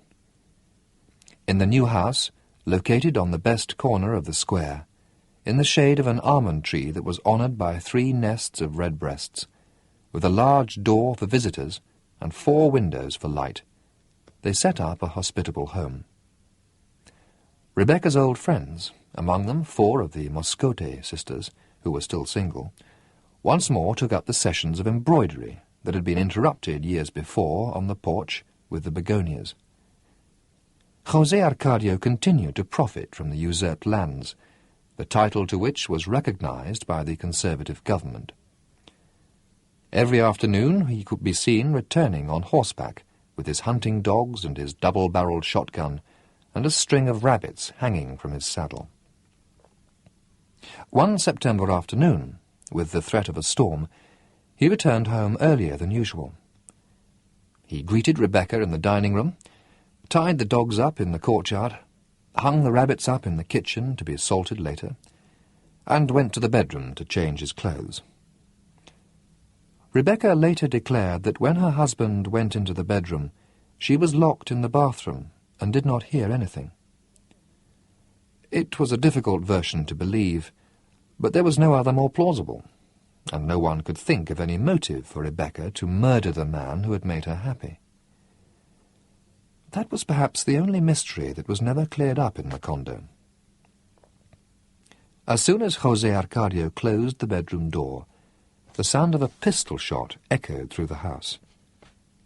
A trickle of blood came out under the door, crossed the living room, went out into the street, continued on in a straight line across the uneven terraces, went down steps and climbed over curbs, passed along the street of the Turks, turned a corner to the right and another to the left, made a right angle at the Buendia's house, went in under the closed door, crossed through the parlour, hugging the wall so as not to stain the rugs, went on to the other living room, made a wide curve to avoid the dining room table, went along the porch with the begonias, and passed without being seen under Amaranta's chair as she gave an arithmetic lesson to Aureliano José, and went through the pantry and came out in the kitchen where Ursula was getting ready to crack 36 eggs to make bread.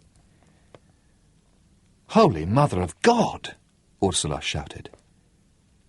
She followed the thread of blood back along its course, and in search of its origin she went through the pantry, along the begonia porch, where Aureliano José was chanting that 3 + 3 is 6, and 6 + 3 is 9, and she crossed the dining room and the living rooms and followed straight down the street, and she turned first to the right and then to the left to the street of the Turks, forgetting that she was still wearing her baking apron and her house slippers, and she came out onto the square and went into the door of a house where she had never been, and she pushed open the bedroom door and was almost suffocated by the smell of burned gunpowder, and she found José Arcadio lying face down on the ground on top of the leggings she had just taken off, and she saw the starting point of the thread of blood that had already stopped flowing out of his right ear.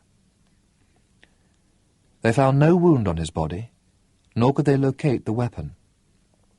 Nor was it possible to remove the smell of powder from the corpse. First they washed him 3 times with soap and a scrubbing brush. Then they rubbed him with salt and vinegar, then with ashes and lemon, and finally they put him in a barrel of lye and let him stay for 6 hours. They scrubbed him so much that arabesques of his tattooing began to fade. When they thought of the desperate measure of seasoning him with pepper, cumin seeds, and laurel leaves, and boiling him for a whole day over a slow fire, he had already begun to decompose, and they had to bury him hastily.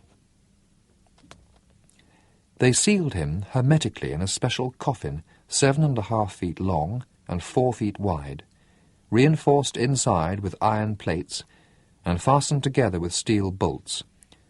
And even then the smell could be perceived on the streets through which the funeral procession passed. Father Nicanor, with his liver enlarged and tight as a drum, gave him his blessing from bed. Although in the months that followed they reinforced the grave with walls about it, between which they threw compressed ash, sawdust, and quicklime, the cemetery still smelled of powder for many years after, until the engineers from the Banana Company covered the grave over with a shell of concrete. As soon as they took the body out, Rebecca closed the doors of her house and buried herself alive, covered with a thick crust of disdain that no earthly temptation was ever able to break. She went out into the street on one occasion, when she was very old, with shoes the colour of old silver and a hat made of tiny flowers, during the time that the wandering Jew passed through town and brought on a heat wave that was so intense that birds broke through window screens to come to die in the bedrooms. The last time anyone saw her alive, was when with one shot she killed a thief who was trying to force the door of her house. Except for Argenida, her servant and confidant, no one ever had any more contact with her after that. At one time, it was discovered that she was writing letters to the bishop, whom she claimed as a first cousin, but it was never said whether she received any reply. The town forgot about her. In spite of his triumphal return, Colonel Aureliano Buendia was not enthusiastic over the looks of things. The government troops abandoned their positions without resistance, and that aroused an illusion of victory among the liberal population that it was not right to destroy. But the revolutionaries knew the truth. Colonel Aureliano Buendia better than any of them. Although at that moment he had more than 5,000 men under his command and held 2 coastal states, he had the feeling of being hemmed in against the sea and caught in a situation that was so confused that when he ordered the restoration of the church steeple, which had been knocked down by army cannon fire, Father Nicanor commented from his sickbed, "This is silly. The defenders of the faith of Christ destroy the church, and the masons order it rebuilt." Looking for a loophole through which he could escape, he spent hours on end in the telegraph office, conferring with the commanders of other towns, and every time he would emerge with the firmest impression that the war was at a stalemate. When news of fresh liberal victories was received, it was celebrated with jubilant proclamations, but he would measure the real extent of them on the map, and could see that his forces were penetrating into the jungle, defending themselves against malaria and mosquitoes, advancing in the opposite direction from reality. "We're wasting time," he would complain to his officers. "We're wasting time while the bastards in the party are begging for seats in Congress." Lying awake at night, stretched out on his back in a hammock in the same room where he had awaited death, he would evoke the image of lawyers dressed in black, leaving the presidential palace in the icy cold of early morning, with their coat collars turned up about their ears, rubbing their hands, whispering, taking refuge in dreary early-morning cafes to speculate over what the president had meant when he said yes, or what he had meant when he said no, and even to imagine what the president was thinking when he said something quite different, as he chased away mosquitoes at a temperature of 95 degrees, feeling the approach of the fearsome dawn when he would have to give his men the command to jump into the sea.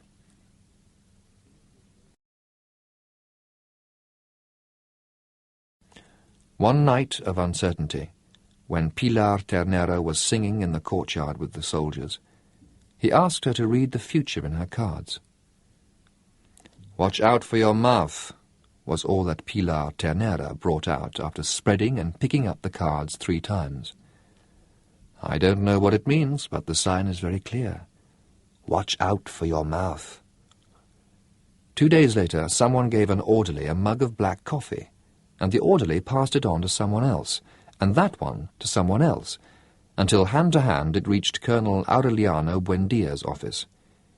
He had not asked for any coffee, but since it was there, the colonel drank it. It had a dose of nux vomica, strong enough to kill a horse. When they took him home, he was stiff and arched, and his tongue was sticking out between his teeth. Ursula fought against death over him. After cleaning out his stomach with emetics, she wrapped him in hot blankets and fed him egg whites for 2 days, until his harrowed body recovered its normal temperature. On the 4th day, he was out of danger.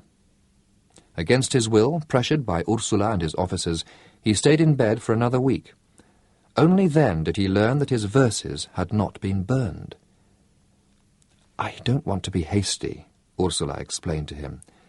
"That night, when I went to light the oven, I said to myself that it would be better to wait until they brought the body."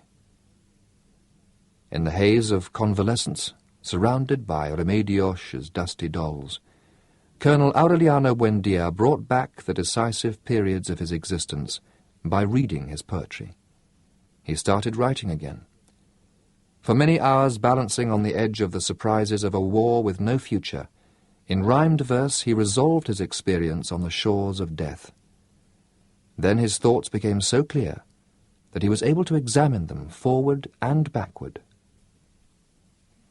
One night he asked Colonel Gabriel Marquez, "Tell me something, old friend. Why are you fighting?" "What other reason could there be?" Colonel Gabriel Marquez answered. "For the great Liberal Party." "You're lucky because you know why," he answered. "As far as I'm concerned, I've come to realize only just now that I'm fighting because of pride." "Ah, that's bad," Colonel Gabriel Marquez said. Colonel Aureliano Buendia was amused at his alarm. "Well, naturally," he said. "But in any case, it's better than not knowing why you're fighting." He looked him in the eyes and added with a smile, "Or fighting like you for something that doesn't have any meaning for anyone."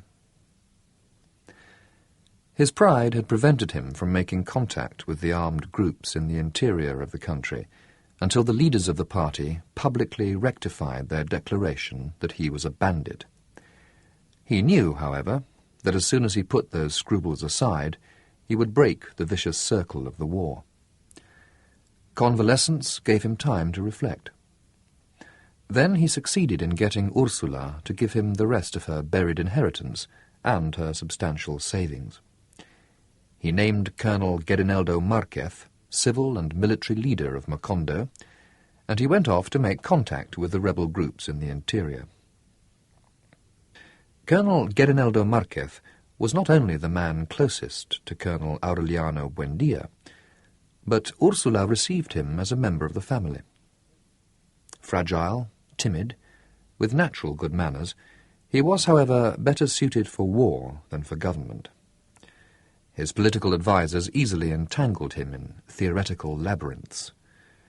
But he succeeded in giving Macondo the atmosphere of rural peace that Colonel Aureliano Buendia dreamed of, so that he could die of old age, making little gold fishes. Although he lived in his parents' house, he would have lunch at Ursula's 2 or 3 times a week. He initiated Aureliano José in the use of firearms, gave him early military instruction, and for several months took him to live in the barracks, with Ursula's consent, so that he could become a man. Many years before, when he was still almost a child, Gabriel Marquez had declared his love for Amaranta. At that time, she was so illusioned with her lonely passion for Pietro Crespi that she laughed at him. Gabriel Marquez waited. On a certain occasion he sent Amaranta a note from jail, asking her to embroider a dozen batiste handkerchiefs with his father's initials on them. He sent her the money. A week later, Amaranta brought the dozen handkerchiefs to him in jail, along with the money, and they spent several hours talking about the past. "When I get out of here, I'm going to marry you," Gabriel Marquez told her when she left. Amaranta laughed, but she kept on thinking about him while she taught the children to read, and she tried to revive her juvenile passion for Pietro Crespi. On Saturdays, visiting days for the prisoners, she would stop by the house of Gabriel Marquez's parents and accompany them to the jail. On one of those Saturdays, Ursula was surprised to see her in the kitchen, waiting for the biscuits to come out of the oven so that she could pick the best ones and wrap them up in a napkin that she had embroidered for the occasion. "Marry him," she told her. "You'll have a hard time finding another man like him." Amaranta feigned a reaction of displeasure. "I don't have to go around hunting for men," she answered. "I'm taking these biscuits to Gabriel because I'm sorry that sooner or later they're going to shoot him." She said it without thinking, but that was the time that the government had announced its threat to shoot Colonel Gabriel Marquez if the rebel forces did not surrender Rio Hacha. The visits stopped. Amaranta shut herself up to weep, overwhelmed by a feeling of guilt similar to the one that had tormented her when Remedios died, as if once more her careless words had been responsible for a death. Her mother consoled her. She assured her that Colonel Aureliano Buendia would do something to prevent the execution, and promised that she would take charge of attracting Gabriel Marquez herself when the war was over. She fulfilled her promise before the imagined time. When Gabriel Marquez returned to the house, invested with his new dignity of civil and military leader, she received him as a son, thought of delightful bits of flattery to hold him there, and prayed with all her soul that he would remember his plan to marry Amaranta. Her pleas seemed to be answered. On the days that he would have lunch at the house, Colonel Gabriel Marquez would linger on the begonia porch, playing Chinese checkers with Amaranta. Ursula would bring them coffee and milk and biscuits, and would take over the children so that they would not bother them. Amaranta was really making an effort to kindle in her heart the forgotten ashes of her youthful passion. With an anxiety that came to be intolerable, she waited for the lunch days, the afternoons of Chinese checkers, and time flew by in the company of the warrior with a nostalgic name, whose fingers trembled imperceptibly as he moved the pieces. But the day on which Colonel Gabriel Marquez repeated his wish to marry her, she rejected him. "I'm not going to marry anyone," she told him, "much less you. You love Aureliano so much that you want to marry me because you can't marry him." Colonel Gabriel Marquez was a patient man. "I'll keep on insisting," he said. "Sooner or later, I'll convince you." He kept on visiting the house.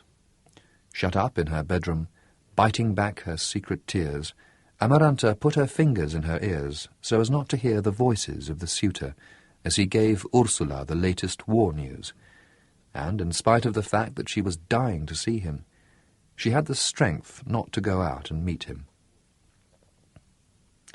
At that time, Colonel Aureliano Buendia took the time to send a detailed account to Macondo every 2 weeks. But only once, almost 8 months after he had left, did he write to Ursula. A special messenger brought a sealed envelope to the house with a sheet of paper inside bearing the colonel's delicate hand. "Take good care of Papa, because he is going to die." Ursula became alarmed. "If Aureliano says so, it's because Aureliano knows," she said. And she had them help her take José Arcadio Buendia to his bedroom. Not only was he as heavy as ever, but during his prolonged stay under the chestnut tree, he had developed the faculty of being able to increase his weight at will, to such a degree that 7 men were unable to lift him, and they had to drag him to the bed. A smell of tender mushrooms, of woodflower fungus, of old and concentrated outdoors impregnated the air of the bedroom as it was breathed by the colossal old man, weather-beaten by the sun and the rain. The next morning he was not in his bed. In spite of his undiminished strength, José Arcadio Buendia was in no condition to resist. It was all the same to him. If he went back to the chestnut tree, it was not because he wanted to, but because of a habit of his body. Ursula took care of him, fed him, brought him news of Aureliano. But actually, the only person with whom he was able to have contact for a long time was Prudencio Aguilar. Almost pulverized at that time by the decrepitude of death, Prudencio Aguilar would come twice a day to chat with him. They talked about fighting cocks. They promised each other to set up a breeding farm for magnificent birds, not so much to enjoy their victories, which they would not need then, as to have something to do on the tedious Sundays of death. It was Prudencio Aguilar who cleaned him, fed him, and brought him splendid news of an unknown person called Aureliano, who was a colonel in the war. When he was alone, José Arcadio Buendía consoled himself with the dream of the infinite rooms. He dreamed that he was getting out of bed, opening the door, and going into an identical room with the same bed, with a wrought-iron head, the same wicker chair, and the same small picture of the Virgin of Help on the back wall. From that room he would go into another that was just the same, the door of which would open into another just the same, and then into another exactly alike, and so on to infinity.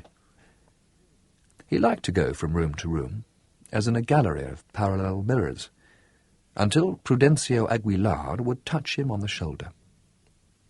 Then he would go back from room to room, walking in reverse, going back over his trail, and he would find Prudencio Aguilar in the room of reality.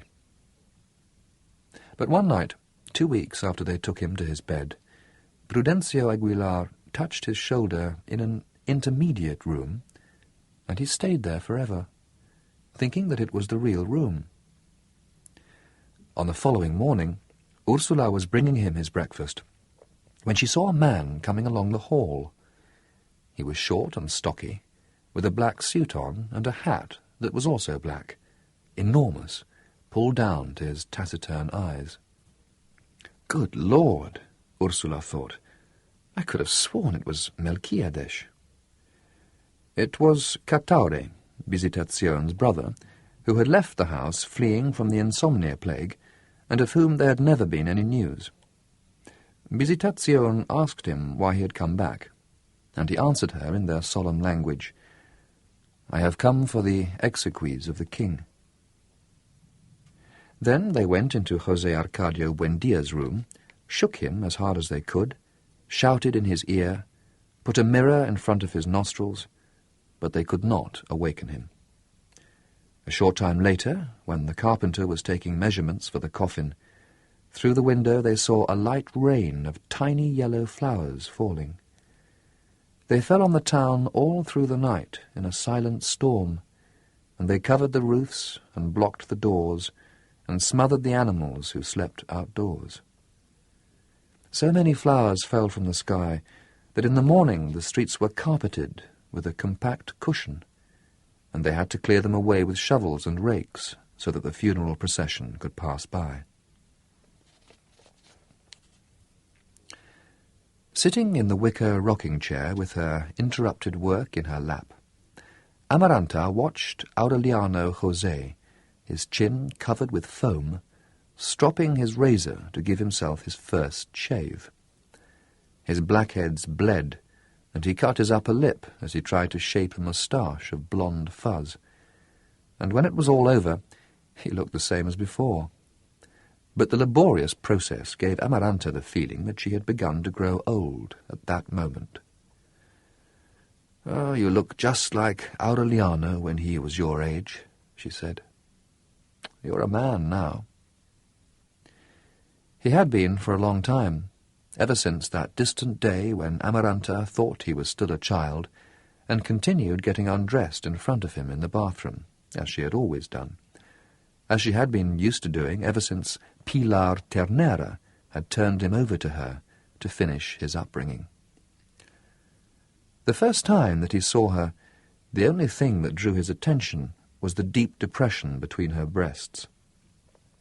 He was so innocent that he asked her what had happened to her, and Amaranta pretended to dig into her breasts with the tips of her fingers, and answered, "Oh, they gave me some terrible cuts."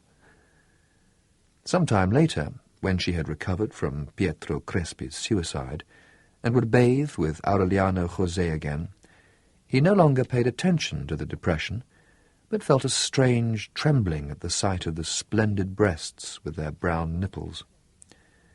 He kept on examining her, discovering the miracle of her intimacy inch by inch, and he felt his skin tingle as he contemplated the way her skin tingled when it touched the water.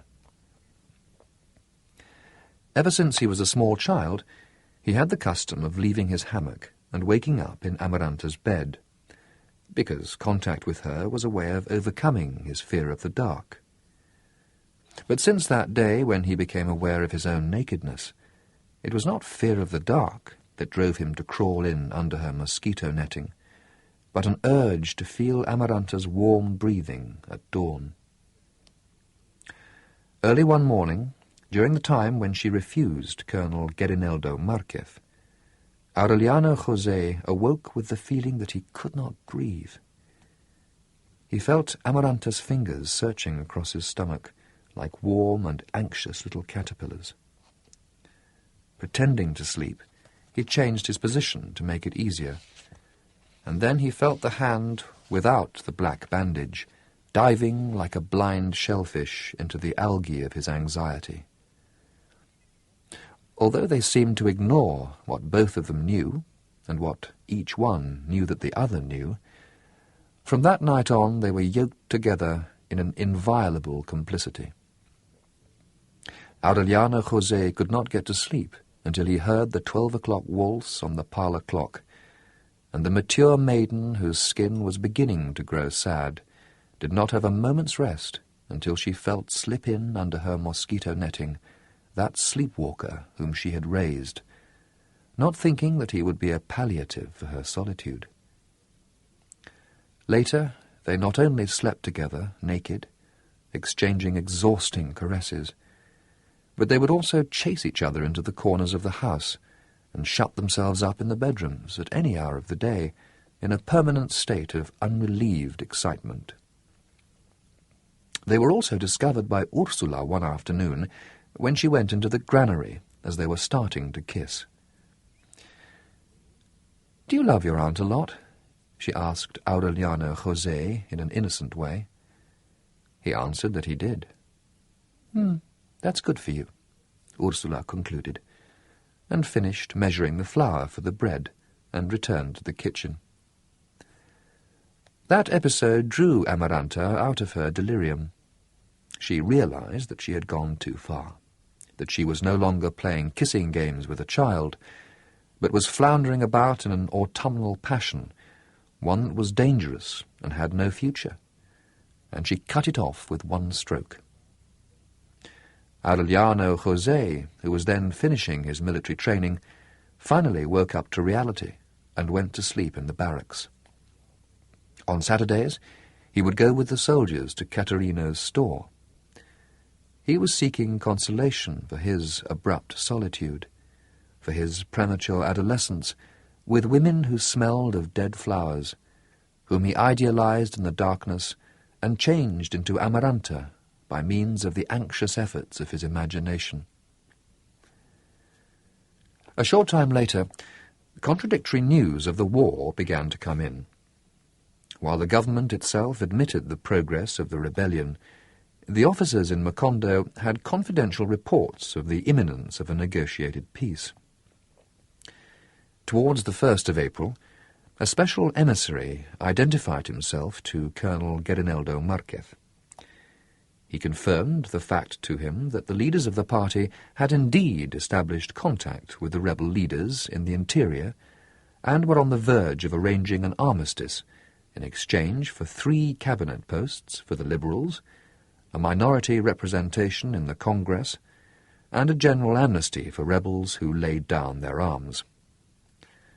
The emissary brought a highly confidential order from Colonel Aureliano Buendia, who was not in agreement with the terms of the armistice. Colonel Gabriel Marquez was to choose 5 of his best men and prepare to leave the country with them. The order would be carried out with the strictest secrecy. 1 week before the agreement was announced, and in the midst of a storm of contradictory rumours, Colonel Aureliano Buendia and 10 trusted officers, among them Colonel Roque Carnichero, stealthily arrived in Macondo after midnight, dismissed the garrison, buried their weapons, and destroyed their records. By dawn they had left town, along with Colonel Gabriel Marquez and his 5 officers.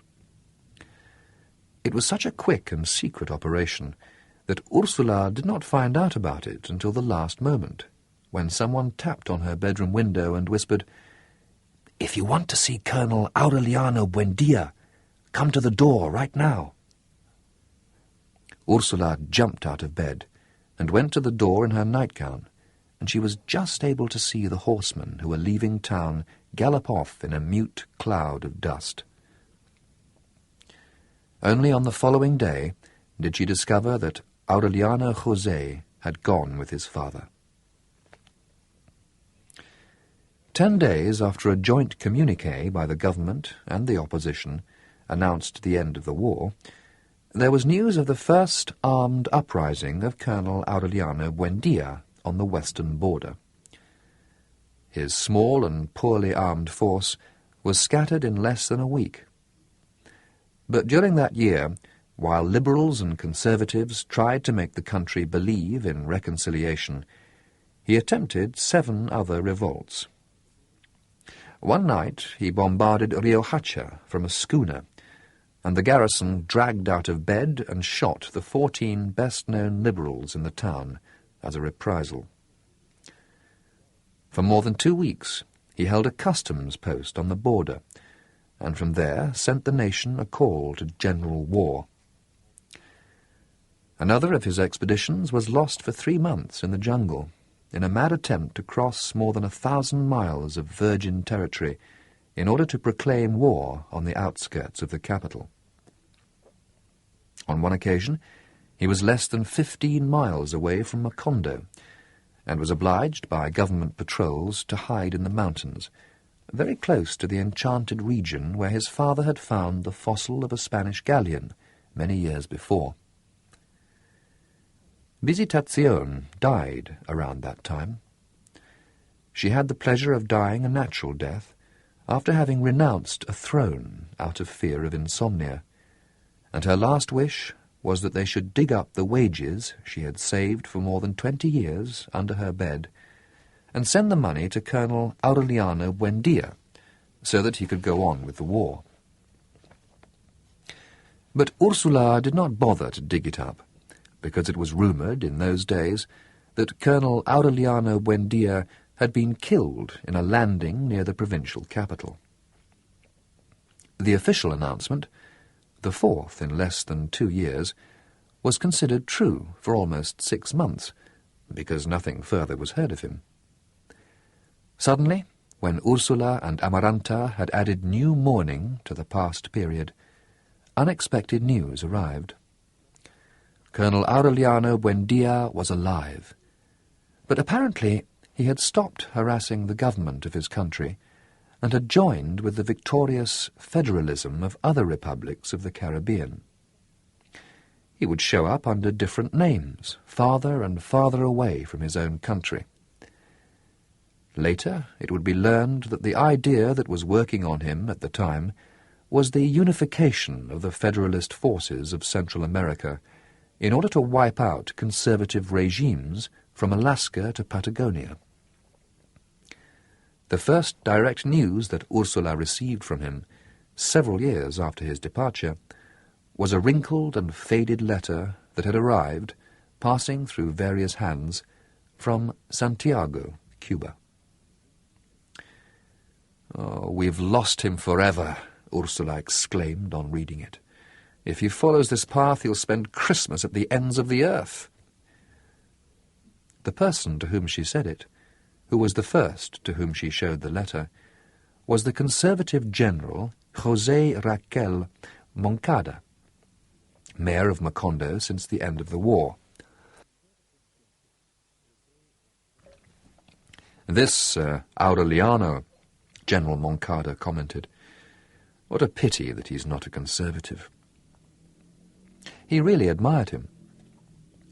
Like many conservative civilians, José Raquel Moncada had waged war in defense of his party, and had earned the title of general on the field of battle, even though he was not a military man by profession.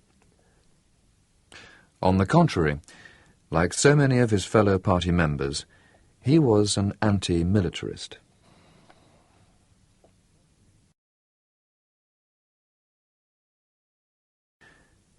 José Raquel Moncada considered military men unprincipled loafers, ambitious plotters, experts in facing down civilians in order to prosper during times of disorder. Intelligent, pleasant, ruddy-faced, a man who liked to eat and watch cockfights, he had been at one time the most feared adversary of Colonel Aureliano Buendia.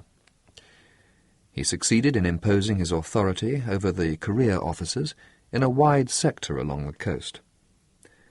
One time, when he was forced by strategic circumstances to abandon a stronghold to the forces of Colonel Aureliano Buendia, he left 2 letters for him. In one of them, quite long, he invited him to join in a campaign to make the war more humane. The other letter was for his wife, who lived in liberal territory, and he left it with a plea to see that it reached its destination.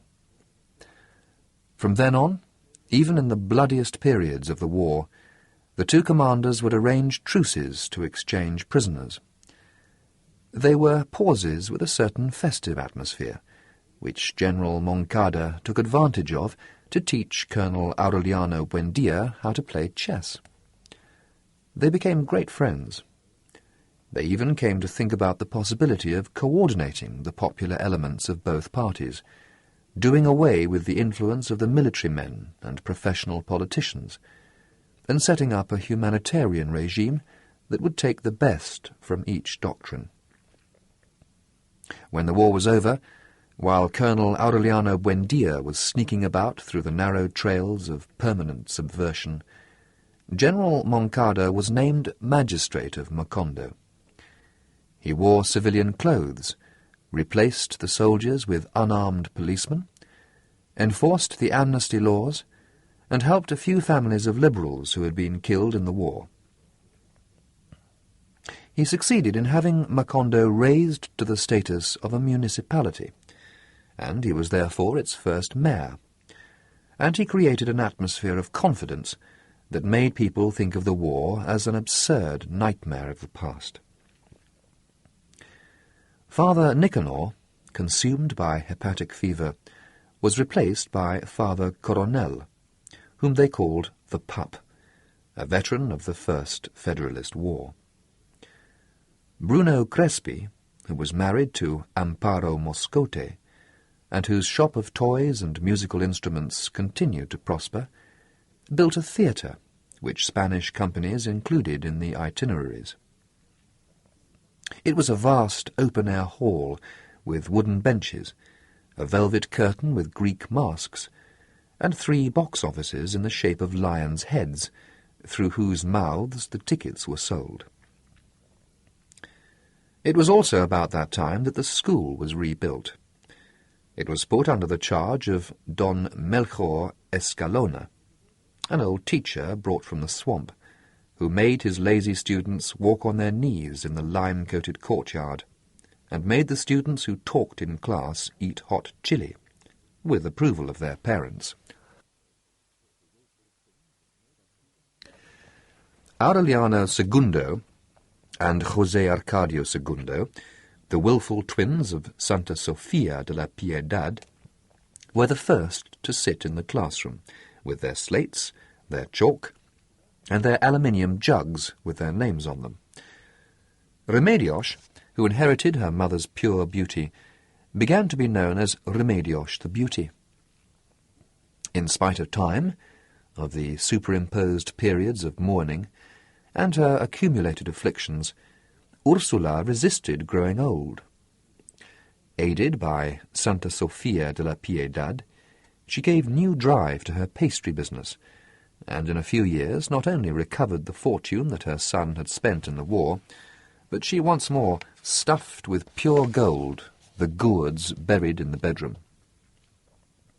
"As long as God gives me life," she would say, "there will always be money in this madhouse."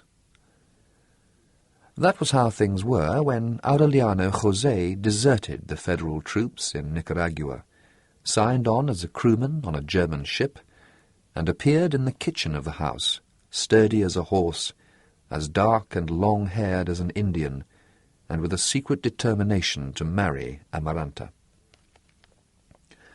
When Amaranta saw him come in, even though he said nothing, she knew immediately why he had come back.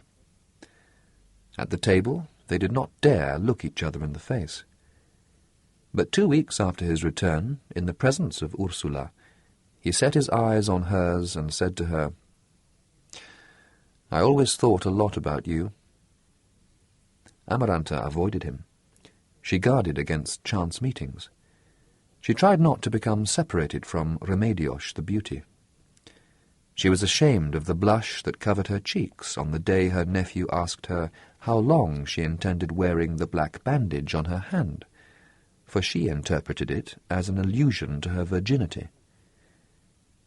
When he arrived, she barred the door of her bedroom, but she heard his peaceful snoring in the next room for so many nights that she forgot about the precaution.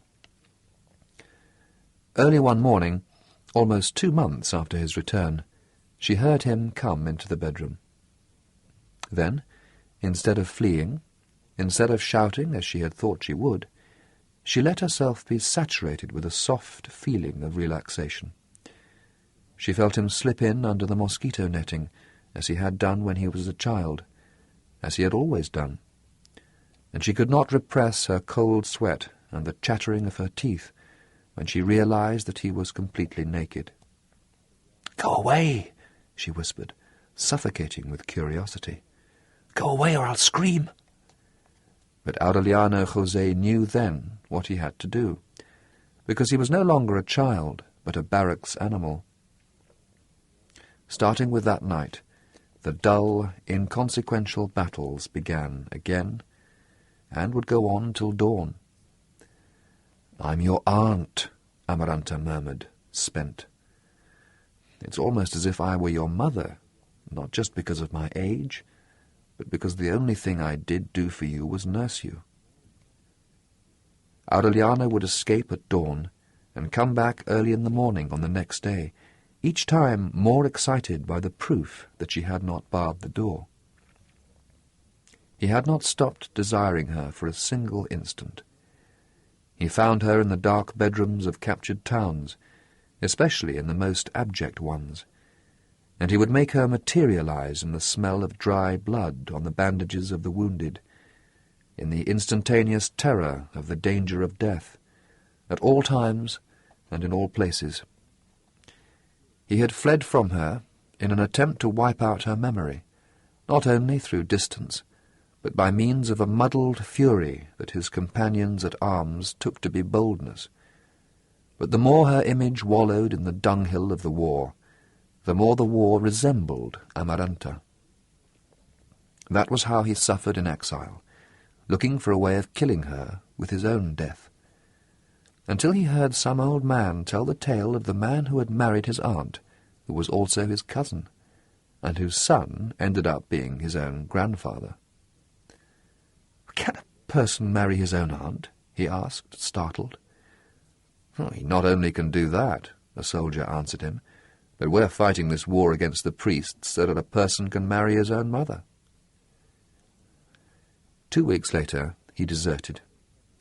He found Amaranta more withered than in his memory, more melancholy and shy, and now really turning the last corner of maturity, but more feverish than ever in the darkness of her bedroom, and more challenging than ever in the aggressiveness of her resistance.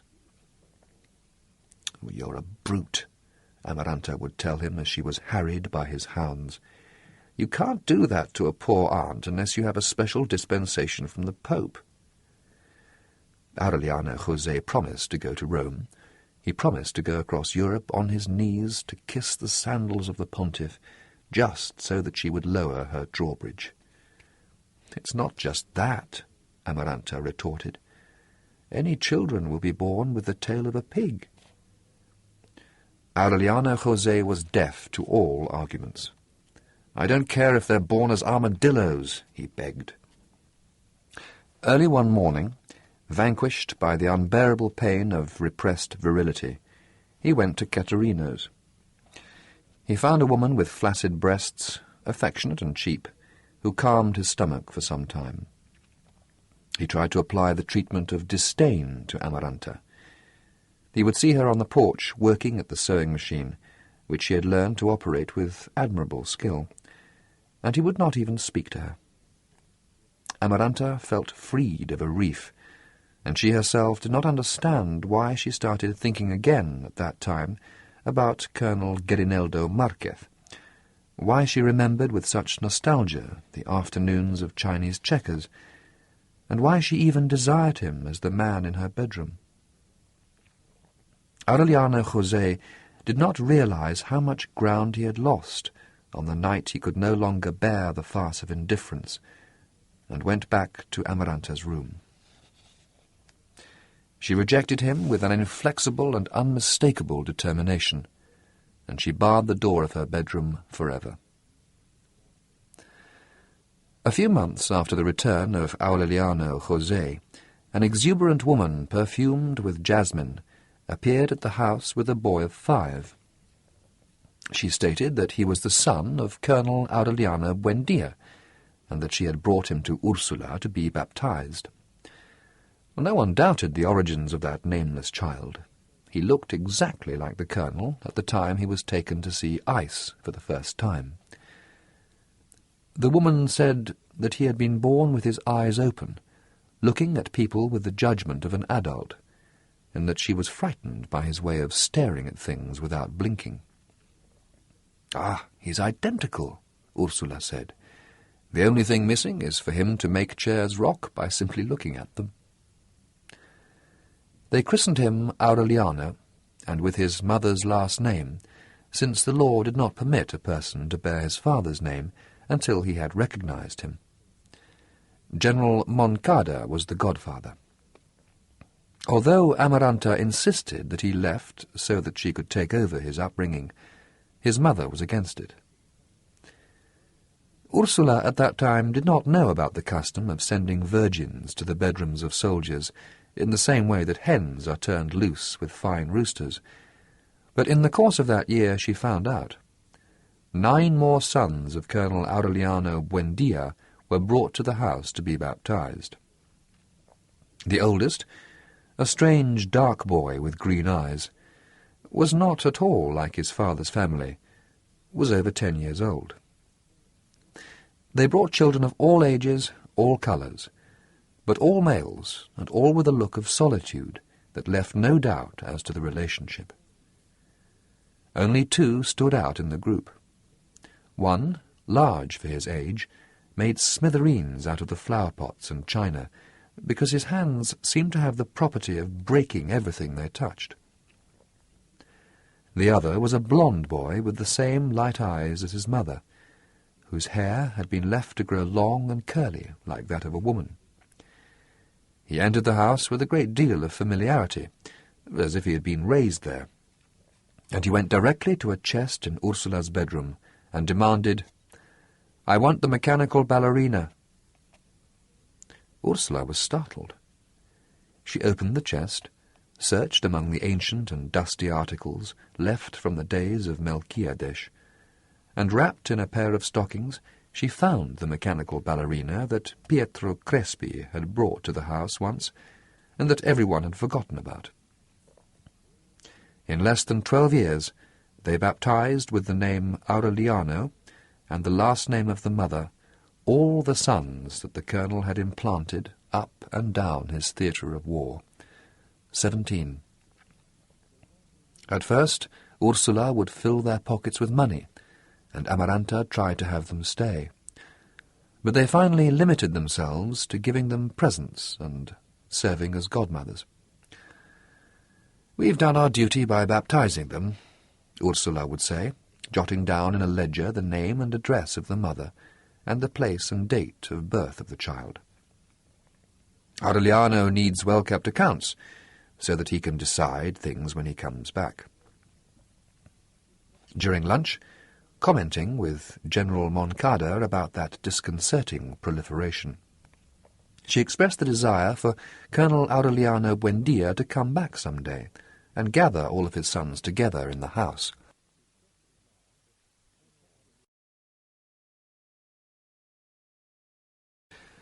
"Don't worry, dear friend," General Moncada said enigmatically. He'll come sooner than you suspect." What General Moncada knew, and what he did not wish to reveal at lunch, was that Colonel Aureliano Buendia was already on his way to head up the most prolonged, radical, and bloody rebellion of all those he had started up till then. The situation again became as tense as it had been during the months that preceded the First War. The cockfights, instituted by the mayor himself, were suspended. Captain Aquiles Ricardo, the commander of the garrison, took over the exercise of municipal power. The Liberals looked upon him as a provocateur. "Something terrible is going to happen," Ursula would say to Aureliano José. "Don't go out into the street after 6 o'clock." The entreaties were useless. Aureliano José, just like Arcadio in other times, had ceased to belong to her. It was as if his return home, the possibility of existing without concerning himself with everyday necessities, had awakened in him the lewd and lazy leanings of his uncle José Arcadio. His passion for Amaranta had been extinguished without leaving any scars. He would drift around, playing pool, easing his solitude with occasional women, sacking the hiding places where Ursula had forgotten her money. He ended up coming home only to change his clothes. "Oh, they're all alike," Ursula lamented. "At first they behave very well. They're obedient and prompt, and they don't seem capable of killing a fly. But as soon as their beards appear, they go to ruin." Unlike Arcadio, who had never known his real origins, he found out that he was the son of Pilar Ternera, who had hung up a hammock so that he could take his siesta in her house. More than mother and son, they were accomplices in solitude. Pilar Ternera had lost the trail of all hope. Her laugh had taken on the tones of an organ, her breasts had succumbed to the tedium of endless caressing, her stomach and her thighs had been the victims of her irrevocable fate as a shared woman. But her heart grew old without bitterness. Fat, talkative, with the airs of a matron in disgrace, she renounced the sterile illusions of her cards, and found peace and consolation in other people's loves. In the house where Aureliano José took his siesta, the girls from the neighbourhood would receive their casual lovers. "Lend me your room, Pilar," they would simply say when they were already inside. "Of course," Pilar would answer. And if anyone was present, she would explain, "I'm happy knowing that people are happy in bed." She never charged for the service. She never refused the favour, just as she never refused the countless men who sought her out, even in the twilight of her maturity, without giving her money or love, and only occasionally pleasure. Her 5 daughters, who inherited a burning seed, had been lost on the byways of life since adolescence. Of the 2 sons she managed to raise, one died fighting in the forces of Colonel Aureliano Buendia, and the other was wounded and captured at the age of 14, when he tried to steal a crate of chickens in a town in a swamp. In a certain way, Aureliano José was the tall, dark man who had been promised her for half a century by the King of Hearts, and like all men sent by the cards, he reached her heart when he was already stamped with the mark of death. She saw it in the cards. "Don't go out tonight," she told him. "Stay and sleep here, because Carmelita Montiel is getting tired of asking me to put her in your room." Aureliano José did not catch the deep feeling of begging that was in the offer. "Oh, tell her to wait for me at midnight," he said. He went to the theatre, where a Spanish company was putting on The Dagger of the Fox, which was really Zorilla's play, with the title changed by order of Captain Aquiles Ricardo, because the Liberals called the Conservatives Goths. Only when he handed in his ticket at the door did Aureliano José realize that Captain Aquiles Ricardo and 2 soldiers armed with rifles were searching the audience. "Be careful, Captain," Aureliano José warned him. "The man hasn't been born yet who can lay hands on me." The captain tried to search him forcibly, and Aureliano José, who was unarmed, began to run. The soldiers disobeyed the order to shoot. "He's a Buendia," one of them explained. Blind with rage, the captain then snatched away the rifle, stepped into the centre of the street, and took aim. "Cowards!" he shouted. "I only wish it was Colonel Aureliano Buendia." Carmelita Montiel, a 20-year-old virgin, had just bathed in orange blossom water and was strewing rosemary leaves on Pilar Ternera's bed when the shot rang out. Aureliano José had been destined to find with her the happiness that Amaranta had denied him, to have 7 children, and to die in her arms of old age. But the bullet that entered his back and shattered his chest had been directed by a wrong interpretation of the cards. Captain Aquiles Ricardo, who was really the one destined to die that night, did indeed die, 4 hours before Aureliano José.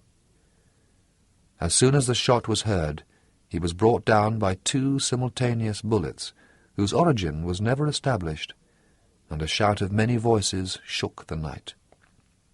"Long live the Liberal Party! Long live Colonel Aureliano Buendia!" At 12 o'clock, when Aureliano José had bled to death, and Carmelita Montiel found that the cards showing her future were blank, more than 400 men had filed past the theatre and discharged their revolvers into the abandoned body of Captain Aquiles Ricardo. A patrol had to use a wheelbarrow to carry the body, which was heavy with lead, and fell apart like a water-soaked loaf of bread. Annoyed by the outrages of the regular army, General José Raquel Moncada used his political influence, put on his uniform again, and assumed the civil and military leadership of Macondo. He did not expect, however, that his conciliatory attitude would be able to prevent the inevitable. The news in September was contradictory. While the government announced that it was maintaining control throughout the country, the Liberals were receiving secret news of armed uprisings in the interior. The regime would not admit a state of war until it was proclaimed in a decree that had followed a court-martial, which had condemned Colonel Aureliano Buendia to death in absentia. The first unit that captured him was ordered to carry the sentence out. "Ah, this means he's come back," Ursula said joyfully to General Moncada. But he himself knew nothing about it. Actually, Colonel Aureliano Buendia had been in the country for more than a month. He was preceded by conflicting rumours, supposed to be in the most distant places at the same time, and even General Moncada did not believe in his return until it was officially announced that he had seized 2 states on the coast. "Congratulations, dear friend," he told Ursula, showing her the telegram. "You'll soon have him here." Ursula was worried then for the first time. "And what will you do?" she asked. General Moncada had asked himself that same question many times. "Oh, the same as he, my friend," he answered. "I'll do my duty." At dawn on the 1st of October, Colonel Aureliano Buendia attacked Macondo with 1,000 well-armed men, and the garrison received orders to resist to the end. At noon, while General Moncada was lunching with Ursula, a rebel cannon shot that echoed in the whole town blew the front of the municipal treasury to dust. "They're as well-armed as we are," General Moncada sighed. "But besides that, they're fighting because they want to." At 2 o'clock in the afternoon, while the earth trembled with the artillery fire from both sides, he took leave of Ursula with the certainty that he was fighting a losing battle. "I pray to God that you won't have Aureliano in the house tonight," he said. "If it does happen that way, give him an embrace for me, because I don't expect to ever see him again."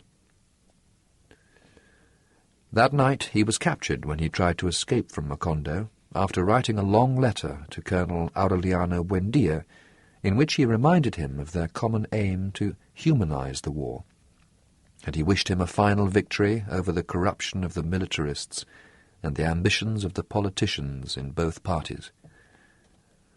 On the following day, Colonel Aureliano Buendia had lunch with him in Ursula's house, where he was being held until a revolutionary court-martial decided his fate. It was a friendly gathering, but while the adversaries forgot the war to remember things of the past, Ursula had the gloomy feeling that her son was an intruder. She had felt it ever since she saw him come in, protected by a noisy military retinue, which turned the bedrooms inside out until they were convinced there was no danger. Colonel Aureliano Buendia not only accepted it, but he gave strict orders that no one should come closer than 10 feet, not even Ursula, while the members of his escort finished placing guards about the house. He was wearing an ordinary denim uniform with no insignia of any kind, and high boots with spurs that were caked with mud and dried blood. On his waist he wore a holster with the flap open, and his hand, which was always on the butt of the pistol, revealed the same watchful and resolute tension as his look. His head, with deep recessions in the hairline now, seemed to have been baked in a slow oven. His face, tanned by the salt of the Caribbean, had acquired a metallic hardness. He was preserved against imminent old age by a vitality that had something to do with the coldness of his insides. He was taller than when he had left, paler and bonier, and he showed the first symptoms of resistance to nostalgia. "Good Lord," Ursula said to herself. "Now he looks like a man capable of anything." He was. The Aztec shawl that he brought Amaranta, the remembrances he spoke of at lunch, the funny stories he told, were simple leftovers from his humour of a different time. As soon as the order to bury the dead in a common grave was carried out, he assigned Colonel Roque Carnicero the mission of setting up courts-martial, and he went ahead with the exhausting task of imposing radical reforms which would not leave a stone of the re-established conservative regime in place. "We have to get ahead of the politicians in the party," he said to his aides. "When they open their eyes to reality, they'll find accomplished facts." It was then that he decided to review the titles to land that went back 100 years, and he discovered the legalized outrages of his brother, José Arcadio. He annulled the registrations with a stroke of the pen. As a last gesture of courtesy, he left his affairs for an hour and visited Rebecca to bring her up to date on what he was determined to do. In the shadows of her house, the solitary widow, who at one time had been the confidante of his repressed loves, and whose persistence had saved his life, was a spectre out of the past. Encased in black down to her knuckles, with her heart turned to ash, she scarcely knew anything about the war. Colonel Aureliano Buendia had the impression that the phosphorescence of her bones was showing through her skin, and that she moved in an atmosphere of St. Elmo's fire, in a stagnant air where one could still note a hidden smell of gunpowder. He began by advising her to moderate the rigour of her mourning, to ventilate the house, to forgive the world for the death of José Arcadio. But Rebecca was already beyond any vanity. After searching for it uselessly in the taste of earth, in the perfumed letters from Pietro Crespi, in the tempestuous bed of her husband. She had found peace in that house where memories materialized through the strength of implacable evocation, and walked like human beings through the cloistered rooms. Leaning back in her wicker rocking-chair, looking at Colonel Aureliano Buendia as if he were the one who looked like a ghost out of the past, Rebecca was not even upset by the news that the lands usurped by José Arcadio would be returned to their rightful owners. "Whatever you decide will be done, Aureliano," she sighed. "I always thought, and now I have the proof, that you're a renegade." The revision of the deeds took place at the same time as the summary courts-martial presided over by Colonel Gabriel Marquez, which ended with the execution of all officers of the regular army who had been taken prisoner by the revolutionaries. The last court-martial was that of José Raquel Moncada. Ursula intervened. "His government was the best we've ever had in Macondo," she told Colonel Aureliano Buendia. "I don't have to tell you anything about his good heart, about his affection for us, because you know better than anyone." Colonel Aureliano Buendia gave her a disapproving look. "I can't take over the job of administrating justice," he replied. "If you have something to say, tell it to the court-martial." Ursula not only did that, she also brought all of the mothers of the revolutionary officers who lived in Macondo to testify. One by one, the old women who had been founders of the town, several of whom had taken part in the daring crossing of the mountains, praised the virtues of General Moncada. Ursula was the last in line. Her gloomy dignity, the weight of her name, the convincing vehemence of her declaration made the scale of justice hesitate for a moment. "You have taken this horrible game very seriously, and you have done well, because you are doing your duty," she told the members of the court. "But don't forget that as long as God gives us life, we will still be mothers, and no matter how revolutionary you may be, we have the right to pull down your pants and give you a whipping at the first sign of disrespect." The court retired to deliberate at those words, as the words still echoed in the school that had been turned into a barracks. At midnight, General José Raquel Moncada was sentenced to death. Colonel Aureliano Buendia, in spite of the violent recriminations of Ursula, refused to commute the sentence. A short while before dawn, he visited the condemned man in the room used as a cell. "Remember, old friend," he told him, "I'm not shooting you. It's the revolution that's shooting you." General Moncada did not even get up from the cot when he saw him come in. "Go to hell, friend," he answered. Until that moment, ever since his return, Colonel Aureliano Buendia had not given himself the opportunity to see him with his heart. He was startled to see how much he had aged, how his hands shook, and the rather punctilious conformity with which he awaited death. And then he felt a great disgust with himself, which he mingled with the beginnings of pity.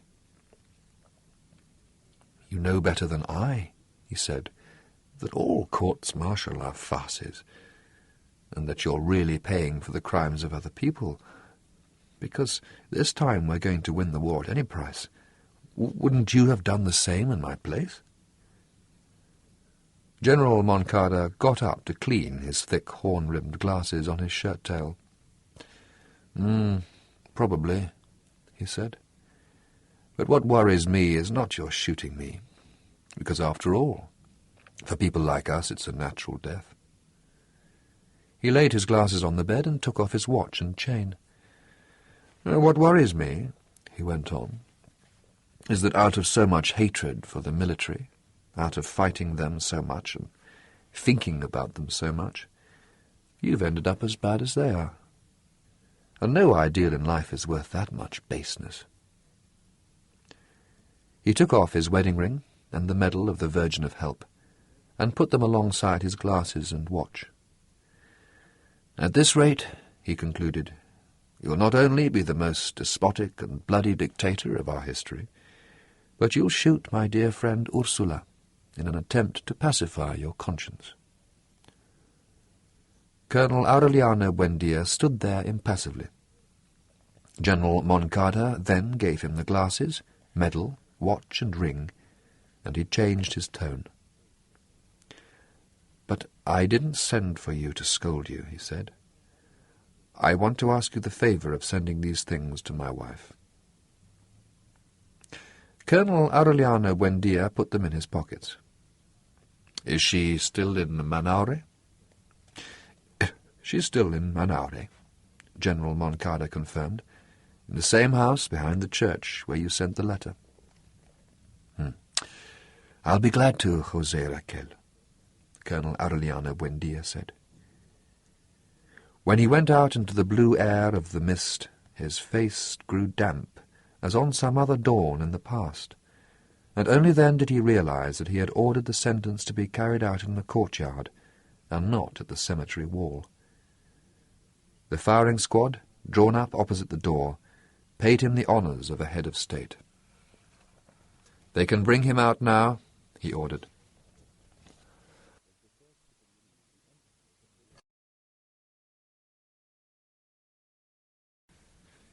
Colonel Gabriel Marquez was the first to perceive the emptiness of the war. In his position as civil and military leader of Macondo, he would have telegraphic conversations twice a week with Colonel Aureliano Buendia. At first, those exchanges would determine the course of a flesh-and-blood war, the perfectly defined outlines of which told them that at any moment the exact spot where it was and the prediction of its future direction. Although he never let himself be pulled into the area of confidences, not even by his closest friends, Colonel Aureliano Buendia still had at that time the familiar tone that made it possible to identify him at the other end of the wire. Many times he would prolong the talks beyond the expected limit, and let them drift into comments of a domestic nature. Little by little, however, and as the war became more intense and widespread, his image was fading away into a universe of unreality.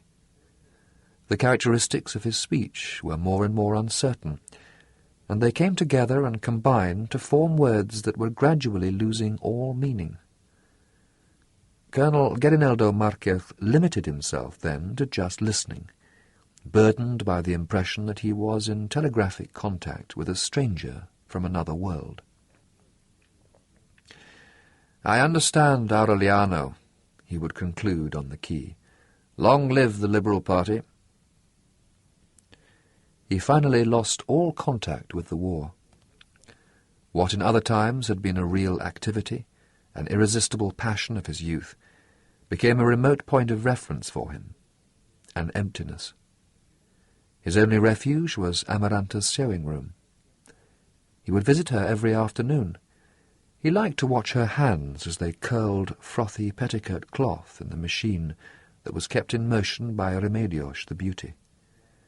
They spent many hours without speaking, content with their reciprocal company.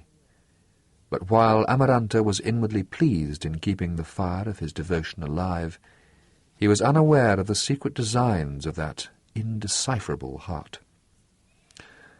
When the news of his return reached her, Amaranta had been smothered by anxiety. But when she saw him enter the house in the middle of Colonel Aureliano Buendia's noisy escort, and she saw how he had been mistreated by the rigours of exile, made old by age and oblivion, dirty with sweat and dust, smelling like a herd, ugly, with his left arm in a sling, she felt faint with disillusionment. "My God," she thought, "this wasn't the person I was waiting for." On the following day, however, he came back to the house shaved and clean, with his moustache perfumed with lavender water, and without the bloody sling. He brought her a prayer book bound in mother-of-pearl. "How strange men are," she said, because she could not think of anything else to say. "They spend their lives fighting against priests and then give prayer books as gifts." From that time on, even during the most critical days of the war, he visited her every afternoon. Many times, when Remedios the Beauty was not present, it was he who turned the wheel on the sewing machine.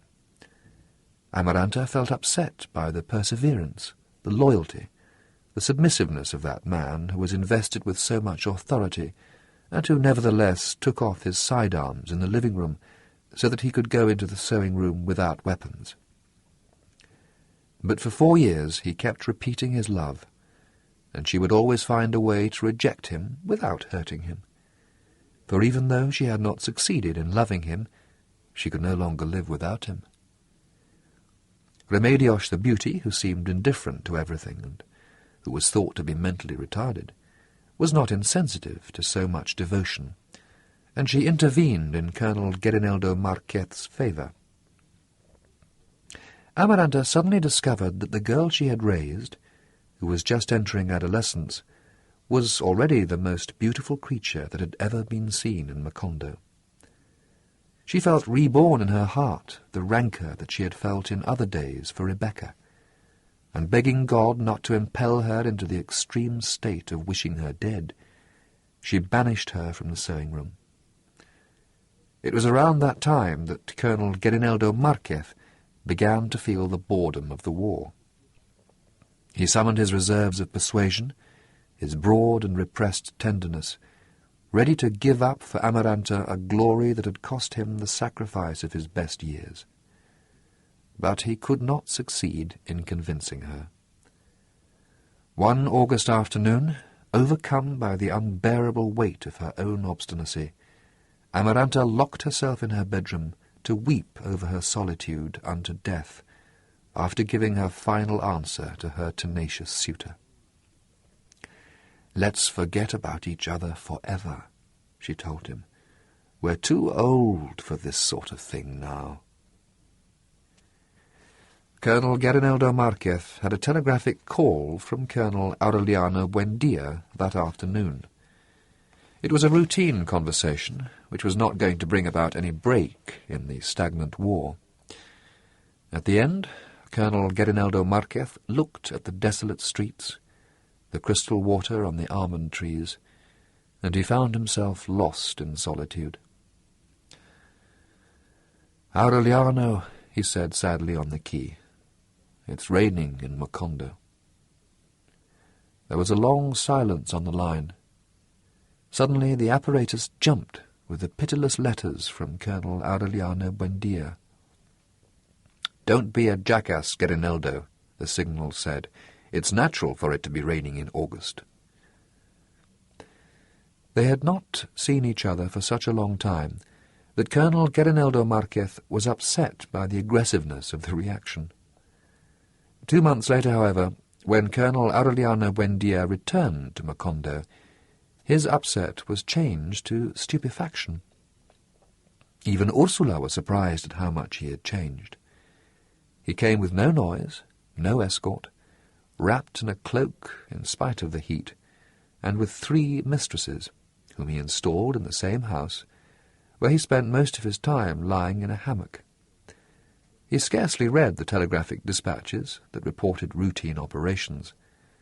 On one occasion, Colonel Gabriel Marquez asked him for instructions for the evacuation of a spot on the border where there was a danger that the conflict would become an international affair. "Oh, don't bother me with trifles," he ordered him. "Consult divine providence." It was perhaps the most critical moment of the war. The liberal landowners who had supported the revolution in the beginning had made secret alliances with the conservative landowners in order to stop the revision of property titles. The politicians who supplied funds for the war from exile had publicly repudiated the drastic aims of Colonel Aureliano Buendia, but even that withdrawal of authorization did not seem to bother him. He had not returned to reading his poetry, which filled more than 5 volumes and lay forgotten at the bottom of his trunk. At night, or at siesta time, he would call one of his women to his hammock and obtain a rudimentary satisfaction from her, and then he would sleep like a stone that was not concerned by the slightest indication of worry. Only he knew at that time that his confused heart was condemned to uncertainty forever. At first, intoxicated by the glory of his return, by his remarkable victories, he had peeped into the abyss of greatness. He took pleasure in keeping by his right hand the Duke of Marlborough, his great teacher in the art of war, whose attire of skins and tiger claws aroused the respect of adults and the awe of children. It was then that he decided that no human being, not even Ursula, could come closer to him than 10 feet. In the centre of the chalk circle that his aides would draw wherever he stopped, and which only he could enter, he would decide, with brief orders that had no appeal, the fate of the world. The first time that he was in Manaure, after the shooting of General Moncada, he hastened to fulfil his victim's last wish, and the widow took the glasses, the medal, the watch, and the ring, but she would not let him in the door. "You can't come in, Colonel," she told him. "You may be in command of your war, but I'm in command of my house." Colonel Aureliano Buendia did not show any sign of anger, but his spirit only calmed down when his bodyguard had sacked the widow's house and reduced it to ashes. "Watch out for your heart, Aureliano," Colonel Gabriel Marquez would say to him then. "You're rotting alive." About that time, he called together a second assembly of the principal rebel commanders. He found all types: idealists, ambitious people, adventurers, those with social resentments, even common criminals. There was even a former conservative functionary who had taken refuge in the revolt to escape a judgment for misappropriation of funds.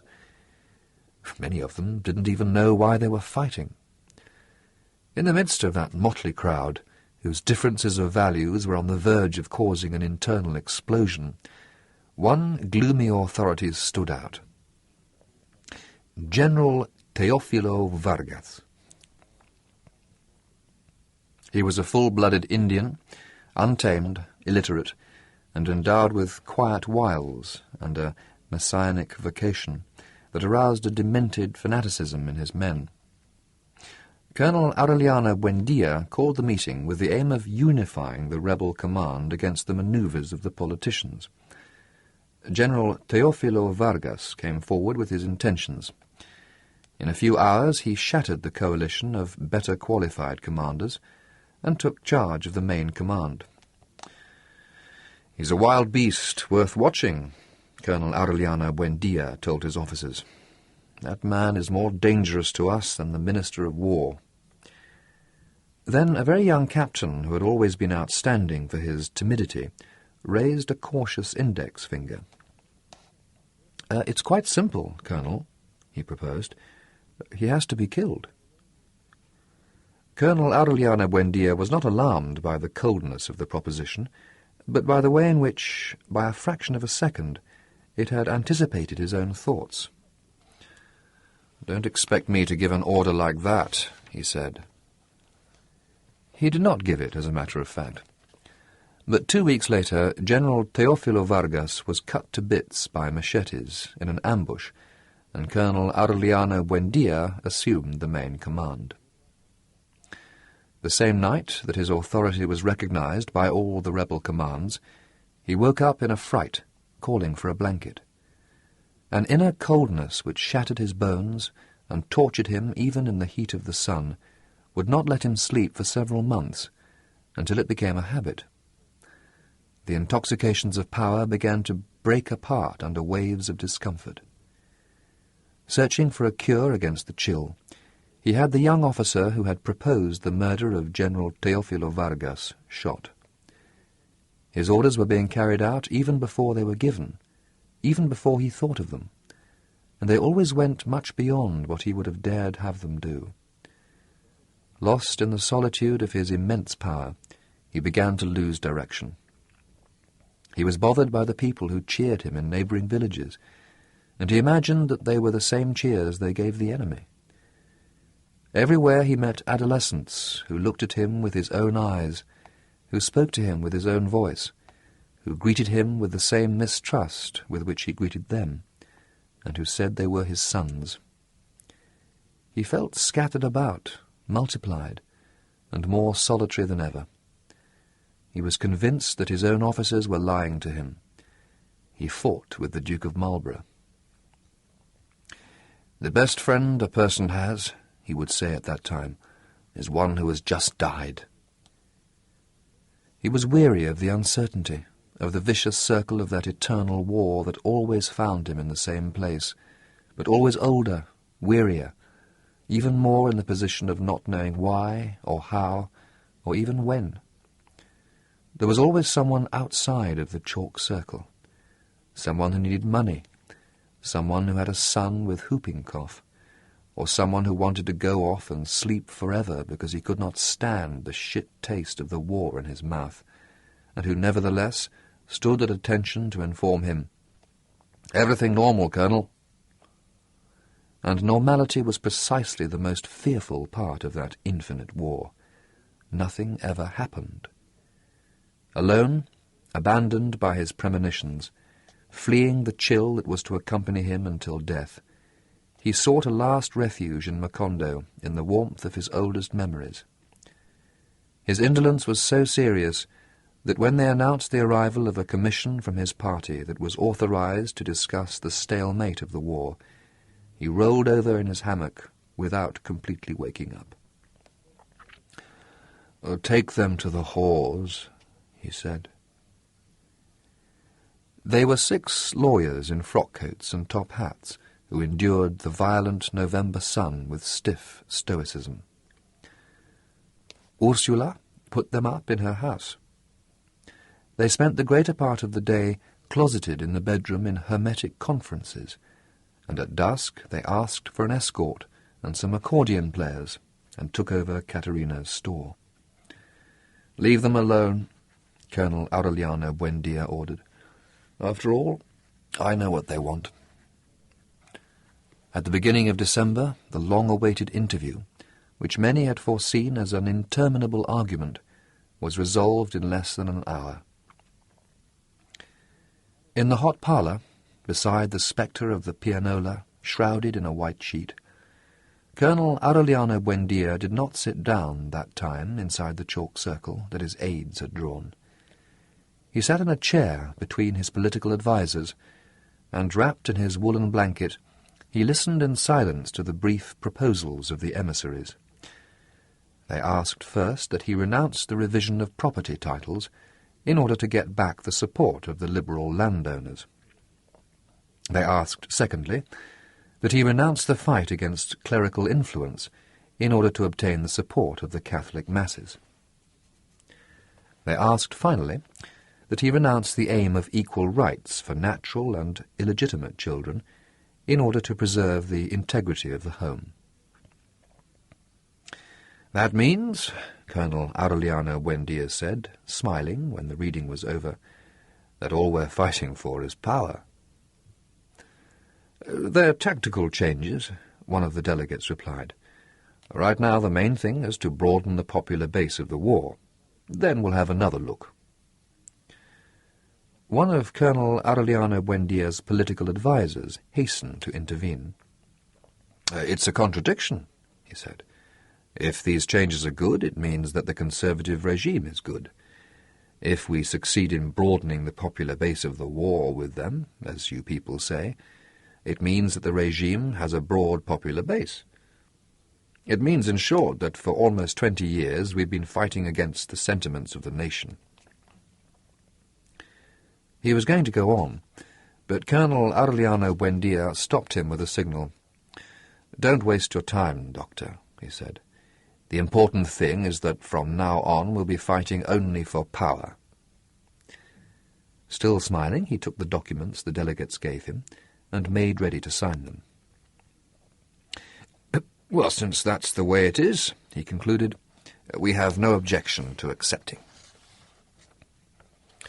His men looked at one another in consternation. Excuse me, Colonel, Colonel Garineldo Marquez said softly, but this is a betrayal. Colonel Aureliano Buendia held the inked pen in the air and discharged the whole weight of his authority on him. "Surrender your weapons," he ordered. Colonel Garineldo Marquez stood up and put his sidearms on the table. "Report to the barracks," Colonel Aureliano Buendia ordered him. "Put yourself at the disposition of the Revolutionary Court." Then he signed the declaration and gave the sheets of paper to the emissaries, saying to them, "Here are your papers, gentlemen. I hope you can get some advantage out of them." 2 days later, Colonel Garineldo Marquez, accused of high treason, was condemned to death. Lying in his hammock, Colonel Aureliano Buendia was insensible to the pleas for clemency. On the eve of the execution, disobeying the orders not to bother him, Ursula visited him in his bedroom. Encased in black, invested with a rare solemnity, she stood during the 3 minutes of the interview. "I know that you are going to shoot Garineldo," she said calmly, "and that I can't do anything to stop it. But I give you one warning.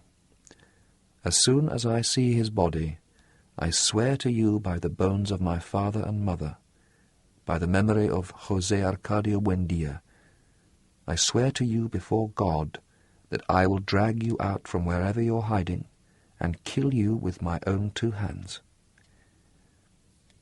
Before leaving the room, without waiting for any reply, she concluded,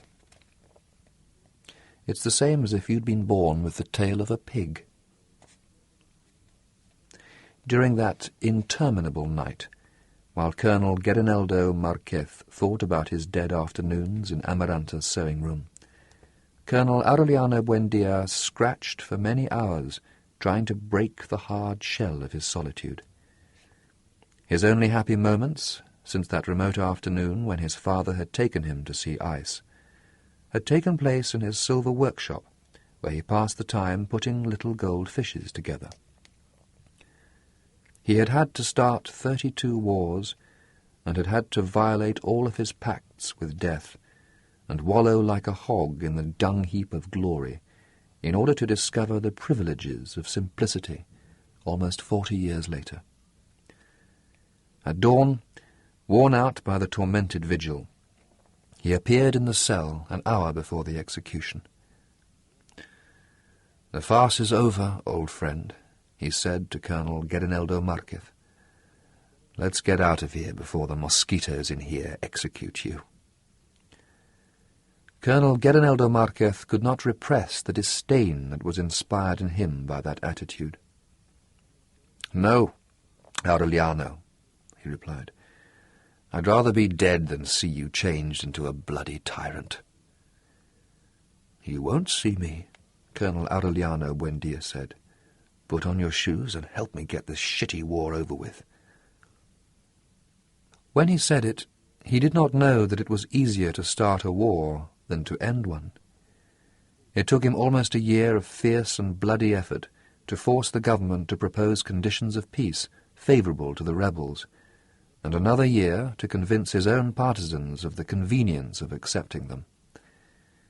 He went to inconceivable extremes of cruelty to put down the rebellion of his own officers, who resisted and called for victory, and he finally relied on enemy forces to make them submit. He was never a greater soldier than at that time. The certainty that he was finally fighting for his own liberation, and not for abstract ideals, for slogans that politicians could twist left and right according to the circumstances, filled him with an ardent enthusiasm. Colonel Garineldo Marquez, who fought for defeat with as much conviction and loyalty as he had previously fought for victory, reproached him for his useless temerity. "Don't worry," he would say, smiling. Dying is much more difficult than one imagines. In his case it was true. The certainty that his day was assigned gave him a mysterious immunity, an immortality for a fixed period that made him invulnerable to the risks of war, and in the end permitted him to win a defeat that was much more difficult, much more bloody and costly than victory. In almost 20 years of war, Colonel Aureliano Buendia had been at his house many times, but the state of urgency with which he always arrived, the military retinue that accompanied him everywhere, the aura of legend that glowed about his presence, and of which even Ursula was aware, changed him into a stranger in the end. The last time that he was in Macondo and took a house for his 3 concubines, he was seen in his own house only on 2 or 3 occasions, when he had the time to accept an invitation to dine. Remedios the Beauty and the twins, born during the middle of the war, scarcely knew him. Amaranta could not reconcile her image of the brother who had spent his adolescence making little gold fishes with that of the mythical warrior who had placed a distance of 10 feet between himself and the rest of humanity. But when the approach of the armistice became known, and they thought that he would return, changed back into a human being, delivered at last for the hearts of his own people, the family feelings, dormant for such a long time, were reborn stronger than ever. "We'll finally have a man in the house again," Ursula said. Amaranta was the first to suspect that they had lost him forever. 1 week before the armistice, when he entered the house without an escort,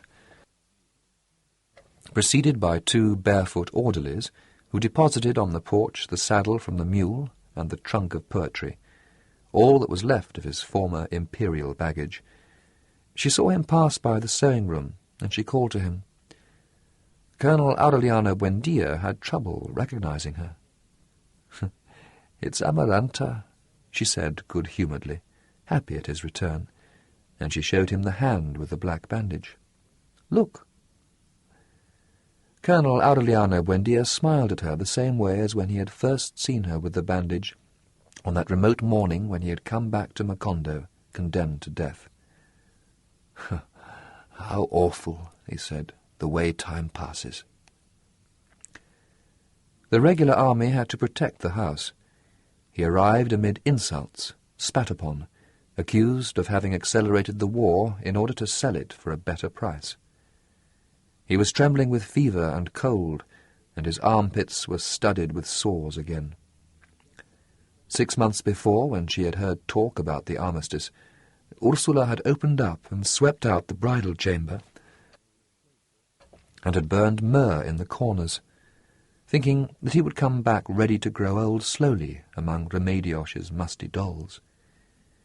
But actually, during the last 2 years, he had paid his final dues to life, including growing old. When he passed by the silver shop, which Ursula had prepared with special diligence, he did not even notice that the keys were in the lock. He did not notice the minute, tearing destruction that time had wreaked on the house, and that, after such a prolonged absence, would have looked like a disaster to any man who had kept his memories alive. He was not pained by the peeling of the whitewash on the walls, or the dirty, cottony cobwebs in the corners, or the dust on the begonias, or the veins left on the beams by the termites, or the moss on the hinges, or any of the insidious traps that nostalgia offered him. He sat down on the porch, wrapped in his blanket and with his boots still on, as if only waiting for it to clear. And he spent the whole afternoon watching it rain on the begonias. Ursula understood then that they would not have him home for long. If it's not the war, she thought, it can only be death. It was a supposition that was so neat, so convincing, that she identified it as a premonition. That night, at dinner, The supposed Aureliano Segundo broke his bread with his right hand and drank his soup with his left. His twin brother, the supposed José Arcadio Segundo, broke his bread with his left hand and drank his soup with his right. So precise was their coordination that they did not look like two brothers sitting opposite each other, but like a trick with mirrors. The spectacle that the twins had invented when they became aware that they were equal was repeated in honour of the new arrival, but Colonel Aureliano Buendia did not notice it. He seemed so alien to everything that he did not even notice Remedios the beauty as she passed by naked on her way to her bedroom. Ursula was the only one who dared disturb his abstraction. "If you have to go away again," she said halfway through dinner, "at least try to remember how we were tonight." Then Colonel Aureliano Buendia realized, without surprise, that Ursula was the only human being who had succeeded in penetrating his misery, and for the first time in many years he looked her in the face. Her skin was leathery, her teeth decayed, her hair faded and colourless, and her look frightened. He compared her with the oldest memory that he had of her, the afternoon when he had the premonition that a pot of boiling soup was going to fall off the table, and he found her broken to pieces. In an instant he discovered the scratches, the welts, the sores, the ulcers and the scars that had been left on her by more than half a century of daily life, and he saw that those damages did not even arouse a feeling of pity in him. Then he made one last effort to search in his heart for the place where his affection had rotted away, and he could not find it. On another occasion, he felt at least a confused sense of shame when he found the smell of Ursula on his own skin, and more than once he felt her thoughts interfering with his. But all of that had been wiped out by the war. Even Remedios, his wife, at that moment was a hazy image of someone who might have been his daughter. The countless women he had known on the desert of love, and who had spread his seed all along the coast, had left no trace in his feelings. Most of them had come into his room in the dark, and had left before dawn. And on the following day they were nothing but a touch of fatigue in his bodily memory. The only affection that prevailed against time and the war was that which he had felt for his brother José Arcadio when they both were children, and it was not based on love, but on complicity. "I'm sorry," he excused himself from Ursula's request. It's just that the war has done away with everything." During the following days, he busied himself destroying all trace of his passage through the world. He stripped the silver shop until all that were left were impersonal objects. He gave away his clothes to the orderlies, and he buried his weapons in the courtyard with the same feeling of penance with which his father had buried the spear that had killed Prudencio Aguilar. He kept only one pistol with one bullet in it. Ursula did not intervene. The only time she dissuaded him was when he was about to destroy the daguerreotype of Remedios that was kept in the parlour, lighted by an external lamp. "That picture stopped belonging to you a long time ago," she told him. "It's a family relic." On the eve of the armistice, when no single object that would let him be remembered was left in the house, he took the trunk of poetry to the bakery when Santa Sofia de la Piedad was making ready to light the oven. "Light it with this," he told her, handing her the first roll of yellowish papers. "It will burn better, because they're very old things." Santa Sofia de la Piedad, the silent one, the condescending one, the one who never contradicted anyone, not even her own children, had the impression that it was a forbidden act. "They're important papers," she said. "Nothing of the sort," the colonel said. "They're things that a person writes to himself." "In that case," she said, "you burn them, Colonel." He not only did that, but he broke up the trunk with a hatchet and threw the pieces into the fire. Hours before, Pilar Ternera had come to visit him. After so many years of not seeing her, Colonel Aureliano Buendia was startled at how old and fat she had become, and how much she had lost of the splendour of her laugh. But he was also startled at the depths she had reached in her reading of the cards. "Watch out for your mouth," she told him.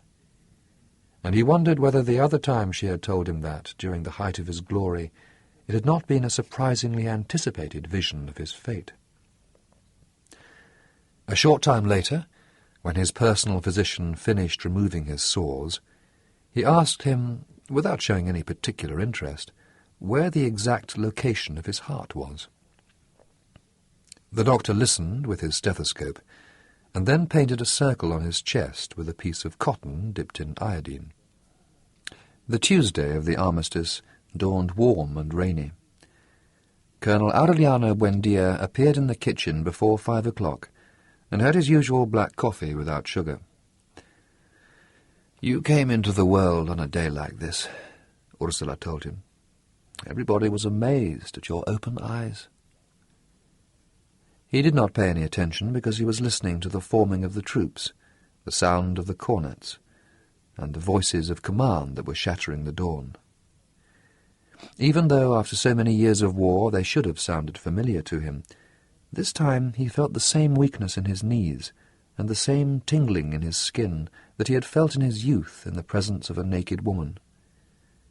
He thought confusedly, finally captive in a trap of nostalgia, that perhaps if he had married her, he would have been a man without war and without glory, a nameless artisan, a happy animal. That tardy shudder, which had not figured in his forethought, made his breakfast bitter. At 7 in the morning, when Colonel Gabriel Marquez came to fetch him, in the company of a group of rebel officers, he found him more taciturn than ever, more pensive and solitary. Ursula tried to throw a new wrap over his shoulders. "What will the government think?" she told him. "They'll figure that you've surrendered because you didn't have anything left to buy a cloak with." But he would not accept it. When he was at the door, he let her put an old felt hat of José Arcadio Buendia's on his head. "Aureliano," Ursula said to him then, "promise me that if you find that it's a bad hour for you, that you'll think of your mother." He gave her a distant smile, raising his hand with all his fingers extended, and without saying a word he left the house and faced the shouts, insults, and blasphemies that would follow him until he left the town. Ursula put the bar on the door, having decided not to take it down for the rest of her life. "We'll rot in here," she thought. "We'll turn to ashes in this house without men. But we won't give this miserable town the pleasure of seeing us weep." She spent the whole morning looking for a memory of her son in the most hidden corners, but she could not find one. The ceremony took place 15 miles from Macondo, in the shade of a gigantic sabre tree, around which the town of Neerlandia would be founded later. The delegates from the government and the party and the commission of the rebels who were laying down their arms were served by a noisy group of novices in white habits, who looked like a flock of doves that had been frightened by the rain. Colonel Aureliano Buendia arrived on a muddy mule. He had not shaved, more tormented by the pain of the sores than by the great failure of his dreams, for he had reached the end of all hope, beyond glory and the nostalgia of glory. In accordance with his arrangements, there was no music, no fireworks, no pealing bells, no shouts of victory, or any other manifestation that might alter the mournful character of the armistice. An itinerant photographer, who took the only picture of him that could have been preserved, was forced to smash his plates without developing them. The ceremony lasted only the time necessary to sign the documents. around the rustic table placed in the centre of a patched circus tent, where the delegates sat, were the last officers who were faithful to Colonel Aureliano Buendia. Before taking the signatures, the personal delegate of the President of the Republic tried to read the act of surrender aloud, but Colonel Aureliano Buendia was against it.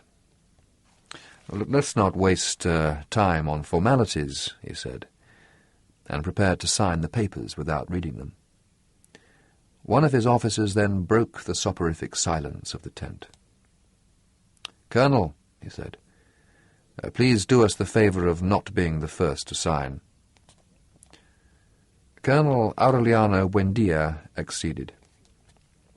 When the documents went all round the table, in the midst of a silence that was so pure that one could have deciphered the signatures from the scratching of the pen on the paper, the first line was still blank. Colonel Aureliano Buendia prepared to fill it. "Colonel," another of his officers said, "there's still time for everything to come out right." Without changing his expression, Colonel Aureliano Buendia signed the first copy. He had not finished signing the last one when a rebel colonel appeared in the doorway leading a mule carrying 2 chests. In spite of his extreme youth, he had a dry look and a patient expression. He was the treasurer of the revolution in the Macondo region. He had made a difficult journey of 6 days, pulling along the mule, who was dying of hunger, in order to arrive at the armistice on time. With an exasperating parsimony, he took down the chests, opened them, and placed on the table, one by one, 72 gold bricks. Everyone had forgotten about the existence of that fortune. In the disorder of the past year, when the Central Command fell apart and the revolution degenerated into a bloody rivalry of leaders, it was impossible to determine any responsibility. The gold of the revolution, melted into blocks that were then covered with baked clay, was beyond all control.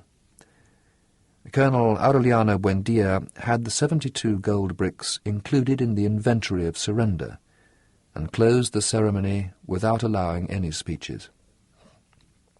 The filthy adolescent stood opposite him, looking into his eyes with his own calm, syrup-coloured eyes.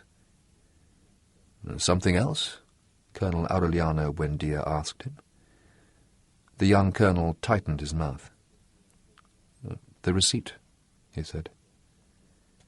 Colonel Aureliano Buendia wrote it out on his own hand. Then he had a glass of lemonade and a piece of biscuit that the novices were passing around, and retired to a field tent which had been prepared for him in case he wished to rest. There he took off his shirt, sat on the edge of the cot, and at 3:15 in the afternoon took his pistol and shot himself in the iodine circle that his personal physician had painted on his chest. At that moment in Macondo, Ursula took the cover off the pot of milk on the stove, wondering why it was taking so long to boil, and found it full of worms. "They've killed Aureliano," she exclaimed. She looked toward the courtyard, obeying a habit of her solitude, and then she saw José Arcadio Buendia, soaking wet and sad in the rain, and much older than when he had died. "They shot him in the back," Ursula said more precisely, "and no one was charitable enough to close his eyes." At dusk, through her tears, she saw the swift and luminous discs that crossed the sky like an exhalation, and she thought that it was a signal of death. She was still under the chestnut tree, sobbing at her husband's knees, when they brought in Colonel Aureliano Buendia, wrapped in a blanket that was stiff with dry blood, and with his eyes open in rage. He was out of danger. The bullet had followed such a neat path that the doctor was able to put a cord soaked in iodine in through the chest and withdraw it from the back. "Ah, that was my masterpiece," he said with satisfaction. "It was the only point where a bullet could pass through without harming any vital organ." Colonel Aureliano Buendia saw himself surrounded by charitable novices who intoned desperate psalms for the repose of his soul, and then he was sorry that he had not shot himself in the roof of the mouth, as he had considered doing, if only to mock the prediction of Pilar Ternera. "If I still had the authority," he told the doctor, "I'd have you shot out of hand. Not for having saved my life, but for having made a fool of me." The failure of his death brought back his lost prestige in a few hours. The same people who invented the story that he had sold the war for a room with walls made of gold bricks defined the attempt at suicide as an act of honour, and proclaimed him a martyr. Then, when he rejected the Order of Merit awarded him by the President of the Republic, even his most bitter enemies filed through the room asking him to withdraw recognition of the armistice and to start a new war. The house was filled with gifts meant as amends. Impressed, finally, by the massive support of his former comrades in arms, Colonel Aureliano Buendia did not put aside the possibility of pleasing them. On the contrary, at a certain moment he seemed so enthusiastic with the idea of a new war that Colonel Gabriel Marquez thought that he was only waiting for a pretext to proclaim it. The pretext was offered, in fact, when the President of the Republic refused to award any military pensions to former combatants, liberal or conservative, until each case was examined by a special commission and the award approved by the Congress. "That's an outrage," thundered Colonel Aureliano Buendia. "They'll die of old age waiting for the mail to come." For the first time he left the rocker that Ursula had bought for his convalescence, and walking about the bedroom, he dictated a strong message to the President of the Republic. In that telegram, which was never made public, he denounced the first violation of the Treaty of Neerlandia, and threatened to proclaim war to the death if the assignment of pensions was not resolved within 2 weeks. His attitude was so just that it allowed him to hope even for the support of former conservative combatants. But the only reply from the government was the reinforcement of the military guard that had been placed at the door of his house, with the pretext of protecting him, and the prohibition of all types of visits.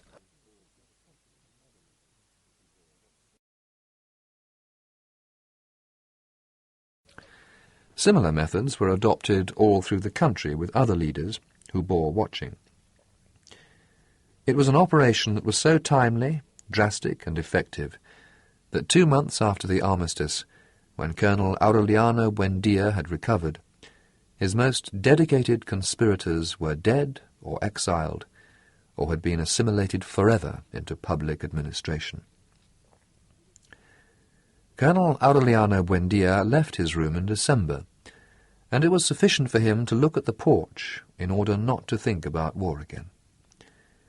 With a vitality that seemed impossible at her age, Ursula had rejuvenated the house again. "Now they're going to see who I am," she said when she saw that her son was going to live. "There won't be a better, more open house in all the world than this madhouse." She had it washed and painted, changed the furniture, restored the garden and planted new flowers, and opened doors and windows so the dazzling light of summer would penetrate even into the bedrooms.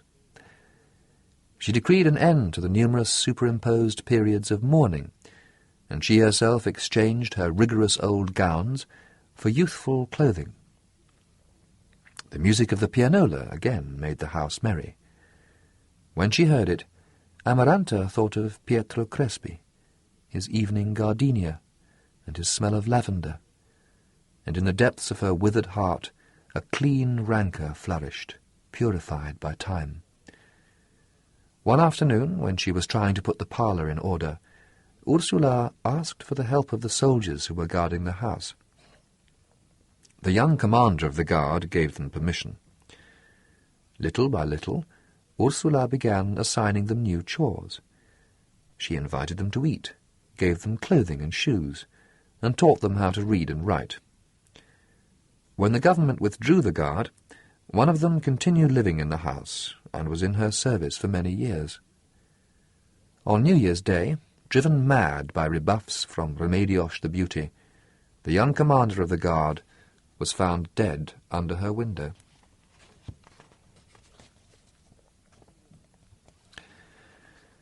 Years later, on his deathbed, Aureliano II would remember the rainy afternoon in June when he went into the bedroom to meet his first son. Even though the child was languid and weepy, with no mark of a Buendia, he did not have to think twice about naming him. "We'll call him José Arcadio," he said. Fernanda del Carpio, the beautiful woman he had married the year before, agreed. Ursula, on the other hand, could not conceal a vague feeling of doubt. Throughout the long history of the family, the insistent repetition of names had made her draw some conclusions that seemed to be certain. While the Aurelianos were withdrawn, but with lucid minds, the José Arcadios were impulsive and enterprising, but they were marked with a tragic sign. The only cases that were impossible to classify were those of José Arcadio II and Aureliano II.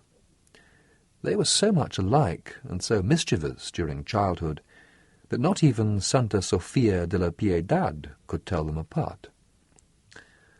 On the day of their christening, Amaranta put bracelets on them with their respective names and dressed them in different-coloured clothing, marked with each one's initials. But when they began to go to school, they decided to exchange clothing and bracelets and call each other by opposite names. The teacher, Melchior Escalona, used to knowing José Arcadio II by his green shirt, went out of his mind when he discovered that the latter was wearing Aureliano II's bracelet, and that the other one said, nevertheless, that his name was Aureliano II, in spite of the fact that he was wearing the white shirt and the bracelet with José Arcadio II's name.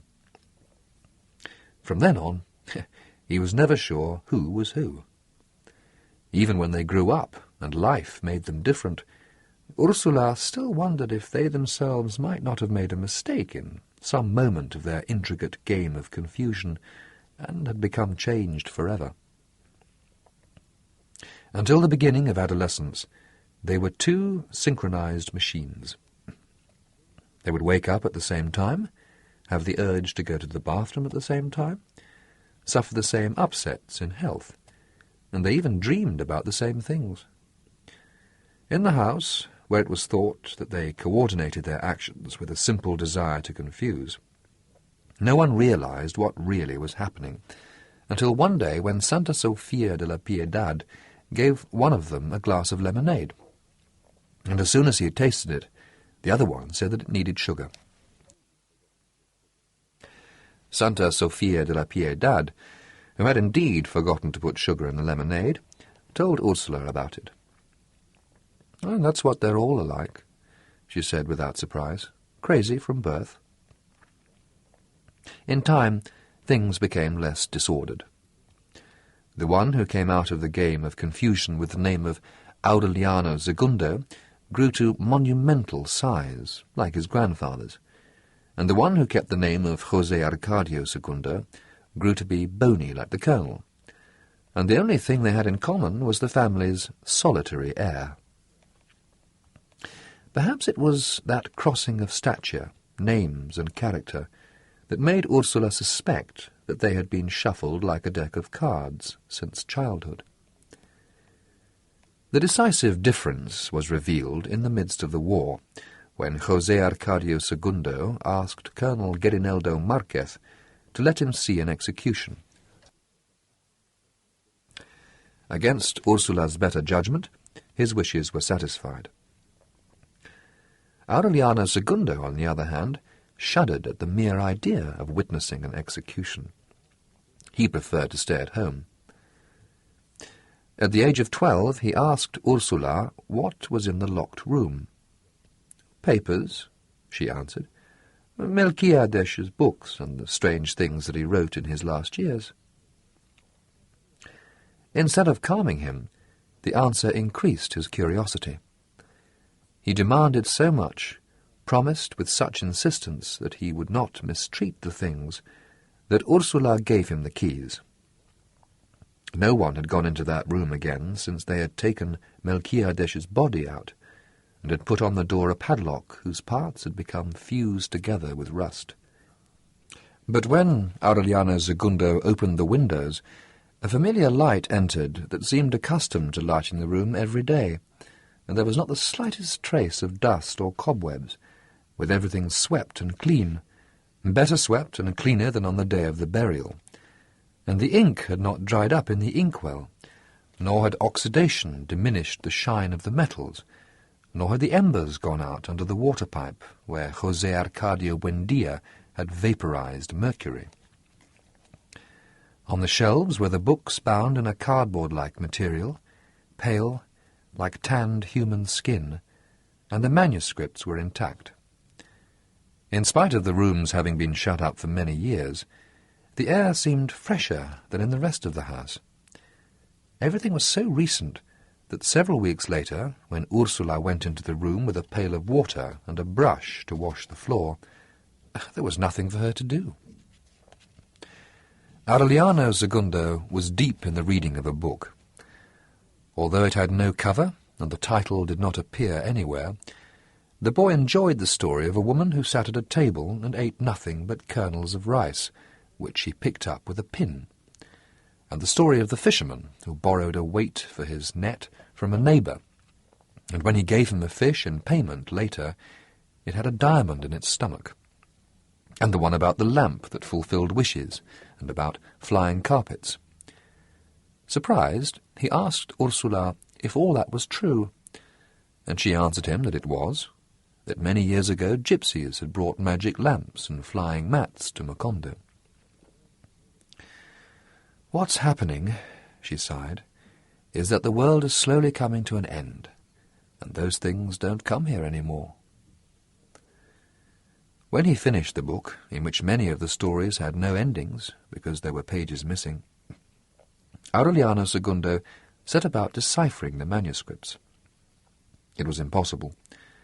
The letters looked like clothes hung out to dry on a line, and they looked more like musical notation than writing. One hot noontime, while he was poring over the manuscripts, he sensed that he was not alone in the room. Against the light from the window, sitting with his hands on his knees, was Melquiades. He was under 40 years of age. He was wearing the same old-fashioned vest and the hat that looked like a raven's wings, and across his pale temples there flowed the grease from his hair that had been melted by the heat, just as Aureliano and José Arcadio had seen him when they were children. Aureliano Segundo recognized him at once, because that hereditary memory had been transmitted from generation to generation, and had come to him through the memory of his grandfather. "Hello," Aureliano Segundo said. "Hello, young man," said Melquiades. From then on, for several years, they saw each other almost every afternoon. Melquiades talked to him about the world, tried to infuse him with his old wisdom, but he refused to translate the manuscripts.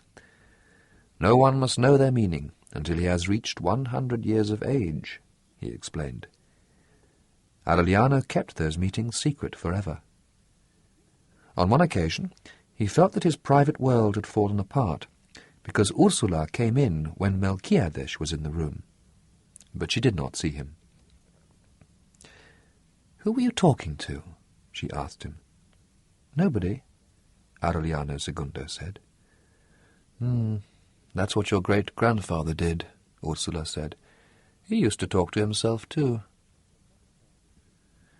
José Arcadio Segundo, in the meantime, had satisfied his wish to see a shooting.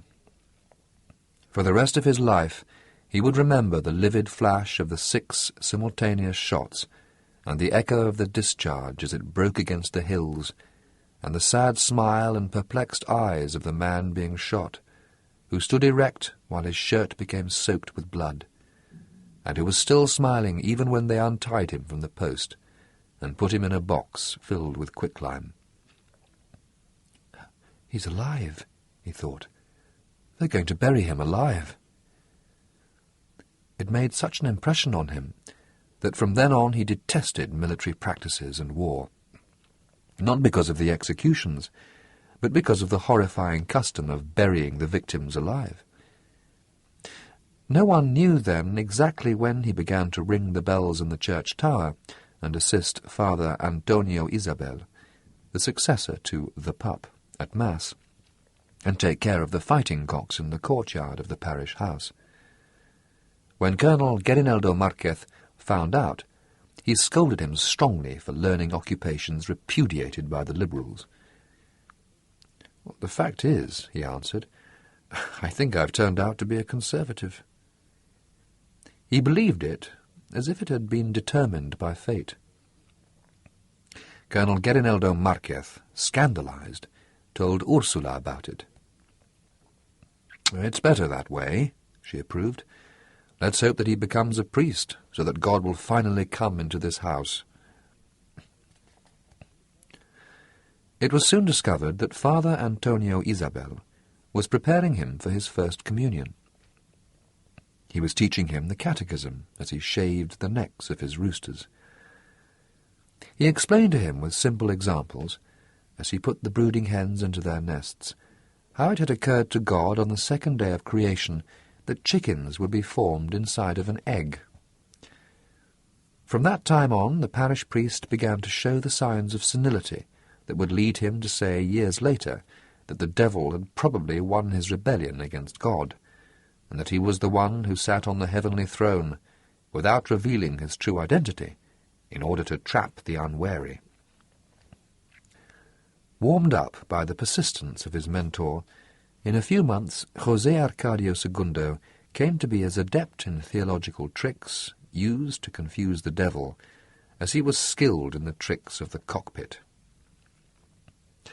Amaranta made him a linen suit with a collar and tie, bought him a pair of white shoes, and engraved his name in gilt letters on the ribbon of the candle. 2 nights before the First Communion, Father Antonio Isabel closeted himself with him